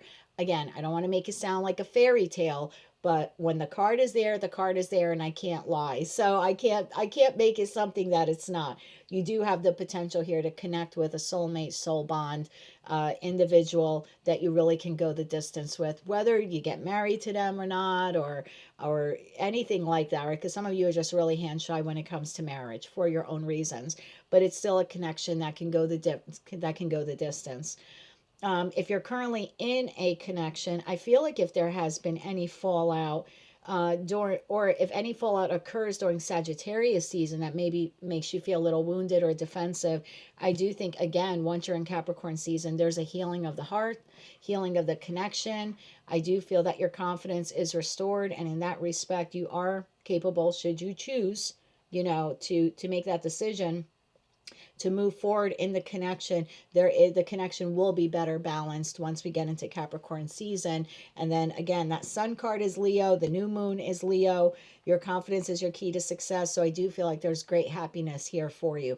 This is a very positive reading for you. I'm going to get some advice. I don't really think you need it. Again, lots of healing energy here. So whether it's financial, professional, any of your connections, platonic or romantic, you definitely have the ability here to network, to grow, to better balance your finances, to strengthen current connections. And for those of you by Capricorn season willing to, you're single and you want to kind of dip your foot into the dating pool, yeah, I think by Leo season, you have a really solid connection. And I'm going to go back to what I said in the Pluto exiting Capricorn season. If you're currently in a connection, it's healthy, it's going well, maybe you've been together for the last 1 or 2 years, I definitely think there's a possibility here where the two of you are moving in, possibly getting married. Higher level of commitment of some kind is here with that sun card. But again, confidence is your key to success. So remember, regardless of what situation here or situations you're dealing with, keeping a positive mindset, a balanced mindset is the way to go, because manifestation doesn't only, we always say as above so below, and that's great, right? What we pray and wish for to the divine can be ours here in the 3D, but as above are also our thoughts, and whether we realize it or not, we are manifesting. Just when we're washing dishes or cutting the grass or doing laundry, our thoughts are our manifestations. And if they're coming from an unhealed place or a negative mindset, that will be what you manifest. And I hate to say, be happy and trick yourself, but I mean, when that's not what I mean, but confidence is your key to success, especially when it comes to your manifestations. So I feel like you're in a period of time right now where you're leaving, I don't want to say a turbulent time period. I mean, maybe for some of you it has been, but I feel like whether the past 15 years, and I hate to repeat myself, I dislike tarot readers who do that. Whatever the past 15 years have been for you, you've become comfortable and complacent in them. You're feeling a little rocky right now as Pluto leaves your sign. It's totally understandable. Just know that within the next 2 to 3 weeks, as we edge closer to your season here, once you are really in your season, that's when you will be in your power and things will start to balance out for yourself more, okay? So for right now, maybe Nine of Wands it. Continue to show up, continue to take care of yourself, nurture yourself. I feel like better days are headed your way. Additional advice here for the Capricorn collective. One more shuffle. Thank you. We have the Page of Swords in the upright, the Four of Pentacles in the upright. Wow. And the Queen of Pentacles. Bottom of the deck, Moon card. For some of you, you have a divine counterpart. It could be another earth sign. It could be a fire sign. So Taurus, Virgo, Capricorn, or an Aries, Leo, Sag. I mean, if you're single, and again, by the time you get to Capricorn season, if you're feeling very bold and brave and vulnerable enough to put yourself out there in that respect, in a dating reading, the Page of Swords could be like putting yourself out on dating apps or dating websites. Just make sure they're appropriate for what you want. I find a lot of people say, well, I've been looking for a lifetime partner and I can't find anyone. Well, are you on hookup apps? Because it's a lot different being on a website that is geared towards matching people for the long run, and these hookup apps where you're meeting people who just want a good time. You know what I mean? So, and there's nothing wrong with either or. Just make sure that you're using the proper app or proper website that really fits the needs of what you're looking for, okay? But yeah, in that respect, if you're single, that Page of Swords could be being vulnerable enough to put yourself out there, online communication. And yeah, I think you do have a King of Pentacles to a Queen of Pentacles energy, or maybe even this Queen of Wands. Again, I don't read body parts, but and it could be the same person in both energies, someone who's stable and grounded and mature like you are, but then also someone that you're going to find incredibly irresistible. Could also be a business owner. Any of the, kings or queens potentially could be business owners, but more particularly the pentacles and the wands. So for some of you, yes, this could be a business owner or an entrepreneur or someone you end up opening up a business with. This could also be someone who invests money. The pentacles, king and queen, are also individuals that invest money, like in property, stocks, bonds, that type of, again, very long term vision. So yeah, in that respect, you don't see this person coming. Oh my God. And then we have temperance, which is more balanced here. So you do have the opportunity or potential here to find a very balanced love connection. For others of you, if you're currently in a connection, I just feel like it's going to strengthen. The two of you will, Four of Pentacle, hold on to one another.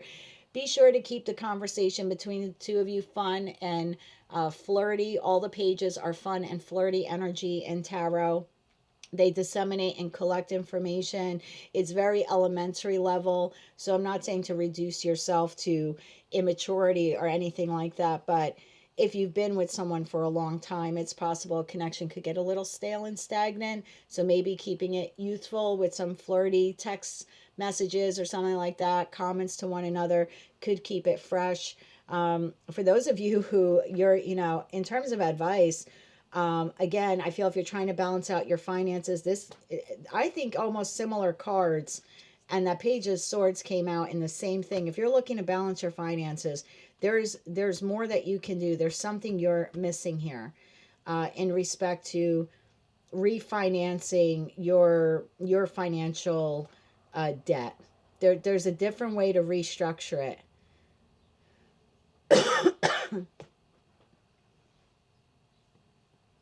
I don't know if some of you want to do this because it might be an idea that you're afraid of. And in that respect, maybe you want to talk to like a financial attorney or an accountant. But there could be a way here for you to hold on to like your home or hold on to certain finances while also claiming bankruptcy to kind of wipe some old debt from you. I don't know why, but I feel like one person had to hear that. And that might be an avenue you have not thought of yet or you've been afraid to inquire on.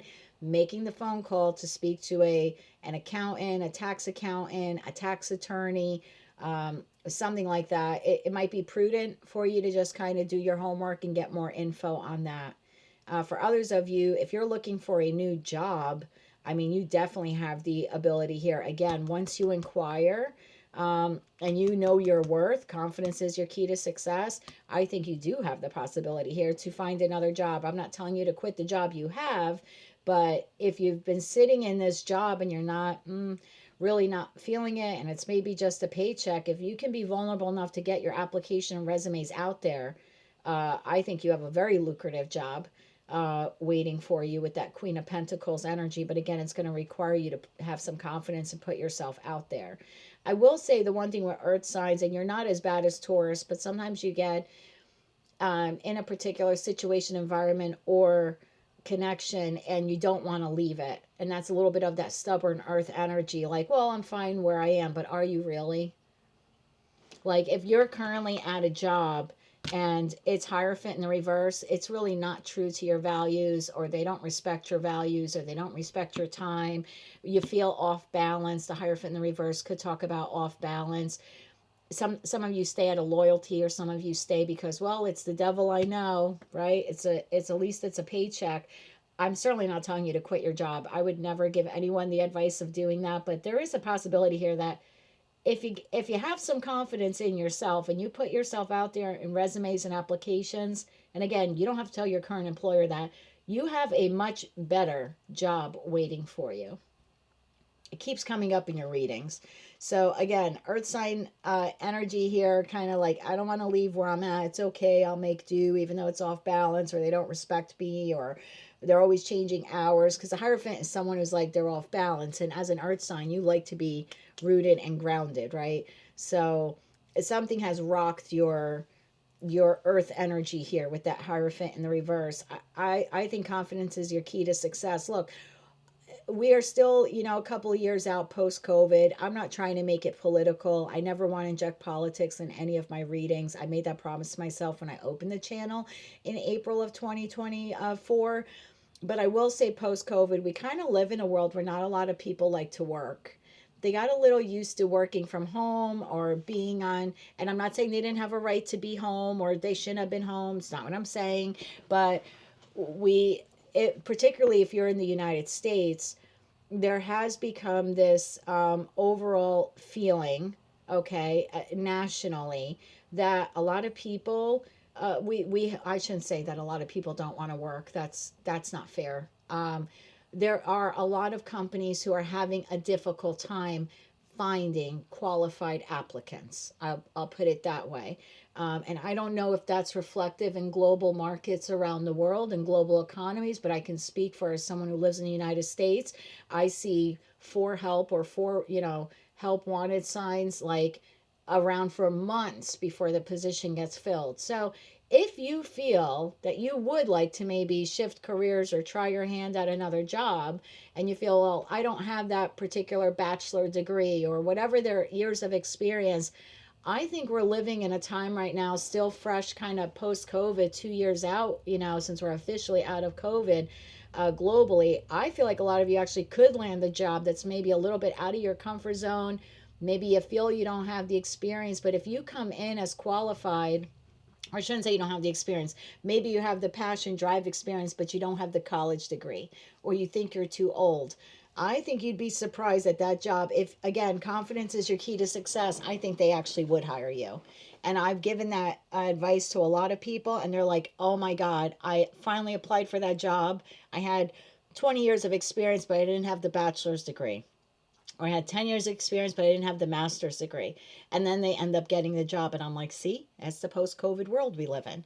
So if you're in a situation like that where you maybe would like to make a move out of your job, like, okay, I'm going to keep this job till I find something better, but I don't really think I can. I think confidence is your key to success. I'm going to give you the same advice I give other people when I do the financial reads privately. I would say to just dip your toe in the water and put out your application or resume. Again, keep the job you have. What is the worst case scenario here? They're going to say no. Okay, so they say no, keep trying. And I don't mean don't hound that one job, but keep putting yourself out there. Again, confidence is your key to success. So I like this energy for you. Are you feeling a little off balance? Yes, each of you for your own reasons, a variety of reasons here. But I feel like better days are ahead for the Capricorn collective. I personally feel, and I'm not a Capricorn, but I do feel like this is a highly claimable reading. There is financial balance, romantic balance, balance in your personal platonic connections coming. For those of you like in between careers right now, I feel like better days are coming for you as well. But again, it all begins with you. And I think the biggest message here is you're going to have to lean into a little bit of your fire element energy. We all have fire in our chart somewhere. And I would lean a little bit into that, especially with that Queen of Wands, the Sun card, the Leo card here. There's a need for you to balance your earth with fire. And it's okay to do that. So yeah, by the time you're in Capricorn season, things are moving a lot better for you. But again, as with everything in life, tarot's just a guide. So whether it's me or another tarot reader, we can tell you all these wonderful things coming in the future. But if you don't have the confidence or the vulnerability to apply yourself to get the job or get the relationship or strengthen the current relationship or something like that, or change career fields, then yeah, nothing happens. And then you look back, you're like, well, the tarot reader lied. No, confidence is your key to success. So can you be bold and make the first move here? Absolutely. If you do that, do you have that 10 of Pentacles, 10 of Cups, Sun energy waiting for you? Absolutely. But it's all going to begin with you.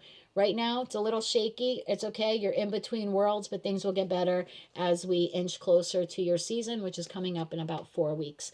So that's what I have for you, Capricorn. It's been a wild ride for you the last 15 years. I do see better days on the horizon for you. So hang in there, my friend.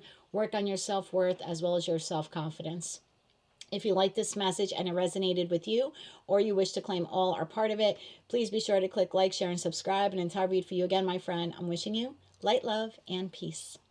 Hello, Aquarius. With Pluto officially out of Capricorn and into your sign, this begins now an exciting new chapter in your life for the next 20 years, as that's how long Pluto will be transiting in Aquarius. This new era will push you to reconnect with your truest, deepest desires and passions within yourself, as well as maybe dreams that you've had for quite some time that you have been incapable of acting on for whatever reason.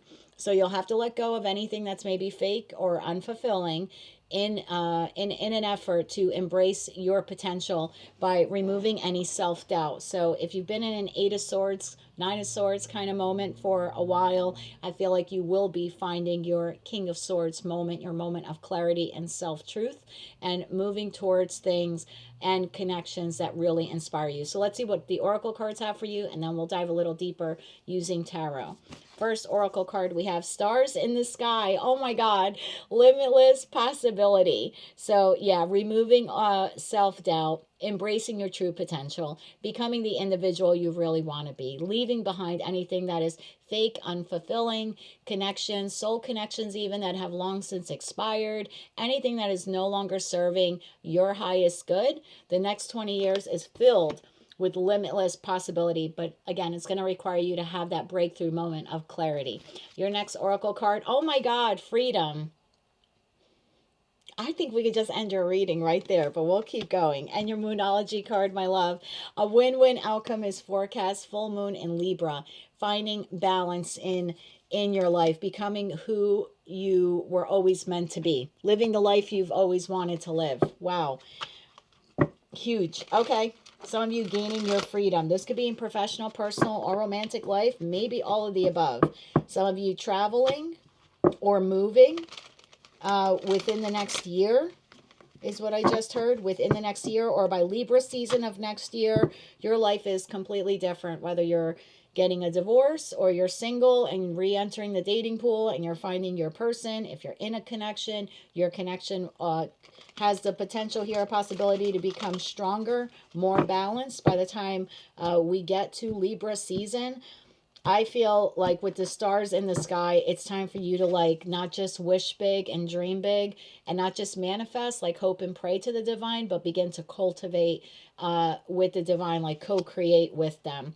So tell me more about these limitless possibilities and freedom for the Aquarius collective. I had a feeling yours was going to be like the best reading out of the 12. I guess I was right. One more shuffle, please, Anne. Thank you. What do we have for you, my dear? The Three of Pentacles in the upright. The Strength card in the upright. Beautiful. The Hangman in the upright. My Lord. The Emperor in the reverse. We're going to find out. This could be the self-doubt or the self-confidence.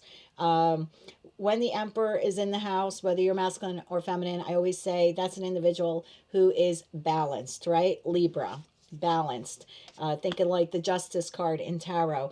All of the kings or all of the queens are in the upright. Here, one of the queens or one of the kings, possibly more than one, are a little off balance right now. That might be why you're sitting here in this suspended mode energy of the Hangman, like not sure of the next place you want to go. So I'm going to get into more into tarot, but I feel like you're minimally giving. This is like Three of Pentacles, whether it's in a romantic connection, platonic connections, your professional life. You're just doing minimum effort right now because you're not quite sure what direction you want to take that connection or profession or your life in. Again, it's different for all of you, but it's like I'm doing just enough to hang on, to hang in until I can figure out really what direction I want to go in. So what you don't see coming at the bottom, oh my God, wish fulfillment with the Star card. To the stars in the sky. Ten of Swords in the reverse. All those negative thoughts that maybe you've been having, gone. Releasing those burdens, getting over past hurts. Three of Cups, we have celebration. All right, I want to get into this a bit more. Okay, so obviously I'm not going to clarify the stars in the sky card or this star energy here because I feel like your wish fulfillment, I'm reading for tens of thousands of people. It's going to be different for all of you. If I were you, I would make a wish. Now the number 51, 5 or 1 could be relevant to you, or even 15. Take that how it resonates and only if it does. But I want to know more about freedom. Tell me more about, I feel like it's this age of Aquarius, which is what I've been calling Pluto in Aquarius for the next 20 years. I feel like it comes with a crap ton of freedom for you. So tell me more about freedom for the Aquarius collective. One more shuffle, please, Anne. Thank you. Freedom. Queen of Cups in the reverse. King of Swords. Now there's your clarity. Oh my God, I love this for you. And the Ten of Pentacles. Okay. Bottom of the deck, I have Ace of Pentacles, Ace of Cups, Queen of Swords, Six of Cups. I'm going to be honest with you. I know I say this in a lot of your readings, and I catch a little flack for it sometimes. Take it only how it resonates, and only if it does. A lot of you are leaving a long-term connection. This would be a romantic connection. This could be an individual you're married to, or you have shared resources, or you have built shared resources, or some kind of net worth is tied in this connection.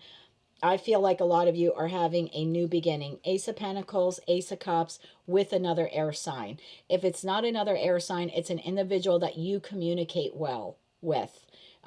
There's an ebb and flow in your communication with this person.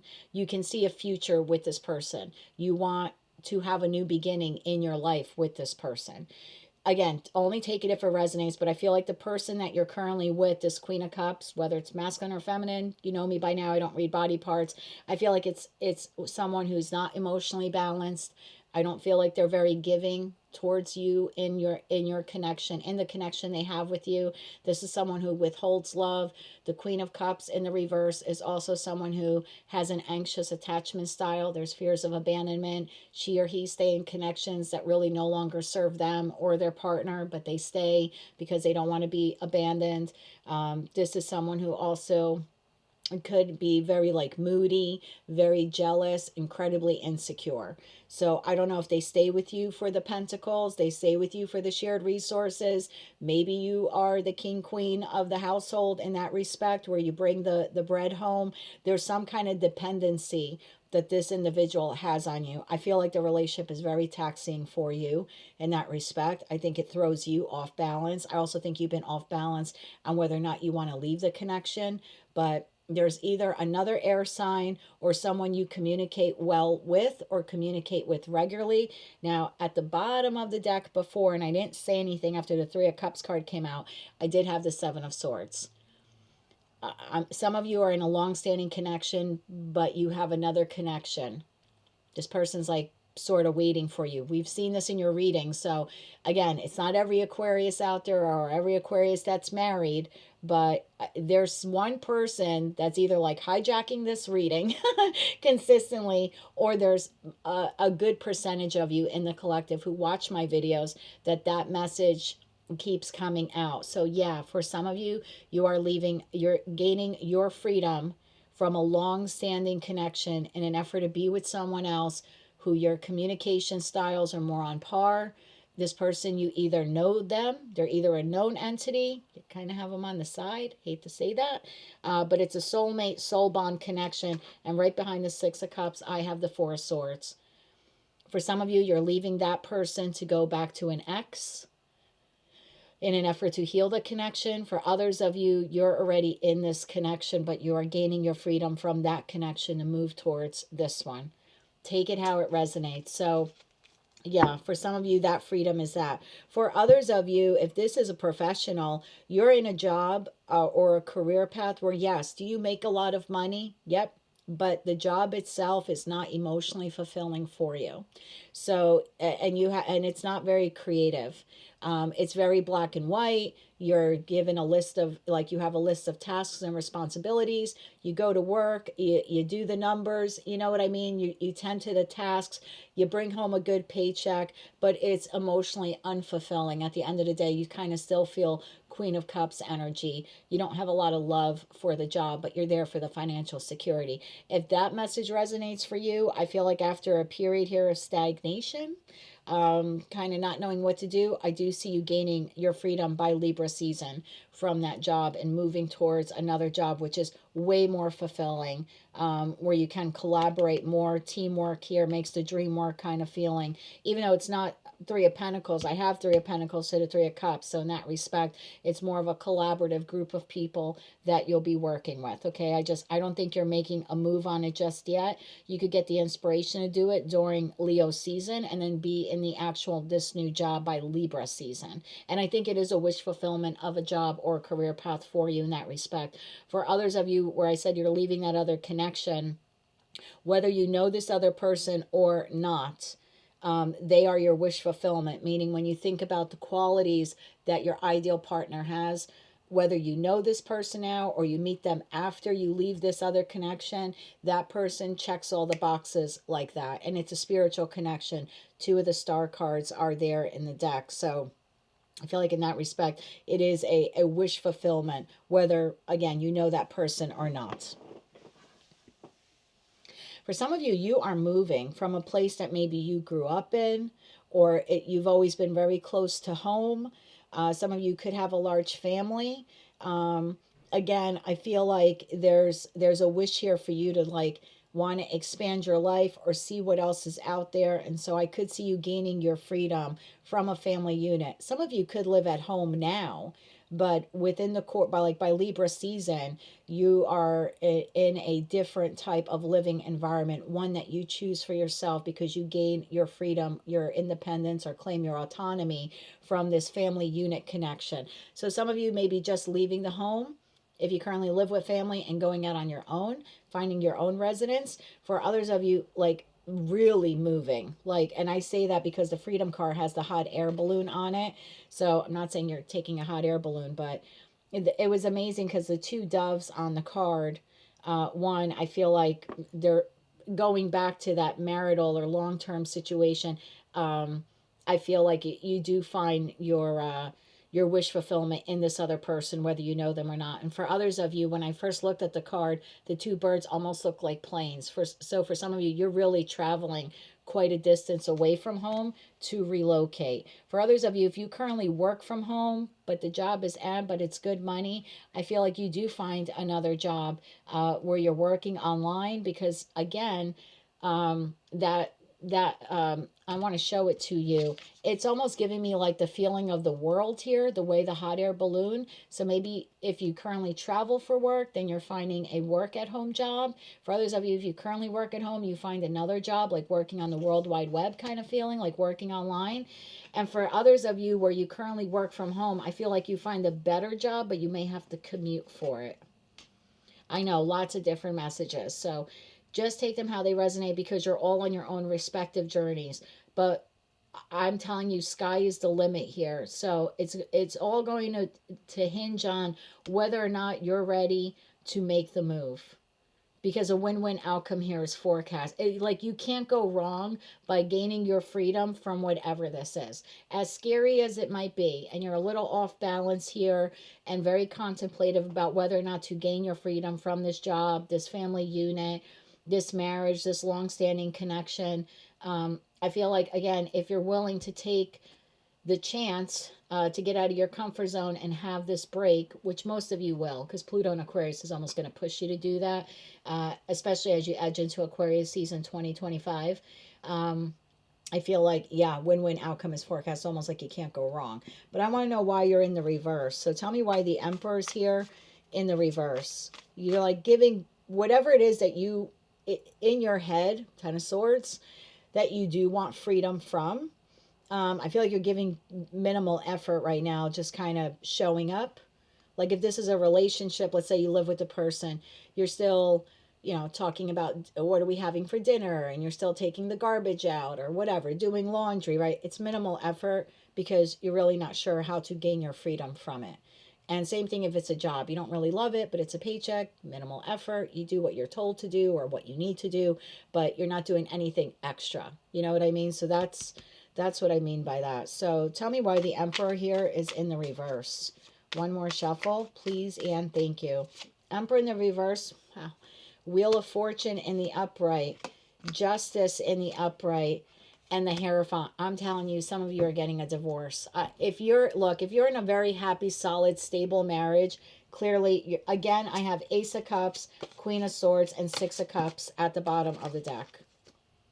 Again, I can't make up a reading. I have to go by the cards that are here, the way they come out, what the question I'm asking that they're clarifying, the downloads that I'm intuitively picking up on. I feel incredibly sharp today with all the readings that I've done. I hate to sound that way, but if you're a tarot reader or you read tarot for yourself, you know, some days you're a little, you feel like, ah, did I get that right? Even though the querent, right, the person watching or the person you're performing the reading for is like, yeah, that's on par for me. You still are a little unsure of it yourself internally. Is this really going to resonate? I feel very sharp today, I have to be honest, which is ironic as an air sign, as a Gemini with Mercury about to transit into retrograde here. But, and that's my ruling planet. But some of you are in the reverse because you don't know how to ask for a divorce. You don't know how to say it. You don't know how to go about obtaining it. You want a new chapter in your life, but you just don't know how to do it. I'm telling you, some of you have someone else waiting in the wings who's a solid soulmate, soul bond connection. Whether you know that person or not, it's like there they are. I accidentally put that in the reverse, so I wanted to put that back in the upright. No magic tricks here. I think for others of you, you're just stuck in a job that, again, if this is professional, very rooted, the Hierophant, this is what I've always done, but I want a new chapter. I want a job that's more balanced. Again, Libra energy. I mentioned that Justice card at the onset of the reading. So let's get you some advice, my friend, on how to help you clear up whatever this mental conflict is for you. There's a wanting to part here from something traditional, a job you've always had, an industry you've always been in, the community you've always lived in, the relationship you've always been in. There's a feeling here where I need to separate myself, let go of anything that, right, has been fake, unfulfilling, something that has long expired, that no longer serves my highest good. But I got a lot of self-doubt and reservation, not whether I want to do it, but how to do it. So let's get you some advice here. Advice here for the Aquarius collective contemplating this massive life shift here. What's some advice here for Aquarius? One more shuffle, please, Anne. Thank you. Six of Pentacles in the upright. Oh, the High Priestess in the upright, and the Six of Cups. Bottom of the deck, Knight of Wands, Knight of Pentacles, King of Wands. My God, you've got this. So in terms of advice, invest in your dreams. The Six of Pentacles is a charitable card. I feel like there's an, ironically enough, on this person's hand is like tattooed in this card. This is the pulp deck. If any of you are interested in it, I love this deck. I got it for Christmas 2 years ago from My Divine Masculine. There's the Justice Scales of Balance, literally. I'll put it closer. Literally tattooed on this person's hand. Like, you can't miss it. Sorry for the noisy chair. I've got a chair booster because I'm a little short and it's a little creaky when I sit back on it. Sorry. But yeah, there's a need here for you to balance the scales. Wow, in your life. So in terms of advice, this is almost very contemplative with the High Priestess. To the Six of Pentacles. Are you really investing in your dreams? Probably not. If you're in this state where you want freedom from something or someone, then you already know your life isn't balanced. So you really need to go within and admit that to yourself. That's the first step. The first step is, I am not giving as much to myself or my dreams or my goals as I should be giving. Because in the traditional Rider-Waite-Smith Tarot deck, which I have right here, I realign all of my decks in order. It's very OCD of me, but that's like, sometimes the cleansing process after a reading, actually most times, takes longer than the actual reading itself. Like, this will probably, for all 12 signs, be a 4-hour reading. It'll take me like 5 hours to clear my decks afterwards. But anyway, I want to show you the Six of Pentacles in the traditional Rider-Waite-Smith Tarot deck. The Merchant gives 2 pentacles, pentacles being time, money, love, energy, commitment, etc. To this person. They give 3 pentacles to this. They keep 1 for themselves. 1 pentacle is over the above the head of the Merchant. The Merchant in this respect being you. So there's a need here for you to invest in yourself. All 6 pentacles. All 6 pentacles. Sounds a little selfish, I know, but you've probably spent your whole life in that 6 of Pentacles energy, giving to everyone else and leaving a little bit for yourself. This is putting it in one hand into the other hand. It's time for you to invest in you in respect to advice. The High Priestess, you know this. You know that it's time to make this move, to make this shift. So lean into your beliefs. Six of Cups, again, we go back to these long held true passions and desires deep within our soul, deep within our core, the life we wanted. For some of you, it's that other soulmate connection that you know you want to be with, or the job that maybe you've always wanted. And you, I don't know, maybe for the past 30 years of your life, you've been living as an accountant. Maybe since you were a child, you actually wanted to, I don't know, own your own restaurant or be a sous chef. This would be the time for you to really go in and be honest with yourself. Is it time for me to invest in that dream? Hell yes, it is. You're on the precipice of doing it. And I think when you have that honest conversation in secret with yourself, you realize that, yeah, you know what? I should be taking some culinary classes. Maybe I do want to be a restaurateur one day, right? I kind of feel like this is a time for you, Aquarius, regardless of your age, to expand your life in a way that all of those dreams and desires you had as a child, the ideal relationship you wanted, the ideal career path you wanted, the ideal living environment, they're all yours for the taking. Like, you literally have limitless possibility. And I think within you, you know that. You're just afraid to make the move. So, advice, honest conversation with yourself, my friend, in secret. You're, that's how you break out of all of the mental negative what ifs. That's what breaks you free. Ten of Swords goes in the reverse. So, swords, yes. Does it mean betrayal? Okay.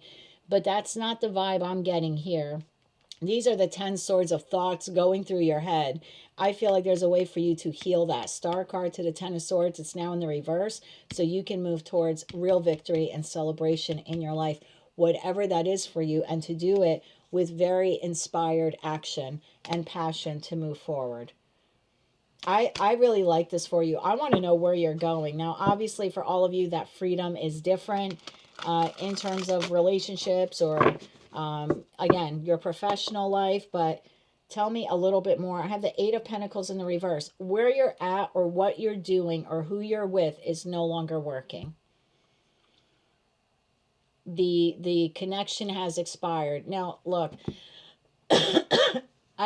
I don't advocate for divorce, even though I'm a divorcee. I don't advocate for separation. I do advocate that every individual is their own advocate. I do advocate that if you're in a happy, healthy connection, great, keep nurturing it. Make sure you're being nurtured by your person. Have an open exchange of ideas and communication. Never lose the flirtiness, no matter how long you've been in the connection. I'm all for keeping long-term connections, okay? If they're happy, healthy, stable, and balanced. I suspect yours is not, because this wouldn't consistently come up in your readings if it were. Okay. So, in that respect, you have to become your own advocate. And yeah, do you then have to leave a connection in order to find happiness elsewhere, whether you know that other entity or not? Absolutely. Otherwise, you're just going to spend the rest of your life, the next 20 years of Pluto and Aquarius, dealing with that. And that's not freedom. That I kind of feel like in that relationship, you're caged. You're caged. So what you probably need here once you go through this process is 15 seconds of insane courage. I did it at 46. I left a 24-year connection. Was he a horrible person? No. No, he wasn't. But I realized in that connection that soul connections don't last the rest of our lifetimes. They're just not intended to. Soul connections are soul contracts. At least that's my view on them, right? And those individuals are in our life for a certain amount of time. We have a whole host of them. They come in all shapes, sizes, and forms. My kindergarten teacher, my paternal grandmother, my best friend Kyle, who now lives in Ohio. They're all my soulmates. Those connections are in my life for a certain period of time. I was connected to my kindergarten teacher until I was in 7th grade. Once my parents, we relocated to another town, I lost touch with her, and years later, she passed away. We were in one another's lives as long as the connections were beneficial, mutually beneficial for that time period. Same with my paternal grandmother. Would I love for her to be here today? Absolutely. But she's not. These types of connections are not intended to go the rest of our lives. I think that's the mistake we make. And we get stuck in connections, platonic or romantic, where we put up with way less, far less than what we deserve, because we, and again, when I said there's a breakaway of tradition, I mean, for some of you, maybe you were raised that we don't get a divorce or we marry for life. But that's, if that were the case, the divorce rate, at least in the United States, wouldn't be 51%. Now, do people sometimes marry the wrong person? Yes. Sometimes they marry the right person. But then that time period expires. And if you have someone else that you feel you can have 10 of cups, 10 of pentacles, a connection with, why are you even second guessing obtaining or reclaiming your freedom from a connection that has long died? There's no passion in this connection. You're very analytical, and they're emotionally withdrawn. Do you have pentacles and money and resources and maybe a family or a house together? Yeah. Is it fulfillment? No. If it was, you wouldn't want your freedom from it. So there is a need here for you to, and again, it could be a career path. I don't know what this is for you. Do you love your parents? Do you love the family you're living with? Absolutely. Do you have to live with them for the rest of your life? No. You can claim your autonomy and your freedom and find your other, find a new place to live, a place that's yours. So is it nice to live and die in the same little one-horse town? Yes. But that's not meant for everyone. Sometimes you need to travel the world. Sometimes you need to get out of your comfort zone. So whatever this is for you, professionally, personally, romantically, there's a feeling here for the Aquarius collective. The one thing you share, the one thing you all have in common is a desire for freedom and to chase that dream, to let go of anything fake, unfulfilling, or connections which no longer serve you, and to break away from tradition or the way we used to do things and really enter the age of Aquarius. I feel like a lot of you are doing that relatively soon. Can I have some timing? Now, obviously, you're all on your own respective journeys and timelines, but for the majority of you, when is this shift happening? Can I have a timing, please, for the Aquarius collective when they're making this shift? One more shuffle now, please, Anne. Thank you. The shift, Four of Swords. Well, I think mentally you have clarity within the next 4 weeks. By the time you're out of Sagittarius season, because for me, swords are weeks, you already know the direction you're going in. Your mind is made up. Maybe you're not making the move yet, but you've already established what you want freedom from. That was one of your first mental blocks that we found, that we came across here in the reading. So maybe this reading will inspire you to do some soul searching with that High Priestess card energy here that we have here. Reviewing your connections, reviewing your dreams, and how you can start to pour into them and invest into them. So I think within the next 4 weeks, you're mentally clear on what you want. The Page of Pentacles, clear about your new beginning, or where you want to lay your roots, or jobs you want to apply to, or a new skill you want to learn, or a new connection that you want to embrace. Whatever that new beginning is for you. And the Seven of Pentacles, what you want to invest in. You're going to be very clear, very clear about this. Magician, boom. And then you'll be manifesting, co-creating with the universe, the life that you really want. Wow. Judgment. For some of you, you could very well be asking for a divorce within the next 4 weeks, or at least making up your mind that that's the route you want to take. I'm not an Aquarius. My rising is Aquarius. This reading doesn't pertain to me at all. But it's pretty loud here. It's pretty loud. Oh my God, you're making the judgment call to leave something behind. Again, it's different for all of you. Within the next 4 weeks, you're going to have absolute, resolute clarity on this. Not every Aquarius or Aquarius placement in the world, but the majority of you watching, whatever this thing is that you want to gain freedom from, you will have absolute clarity that that's a decision you want to make. So how long after that do you actually make the move? Timing for the Aquarius collective when they actually make the move. One more shuffle, please, and thank you. The Six of Wands in the upright. Within 6 weeks, or I'm sorry, within 6 days, because wands are days. Within 6 days of you making the decision, you're going to feel the urge. Remember we said we had that Knight of Wands at the bottom of the deck? You're going to feel this urge of like, now I want to act on it. Because as an air sign, and you are probably the, if not the first, the second, because there's three of you, right? Gemini, Libra, Aquarius. I would say Libra takes the helm at making very rational, balanced decisions most of the time.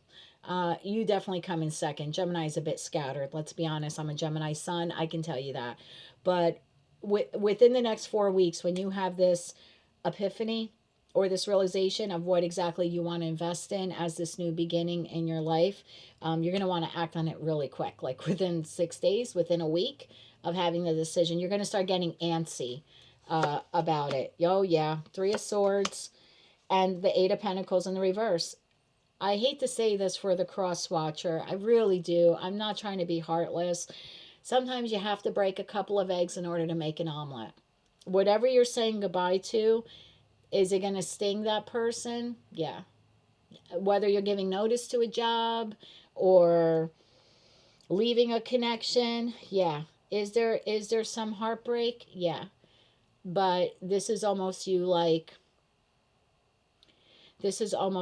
grabbing victory from the jaws of defeat. Because I think you've been sitting, whatever that is, you've been sitting in Three of Swords for a long time. And maybe with Pluto being in Capricorn, depending on your birth chart, you've been unable to move. It's been complacent. It's been it's a paycheck. It's a relationship. It's what I've always known.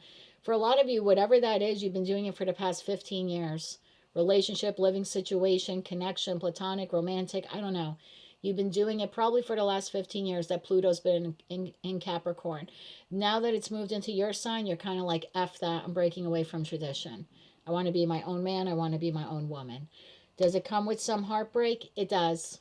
But you're also no longer willing to invest Eight of Pentacles in reverse into anything that has kept you in the Three of Swords, because you've been sitting in this for a long time, either not being in the job or career field or place or relationship that you truly want to be in. Bottom of the deck, the Five of Pentacles in the reverse. You're going to bounce back pretty quickly. And again, I have that Queen of Swords who's waiting in the damn wings for you, to the Hermit card, to the Page of Cups, oh my God, to the Ace of Cups, to the Magician. Could be a Gemini you're moving towards, a Gemini, Libra, Aquarius, a Cancer, Scorpio, Pisces. I'm sorry, I feel like a lot of you already have this person. This is a spiritual connection, High Priestess to the Hermit. This is a very 5D. If you don't know this person yet, they're on your path within 1 year of you leaving this long-standing connection. Easily within a year. Probably within months, to be quite honest with you. But if you, and I think that's what your bounce back is from this. You either know this person is there waiting for you. Could be a Virgo also. You either know this person is waiting for you, or you just know that type of person is out there. And your confidence is restored in that. I think you make the move. Four Cups in the reverse to the Tower. I think you're tired of being in whatever situation, environment, or connection that is, that kind of makes you feel rejected. And whatever this is signifying, a new job, a new community, a new living situation, a new partner, whether they're known or not moving towards that or them is a missed opportunity you're not willing to gamble on. You've sat in that long enough. It doesn't work. I'm speaking to a group of Aquarians, or a group of placements of Aquarius. That's what you want, whether it's a known entity or a known commodity or not. You either know it exists because it's waiting for you, or you just know it has to exist somewhere out there. But staying in a place where you feel rejected, oh no, that's coming to an end. That's what I have for you, Aquarius. Bold, big, bold moves. The only thing, I don't want to say the only thing, the biggest thing you have to work on, and I believe you will over the course of the next 4 weeks, is removing self-doubt. I think by the time you enter 2025, you have your 15 seconds of insane courage to leave that other connection. I think that's your Tower moment. But I'm going to leave all that up to you. Please take tarot as advice, as guidance. Whatever this is,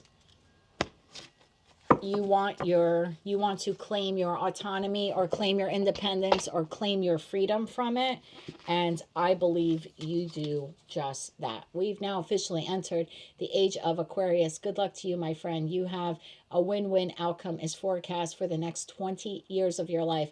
Will it be rainbows and unicorns every day, week, month, year of it? Nope. There'll be ups and downs. That's life. But you'll be a lot happier than you are right now. So take the next couple of weeks to clear up your head, figure out what you want to do, be methodical. Again, you're a very solid air sign. You don't get enough credit for that. So I think you'll make the right decision, and then I think you'll move very gracefully towards that decision. That's what I have for you, my love.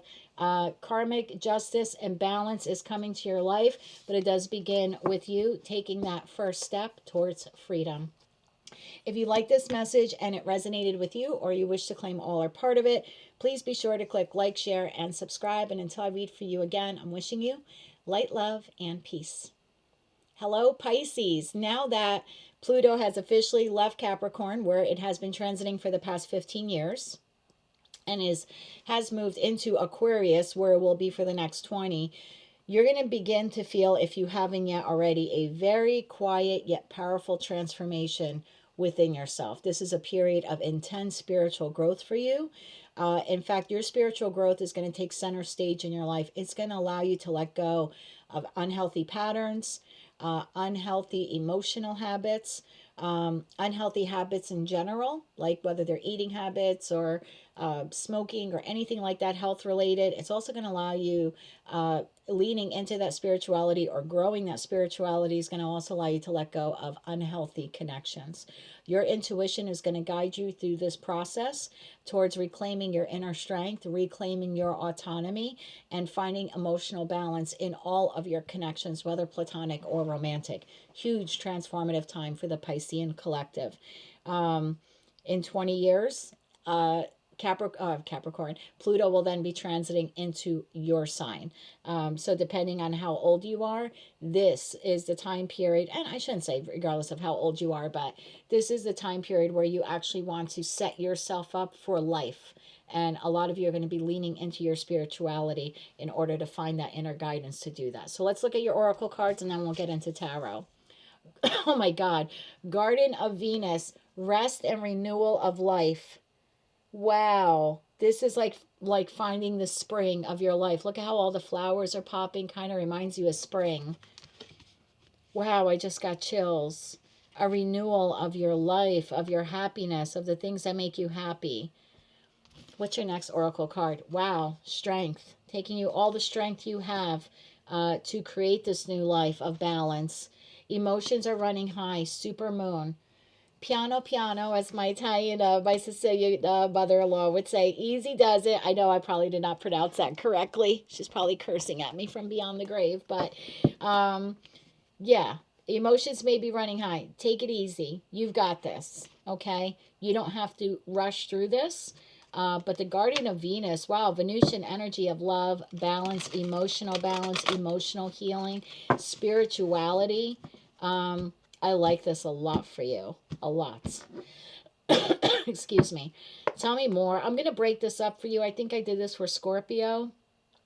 I want to combine these two. I'm going to do the emotions are running high separately because I feel like you have a tower moment coming, okay? But I want to know more about strength and this rest and renewal for the Piscean collective. Bottom of the deck, 10 of Pentacles. Wow. Okay, long-term growth here. Tell me more about strength to rest and renewal for the Piscean collective. One more shuffle, please, and thank you. First card out, Page of Wands in the upright, minor arcana card to the Fool card. So not yet taking a leap of faith. It's okay, discovering, getting more information before you do. The Seven of Wands, drawing your line in the sand, defending yourself, your dreams, your goals, what and who you want to be. The Four of Pentacles, holding on to the things that serve you, maybe also creating your own money or holding on to your wealth. And the Five of Swords. I knew that emotions were running high. That led us right to that next card. Bottom of the deck, Empress to the Five of Cups to the Five of Wands. To the Three of Cups to the Three of Swords to the Sun card. Do you have to break a couple eggs to make an omelet? Yep. Is it going to be worth it? Yep.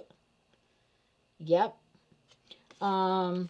I feel like you're just, most of you are in this stage of exploration of deciding what it is that you want out of life, who you want to be, where you want to work, where you want to live, how you want to make money. It's different for all of you. What connections you want in your life, platonic or romantic.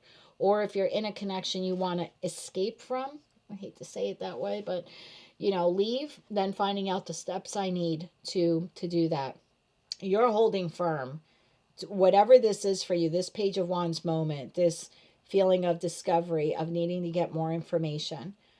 Seven of Wands, you're drawing a line in the sand.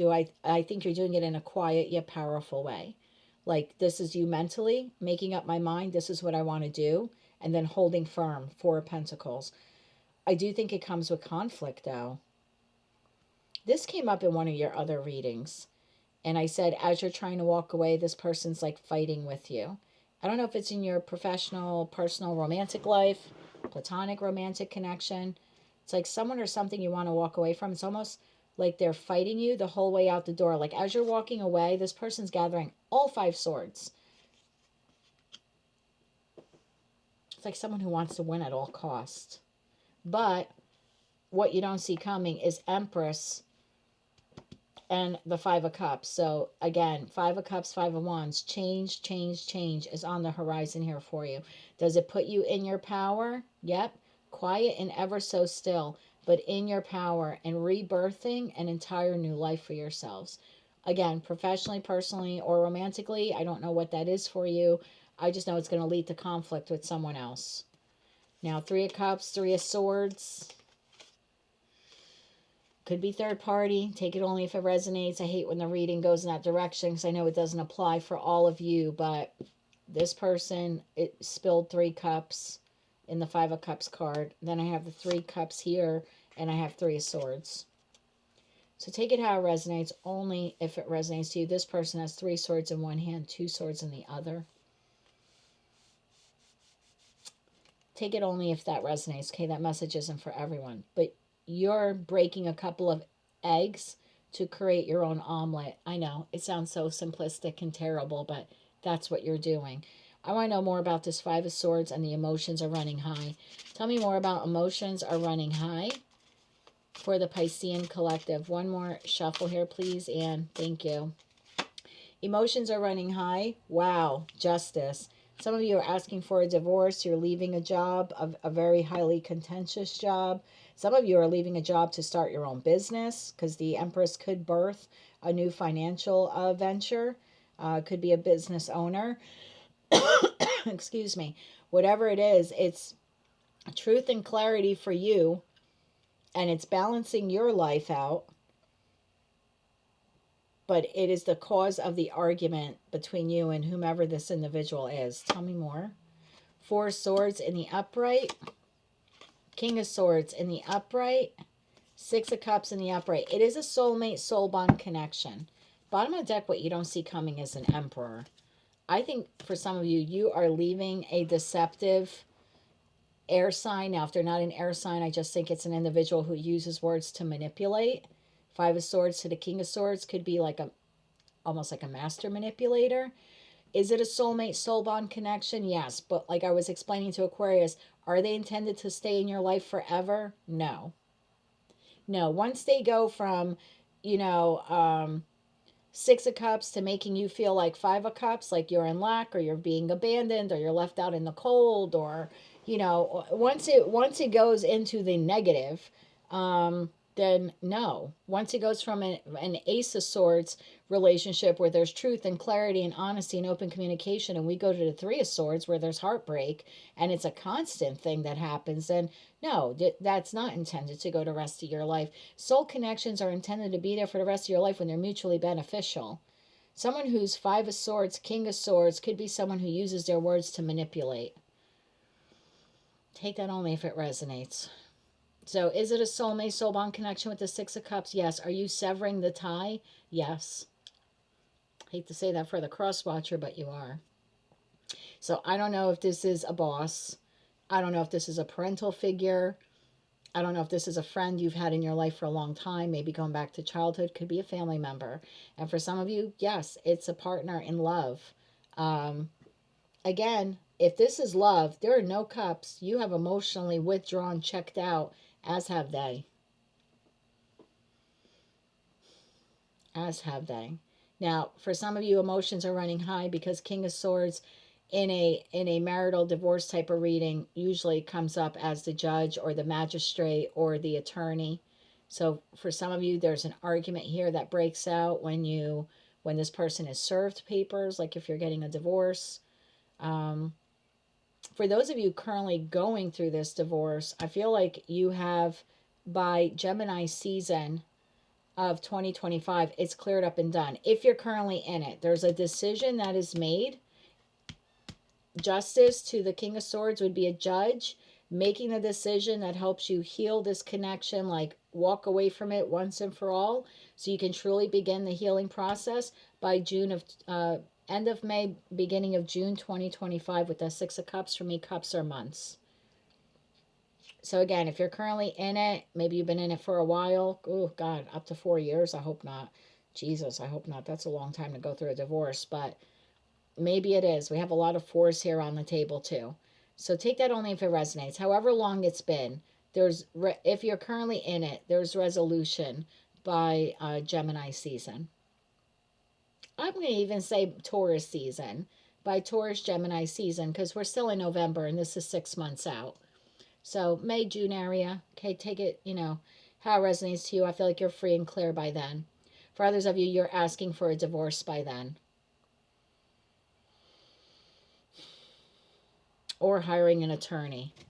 Now, if you're leaving a connection with whomever this word manipulator is, this person uses words as weapons. They can sweeten you up and make you stay, or they could throw them in your back when you're not looking. And then try to come in and I don't want to say love bomb you, gaslight you. King of Swords, more gaslighting energy when I see that to the Five of Swords. For those of you leaving that type of tumultuous connection, okay, some of you leaving with a kid, maybe two. Maybe that's been the delay for you. You've got children here involved. Okay, one boy, one girl. That's not going to resonate for everyone. Just take it only if it does. I want to know what's headed your way, because what you don't see coming is an Emperor. This is a beautiful energy for you when you're there in the Empress position after you have disconnected from this disaster. You do have a divine counterpart after a period of rest and renewal. Okay, tell me more. I want to know what's coming your way, because whatever this is, you're leaving. Professional, personal, romantic. You're done. You're checked out. Your emotions are checked out. You're highly defensive. You've already made up your mind that you're out. It's become combative. Some of you are already in the process of escaping. I don't know why I keep hearing that word. For others of you, you're about to be. But whatever's coming in this new chapter for you, this new stage of your life, one, are you more spiritual? Absolutely. The Empress is a highly spiritual energy, but you're also birthing and creating a new life for yourself, whether you're doing it financially, shifting careers, finding a new place to live, like creating a new home, establishing a new home for yourself, maybe for you and your kids. I don't know. It's different for all of you. Or entering a new love connection. I just want to know what's coming down the pike once you leave that, because that is a mess and there's karmic justice coming for you. Now, is every Pisces on the planet an angel? No. I say that about all 12 signs. No. But I'm speaking to a group of you where you've been through the mill with this person. Some third party interference, family, friends, alcohol addictions, side piece. I hate to call another human a side piece. Another connection. I'll be nice. Whatever it has been. And look, maybe for some of you, you're the other connection. Okay, and you don't want to wait for this person to leave their marriage. Maybe you're severing. This could be severing of a spiritual connection from this person, because maybe you find them to be deceptive because they're clinging to a connection from their past, a marriage or a long-standing connection. Take these messages how they resonate to you, but whatever that is, you're leaving it. Sorry, cross-watcher. Now, is every Pisces leaving it? No, but the group of Pisceans I've tapped into, you're leaving that. You're just trying now to figure out how. And once you make that decision, you're going to hold to it. I do think once you exit this, I have rest and renewal. I have Four Swords. I think there's a period here where you're going to need to heal. Okay, I don't think that you jump back into the dating pool or something if this is a romantic connection. I do think there's a period here of rest and renewal. But I want to know what is headed your way after that. So tell me more about what Pisces can expect in this new age of Aquarius. One more shuffle, please, and thank you. Six of Swords in the upright. Moving on from that disaster. Sorry. Judgment. Listening to your inner calling and your intuition to do that. King of Wands in the reverse. Eight of Cups in reverse. That person's going to try to come back. We saw this in your reading. A couple of your readings. Even if this is post-divorce, this person's going to try to come back. Or once you tell them I've hired an attorney or they've been served papers, they're still going to keep trying to come back in a very angry and aggressive way. King of Wands in the reverse is unstable energy. That's a firecracker, not in a good way. That's aggressive, that's argumentative, that's very egoic, that's your mind, I'm not letting you go, or you can't take the kids, or who do you think you are? Look, if you feel endangered by this person, please reach out to the Six of Cups energy, family members and friends. Even if you've been disconnected, heal those connections with those people and get help from them. I feel like you have a group of people willing to help you, willing to like come together to battle this person. This person's going to try to come back. Knight of Pentacles, Ten of Swords. Oh God. This person's going to try to come back. Advice for you once that happens. It's like, I'm leaving. I've made the judgment call. I'm moving on. This woman, I say woman, there's a woman on the card. This person looks like they have 2 kids in the boat. I'm telling you, some of you are leaving this with children. But sometimes in readings, are also personal readings, I can see that it's like you're taking your pets or your prized possessions, like nostalgia kind of Six of Cup energy is here. So it's like you're taking what's prized possessions of yours, whether that's people or things, and like you're trying to move on, you're making the judgment call to move on. This energy keeps trying to come back. When the gaslighting doesn't work, the fighting begins. That's the emotions are running high. Jesus. What comes after that? What comes after that for the Piscean collective? One more shuffle, please, and thank you. And look, this doesn't have to be a drawn-out period. This is, you tell them you want a divorce, and they gaslight you into staying. I'll change. I love you. We're meant to be. We've got a family together. We've been together a long time, blah, blah, blah. And you're like, nope, I'm out of here. I mean, these are wands. These are days, to be real. This is like a week, maybe, of arguing. You know what I mean? This is like someone not... So I don't think like you're fighting with this person for the next 10 years of your life. I don't think it gets crazy like that. I think like for a couple of days, this person is angry that you, wow, like you really are leaving. So what do we have for you then? Hangman in the upright. I feel that's your rest and renewal period. Oh yeah. Page of Swords and the Eight of Wands in the reverse. I think your heart's going to be a little blocked off to new connections. Ten of Pentacles, bottom of the deck. That's how we started your reading. I think, first of all, I think you're going to block this person. I think you'll, and maybe that's the advice of attorney or family or friends, to block communication or to keep communication limited. Page of Swords, only when it pertains to children, if there are children involved. That would be your advice here as well. But I feel like delayed responses or something like that to this person is a good way on how you can like move forward from the connection. If you have an attorney, like let them handle the communication. There's really not much that needs to be said from you type of thing. Like be reserved when you're communicating with them. You know, if they're asking, are you picking up the kids at 5 or can I get the kids at 5? You know, Page of Swords, not respect, is like the one word answer. Yes. You know, text back yes, something like that. I think any other big back and forth communication needs to be blocked with this person. Like we're only discussing what is relevant. If there's children involved or something like that, we don't need to discuss anything else. Again, if you have an attorney or family or friends that want to be that intermediary, that voice of reason. If you don't have a lawyer, you very well could do that as well. But 10 of Pentacles to the Strength card. I mean, I think where you're headed is beautiful. We've seen this in your readings. I just think it's going to take a little bit for you to get out of this. I want timing. Obviously, it's different for all of you, but can I have timing? Now, I have Libra there. I have Aquarius. Some of you, you're asking for this by Aquarius season. For others of you, you're already in a divorce. You're free and clear by Taurus or Gemini season. Some of you are asking for a divorce by or in Aquarius season, which begins the 3rd week in January. Wow. It's almost like after the holidays. Maybe some of you, if you have kids, you're just staying sort of for the holidays. And then you move forward after that. That's possible for some of you. Final messages here for the Piscean collective, and then we'll wrap up your reading. One more shuffle here, please, Anne. Thank you. Wheel of Fortune in the upright. I love that it's in the upright. I think last time was in the reverse. The Devil in the reverse. If you're going to get the Devil, this is how you do it. Yeah, some of you coming out of Capricorn season, you're detaching from this individual. Totally detaching. New cycle in your life. 3 of Wands. Ready for adventure, expansion. Bottom of the deck. 3 of Swords. Do you have to break some eggs to make an omelet? You do. But you'll be emotionally balanced because of it.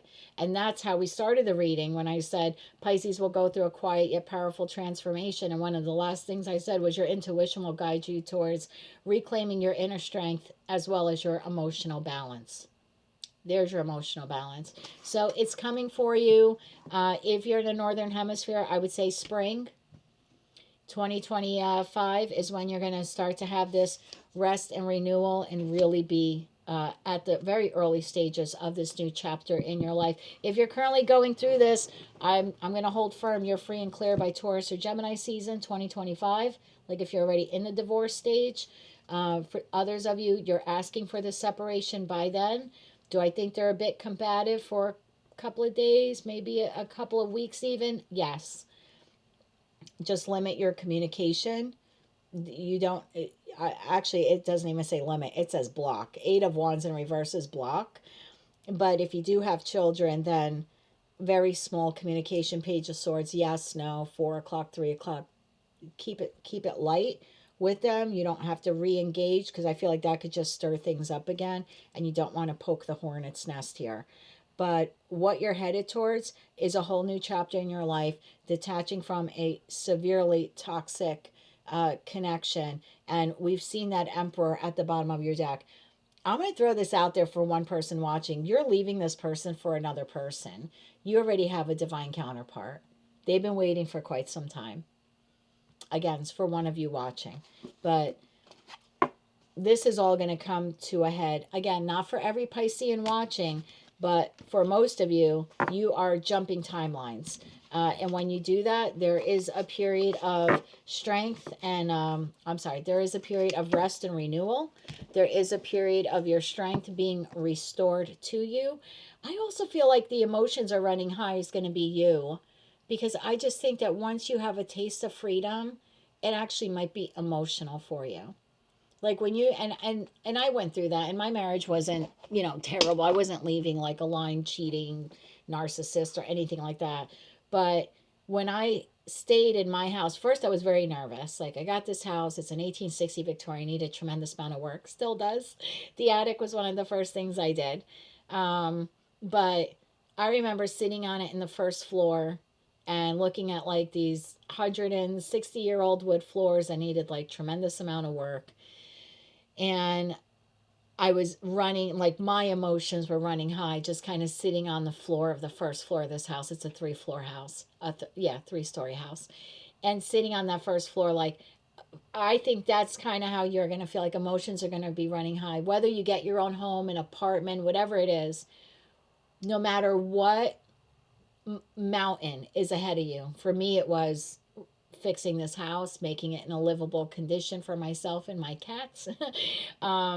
Just the fact that you are in a place that is solitude and safe and yours, whether it's an apartment, it's a house, it's a whatever it is for you, whatever it's going to be.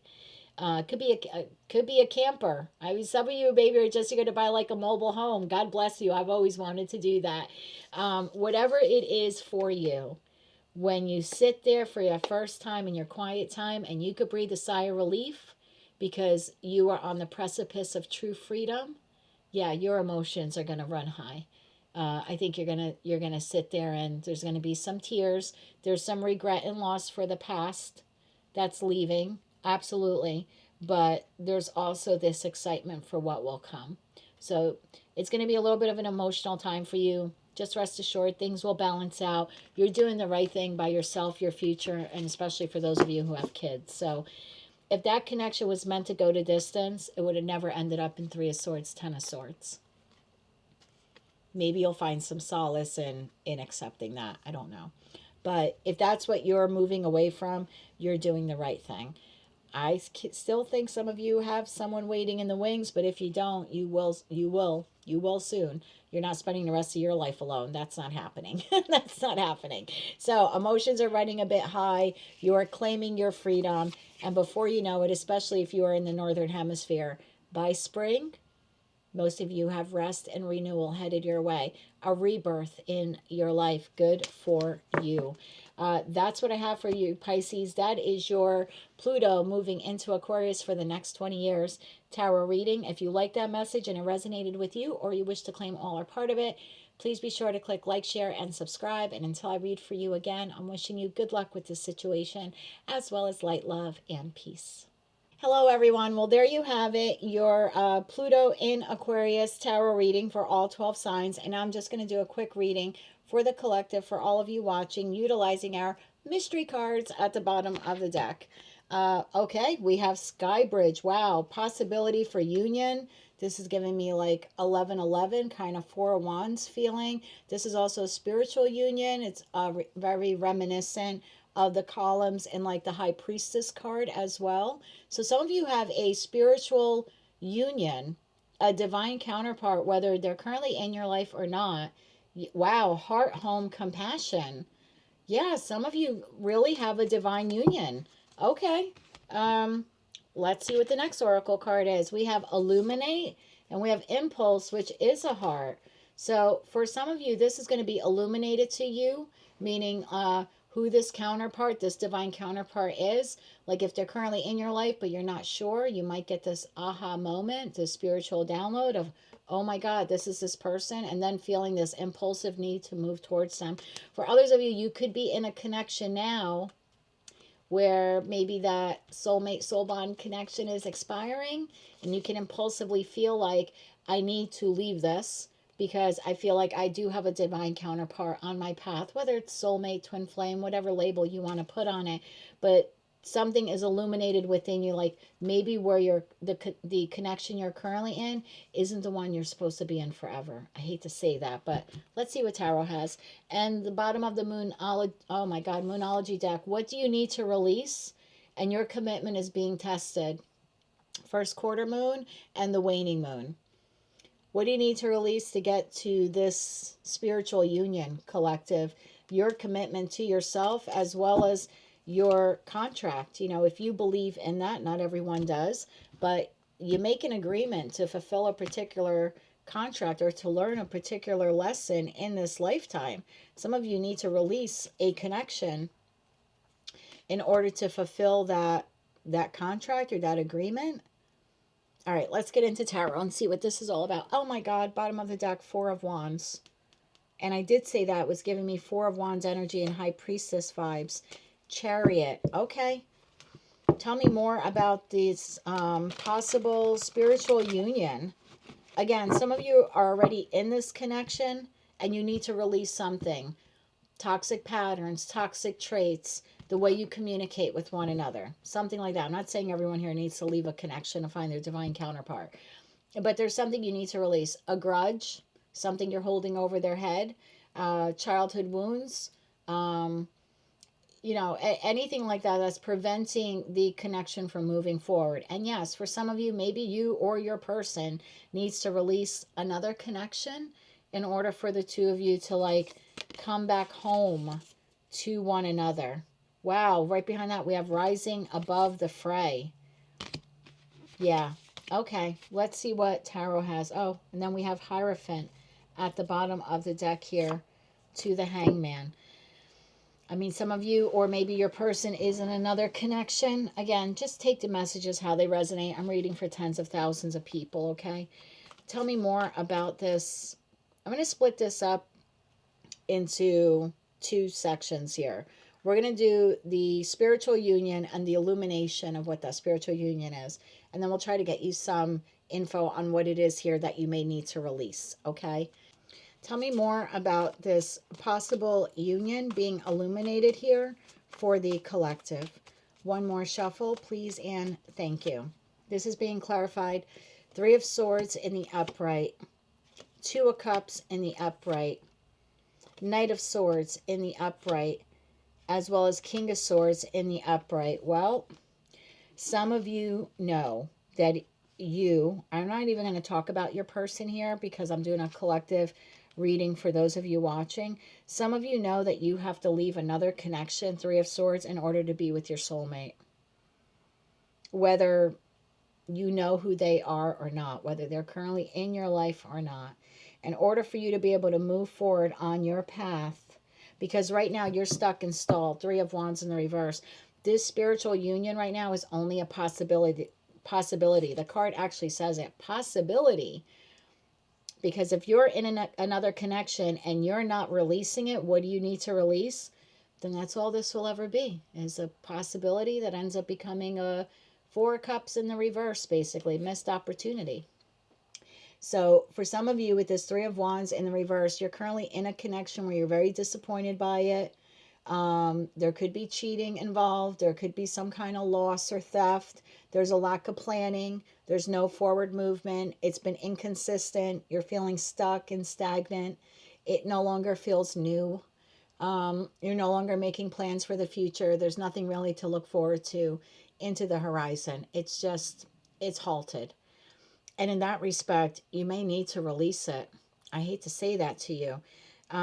Especially for those of you where you feel you do have a divine connection out there, whether that's a known entity or energy or not. I feel like something here will be illuminated to you to tell you that you need to release that. And it will give you the clarity. Illumination is clarity here.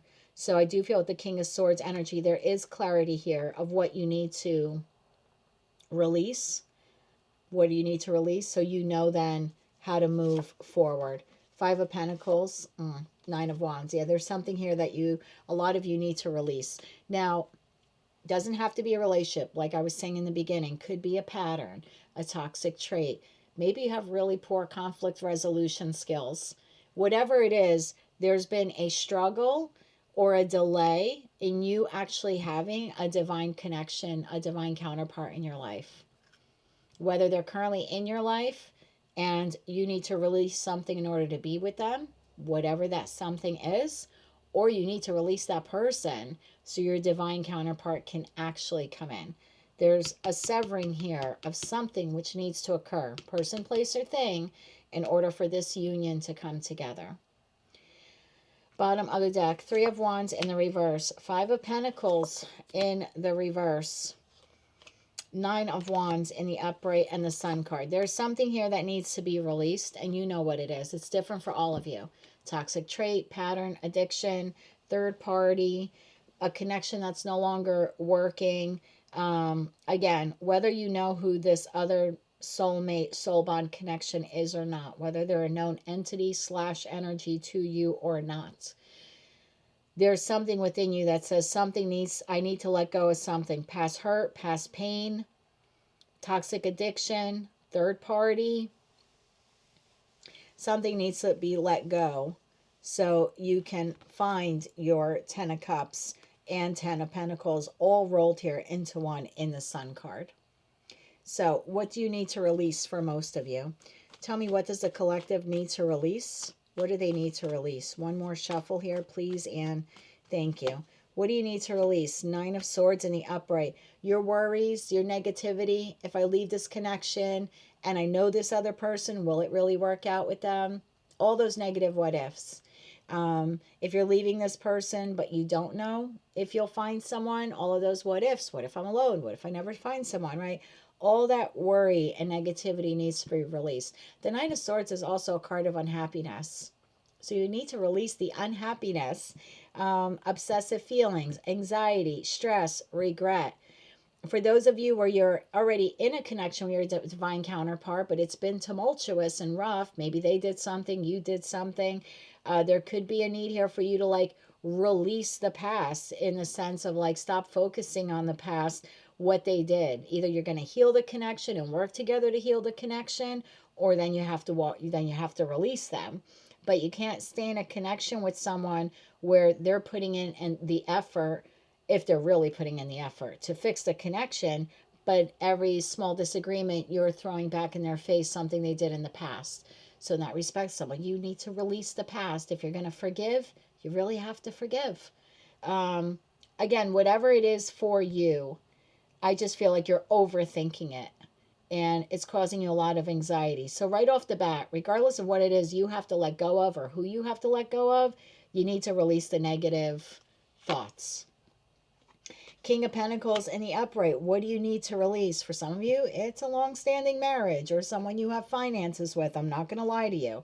The King and Queen of Pentacles, it's the marrying king. It's the marrying queen. They're in it for the long run. Some of you could be addicted to finances. Maybe you have finances or resources tied up with this person. In that respect, I'm clarifying, what do you need to release? You would need to release your fear of money, your fear of being able to rebuild yourself or rebuild your worth. Some of you feel like your worth is tied to the connection you're in, even though it's a miserable Three of Swords, heartbreaking connection, but you have a fear of leaving it because your worth is somehow tied up into the status of what that connection is. Like, I've always been known as Mr. So-and-so married to Mrs. So-and-so, or I've always been known as Mrs. So-and-so. So there's something here of pride and ego or financial ties. Ten of Pentacles, financial ties. Some of you need to let go. I'm sorry to say this. We're only talking about love here. Some of you need to let go of either your negative thoughts about money. I'm never going to make money. I can't rebuild money. I can't make my own money. What about my legacy? Some of you are addicted to money, or you stay in a connection you're very unhappy in because of the lifestyle it affords you. Again, I'm only clarifying, what do you need to release? This reading is not going to be for everyone. It's not for me. I'm already divorced and living on my own and all that stuff. So, take what resonates and leave what doesn't. Am I in a divine union? Yes. There are other things we need to release, but like this message isn't applying for me. So just take what fits and leave what doesn't.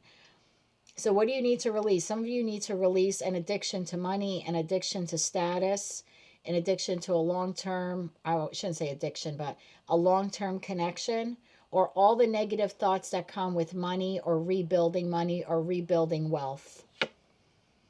Knight of Cups. Some of you are afraid of love. Some of you could be single and you're afraid to re-enter the dating pool because what do you need to release? Your fear of love, your fear that everyone you meet is going to be like the last Three of Swords relationship you had. That they come off as charming and stable, but in reality, they're not. So take these messages how they resonate to you. But whether you know this divine counterpart or not, this soulmate, this Two of Cups energy, whether they're currently in your life or not, you have the possibility for this union to come together, come back together, or find one another. But there are certain things you need to release. For some of you, it's negative thoughts and habits and traits. For others of you, it's memories of the past. Like if you're going to make a go of this divine union to really try working on it, there's a need here for you to trust. And I know that's a hard thing to do, but all those negative what ifs would have to be released to really make a go of it. For others of you, you're in a long-standing connection where you're tied to it for money or financial reasons, or you've been married for 10 plus years, or you're addicted to the wealth, the status. or too dependent on it. That needs to be something you need to release in order to be with that divine counterpart, again, whether you know them or not. For others of you, what you need to release is your dependency maybe on your spouse's money, or the belief that, you know, this fear of like Nine of Swords to the King of Pentacles to the Ten of Pentacles, I can't rebuild my worth, or I'm going to lose too much. You know, it's the whole cheaper to keep her, cheaper to keep him mentality. Is it really, if it's costing you your happiness and spending X amount of years in your future with a divine counterpart? Do you have to break a couple of eggs here to make an omelet? Yep. You can always get more chickens and make more eggs. I hate to say that. You can always make more money, but you can't make a Three of Swords relationship a Three of Cups relationship. You just can't. There's only so many swords a heart can take. And then some of you, you're completely single. You have a divine counterpart on your path. You know this, but you're very hesitant. You have a lot of negative thoughts about the possibilities of a love connection going the distance because of your past hurt and traumas. You don't feel like you can trust every new love offer that you receive, or date offer, or something like that. Even if they come across as stable and sturdy, you're afraid that they're always going to end up in this Three of Swords, Three of Wands in reverse kind of connection. Bottom of the deck, I have Eight of Wands to the Six of Cups, to the Queen of Wands, to the Queen of Cups, to the Six of Wands. Look, to the Chariot. This is all what you don't see coming. Communication and rapid movement. Again, for those of you who are going to work on whatever it is you need to release, negative thoughts, a negative connection, your doubts and fears and worries about re-entering the dating pool and having a new connection, whatever it is, once you release whatever that is, this comes in very quickly. Eight of Wands is the fastest card in tarot. I'm sorry, second fastest card in tarot, followed by a soulmate soul bond connection. You have someone on your path, whether they're currently in your life or not. Queen of Wands energy and Queen of Cups energy. Now, for some of you, you're going to have choices in love. I'm not going to lie to you, especially if you're single and you're re-entering the dating pool. For others of you, this is the energy of the person you're moving towards, or the person divinely put on your path. Someone who really understands, first of all, the person is spiritual, because Queen of Cups is the most spiritual queen in tarot. So it's someone who's spiritual or intuitive. This is someone who loves deeply. They could be an empath. They understand what unconditional love is. They give it to themselves, but they also give it to their partner. And Queen of Wands, whether masculine or feminine, this is someone who looks good, smells good, and you'll be highly attracted to. And Six of Wands, this is a connection that can really go the distance. Victory, success, and triumph in love. And then we close it out with the Chariot, which actually is the fastest card in tarot. So once you break away from whatever this is, the negative thinking or the lack mentality or the fear of re-entering the dating world, the dating pool, once that is released, then you have the possibility for a real strong soulmate connection where your heart will finally have a place to call home. I love this for you. Welcome to the age of Aquarius. We have love, strengthening, or entering the lives of the collective watching. Good for you. I love this. If you like this message and it resonated with you, or you wish to claim all or part of it, please be sure to click like, share, and subscribe. And until I read for all of you again, I'm wishing you light, love, and peace.